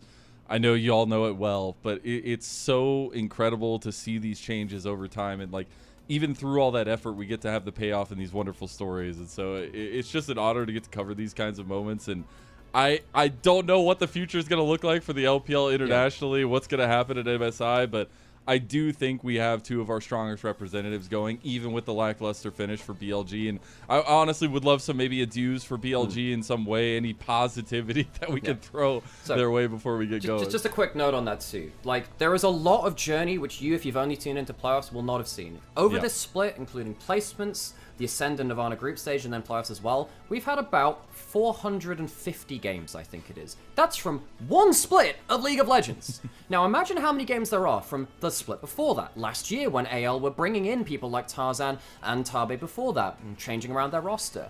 These journeys, you're only catching them after they've developed. BLG, perhaps you've seen more of that internationally, but the amount of work that obviously we've put into the others has shown the crazy amount of work that anyone's Legends have got to go through here. And BLG, sadly for them, that's the kind of work which they'll also need to put in again now. They are not playing the map well in terms of jungle support. They're not playing the map well in terms of setting up for their fights. I do think they have the individual excellence. We've always known that. They reached a World Finals and an MSI Finals off of individual excellence. Apparently the exact game count is 486, by the way. 500! Jesus Christ. Just in case you're wondering... How many games did LTA play, by the way? No, sorry, there's just a little side like shot. one game 5. I'm sorry. But yeah, I think for BLG, they need to go through that development arc again. They cannot rest on their laurels, and they have been absolutely proven that they cannot rest on those laurels here today. I will offer some hope. Not the AD carry player who offered quite a lot of damage today. Dude, he's the champion again, too. He managed it again. Crazy. You know, again, people forget he won with JDG before Ruler joined on that super team, and he gets caught under the rug a bit for that. And I feel for him over the years of finally proving he is once again one of those top AD carries, and maybe we shouldn't have dismissed him so easily. But for BLG, the 2 series against Anyone's Legends are not pretty ones. The upper bracket one was a lot more competitive. This one was not. However, the rest of the revamp, the rebirth with Base 1 coming in, the playoffs run on the whole being so dominant, with the exception of the Anyone's Legends games, those were much better looks from Billy Gaming. Yes, the bogey team of Anyone's Legend, who are just really good guys, did call out some of the weaknesses, but let it not undercut the fact that the journey here was a successful one in a lot of ways from Billy Gaming, who many people thought would just bow early on in playoffs, had to go to the desperation, damn, we need to change junglers mid-split, to bait one on the 13th place team. Yep. And they still get finals. There's work to be done, they need to get better, but it is not without hope for this squad, all puns intended. I was a little sad to see the Cassiopeia go down without too much of a fight in the end for Knight, but I am excited to see him flexing into his champ pool a little bit more, and I think this guy at least is a little bit open for BLG, but it fully is open for AL, and a little bit more hype for these guys. We obviously are getting ready to get sent over to Canada there. Do you really have any expectations for them at MSI? Do you guys have any feelings that they will be a contender? I mean, Tarzan's been fantastic for forever and a day. I do think they're a very prep-based team. They will need to adapt well to the patch, but because they have Tabe, because they have Tarzan, Tarze? Whatever, we'll workshop it.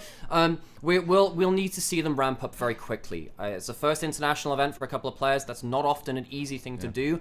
I'm having good expectations of them, but I'm also tempering them. I want to see them grow into the tournament. If they have a bad start, I need to see them improve beyond that, in a way that top esports didn't at first stand. That's what I want to see from them, even if they're going as tough. The competition is very harsh around the globe right now.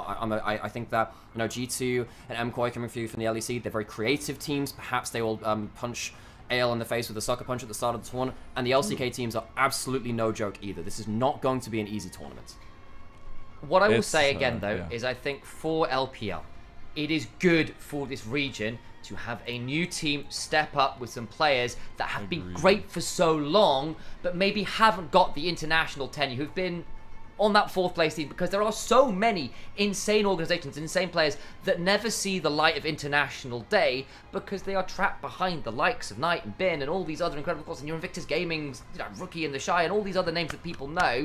A lot of these players, as Tarzan absolutely deserves the finals MVP, absolutely deserves it. What a way to get his first trophy he got in the manner he does. Everything but the Penta, and that would have been like the cherry on top. But what a performance from the guy! And I know how much he means to you, Mizel. Like, this is such a special moment, man. I love just how humble he is, right? In a lot of ways, and like, I don't know how much this means to him internally, but that smile, that little crack on there, I know it means something, and.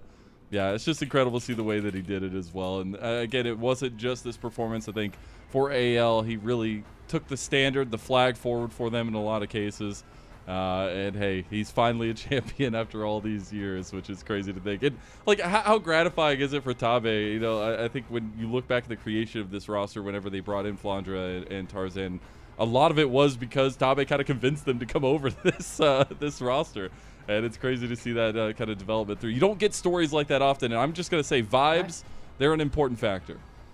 I mean, how many times have we talked about Tabe teams where he comes in and gets people onto his systems of League of Legends, and he builds teams where people will buy into his system, and Tarzan and Flandre have done that, and they've brought the other members along with Shanks there as well. They have done a fantastic job of honing themselves into the most well-oiled machine in the LPL, and that should be exciting heading into internationals.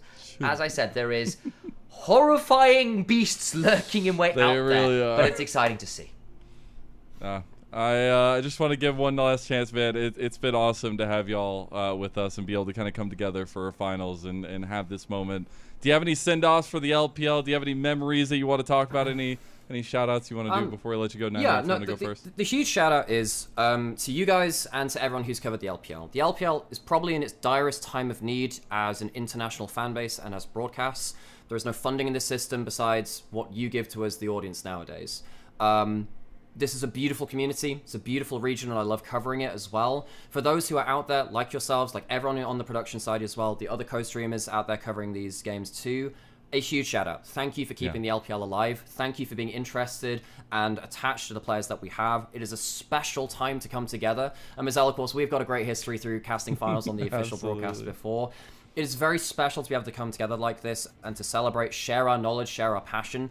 There's no other place in the world like the LPL, and if you've enjoyed the finals today and the coverage that you've seen here of it, drop some likes, follows on the socials, and that goes to everyone involved. Everyone puts in a ton of effort in here. LPL over a course of a month is about 150 hours of streaming per month. It's a hell of a lot. It takes a lot of effort to bring this to you, and I hope you've appreciated it.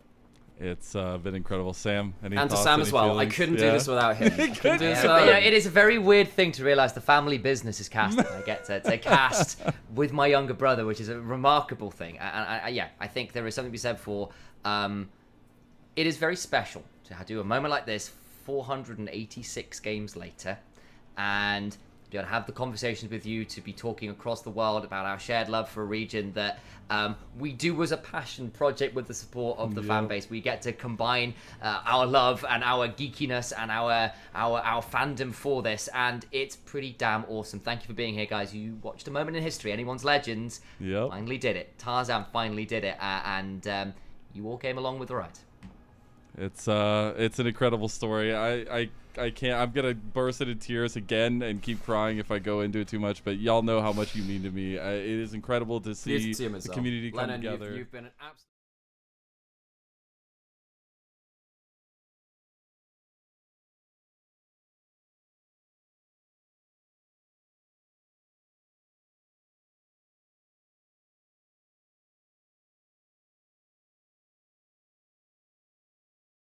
Okay, folks, that is us done now. For those of you who've watched, thank you so much for tuning in. Sam, I'm going to leave you to wrap things up. I got to pack. I got to go. Get out of here, dude. Cool. All right, we'll get off the parsec and we'll get through this. We've got to tear down all the tech, basically. It's quite hard to do all this. And thank you so much for the gift bomb, Katara, as well. Thank you for the follows as well over the course of the stream. I got to get out of here. Yeah, let me do that last spiel, guys. Folks, if you have been here across the split, if you have been here just for the day, it doesn't really matter. Thank you for being here. Thank you for the support. I probably ought to do this anyway because I'm Initialise, otherwise known as Initialise Cast on all the socials. That was Nymaera, my younger brother. You may know them from such things as the LEC, from the LPL, from this stream right here. We've been live on YouTube, on Anivia's channel, on our own Twitch channel, and for those of you that can, please consider taking this opportunity to throw some subs over on the Twitch channel. It helps supporters keep doing this because we said there is no funding in the system anymore. It is all community funded. For those of you back home who have that capacity, who want to help keep us in business, please do donate. It makes a massive, massive difference. Much love to you all. This has been a great time. It's been a great time. It really, really has. I'll make sure Alex gets a lot of love. Yeah, he pushed it to the wire, guys. He's got a flight home this evening, but he wasn't going to miss LPL finals for the world.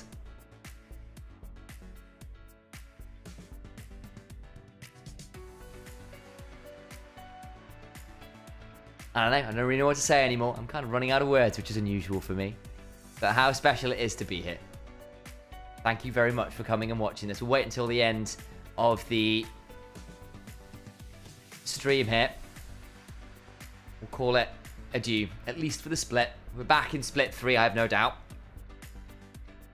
Thanks for coming up. Thanks for sharing with us. Absolutely, Antonio. Yeah, it's pretty special out here. There's a load of the Hoopu ratings.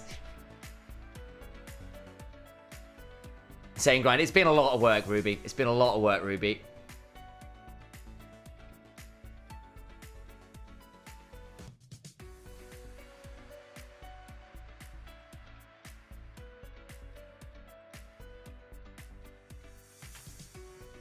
Now we need to just wait and see exactly what anyone's legends do look like at MSI.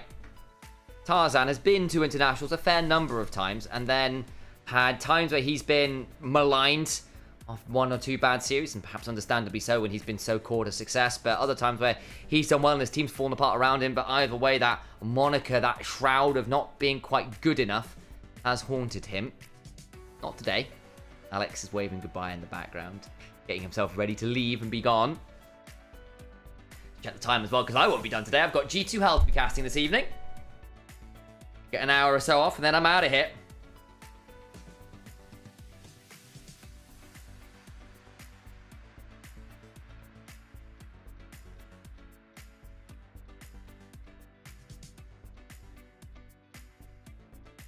Last little words from the crew there. For BLG, again, I think today you can look at this in the microscopic level and go, they weren't good enough, and it's true, they weren't. But remember the run they had to go on to get here, how they were looking in the middle of the split, the turnaround they had, and how we all went, oh, actually, this team looks back, they could do it all over again. I remember what it took to bring them down. Oh, Tarzan. Most damage in the game on the Zed. Denied the Pentet. But not denied another trophy. And I think in the end that will matter more. Very fun to wake up and watch LPL with you guys. I appreciate your casting is amazing. Oh, thank you so much, Antonio. Really, really do appreciate it. Much love, folks.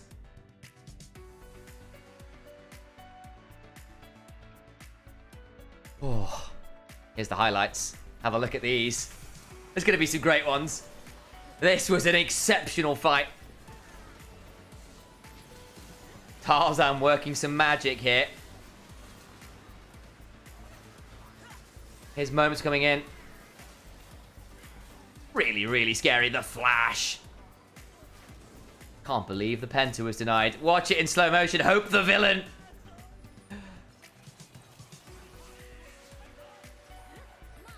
Stolen Penta. No, exactly.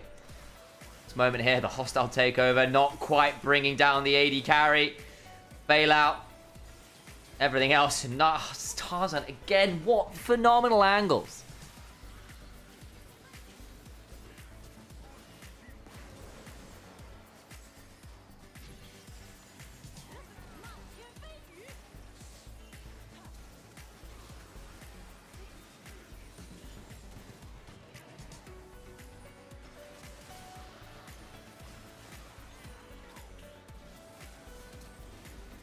Flandre gets to have a good matchup as well. He had a pretty good series as well, didn't he? Your own game perhaps not quite so successful. The others very much so.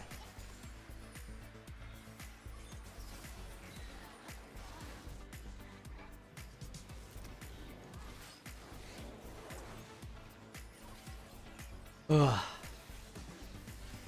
Suddenly deflating after all the energy I needed for the game.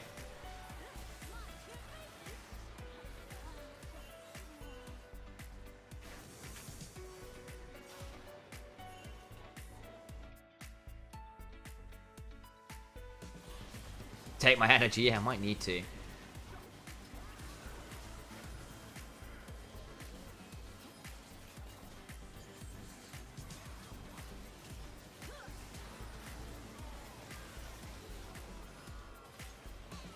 Flandre gets the autos, Tarbe losing his brain. Can you blame him? Losing his mind is probably the more correct phrasing. We know who the finals MVP was, and it was Tarzan. Absolutely deservedly so. I don't think I deliberately said that, but if I did, that would have been quite funny. My suspicion is that was a slight mispronunciation. I've been known to make 1 or 2.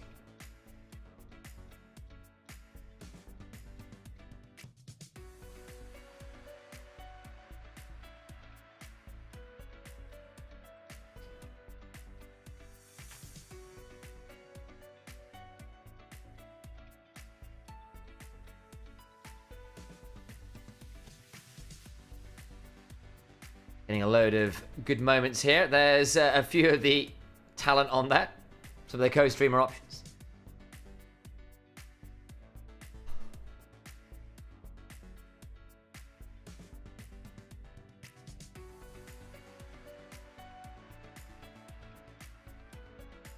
Ooh, my neck hurts now. I've been leaning over to make sure I'm in camera and so I can see what's going on.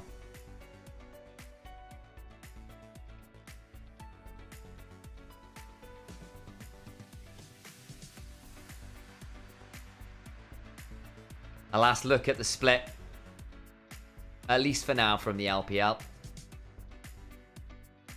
Anyone's legend, we wondered where they would end up, but there they are. Folks, it's been an honor. Thank you again for choosing to watch here. Thanks again to LPL English for inviting us on for this really awesome collaboration. It was a really great time.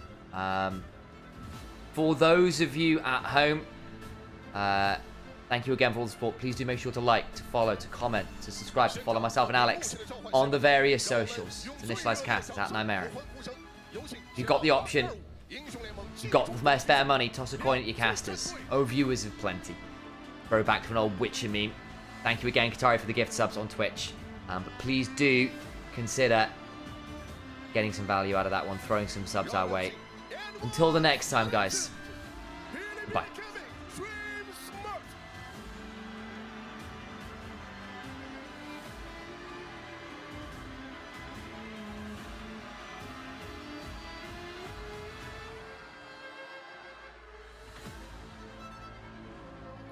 今夜，北京的呐喊声还在耳畔回响，温哥华的阵已经撕裂长空。回望来路，荆棘在途，久违桂冠；极目前程，8000里路，云月昭昭。纵使风雨兼程，又岂能阻挡 LPL 的梦想之翼？峰回路转，于逆境中觅得生机，方显英雄本色。绝处逢生，在黑暗里冲破桎梏，才是无畏强者。吾辈定将立身破局，克己制胜，燃尽伟绩之路。LPL 无畏出征。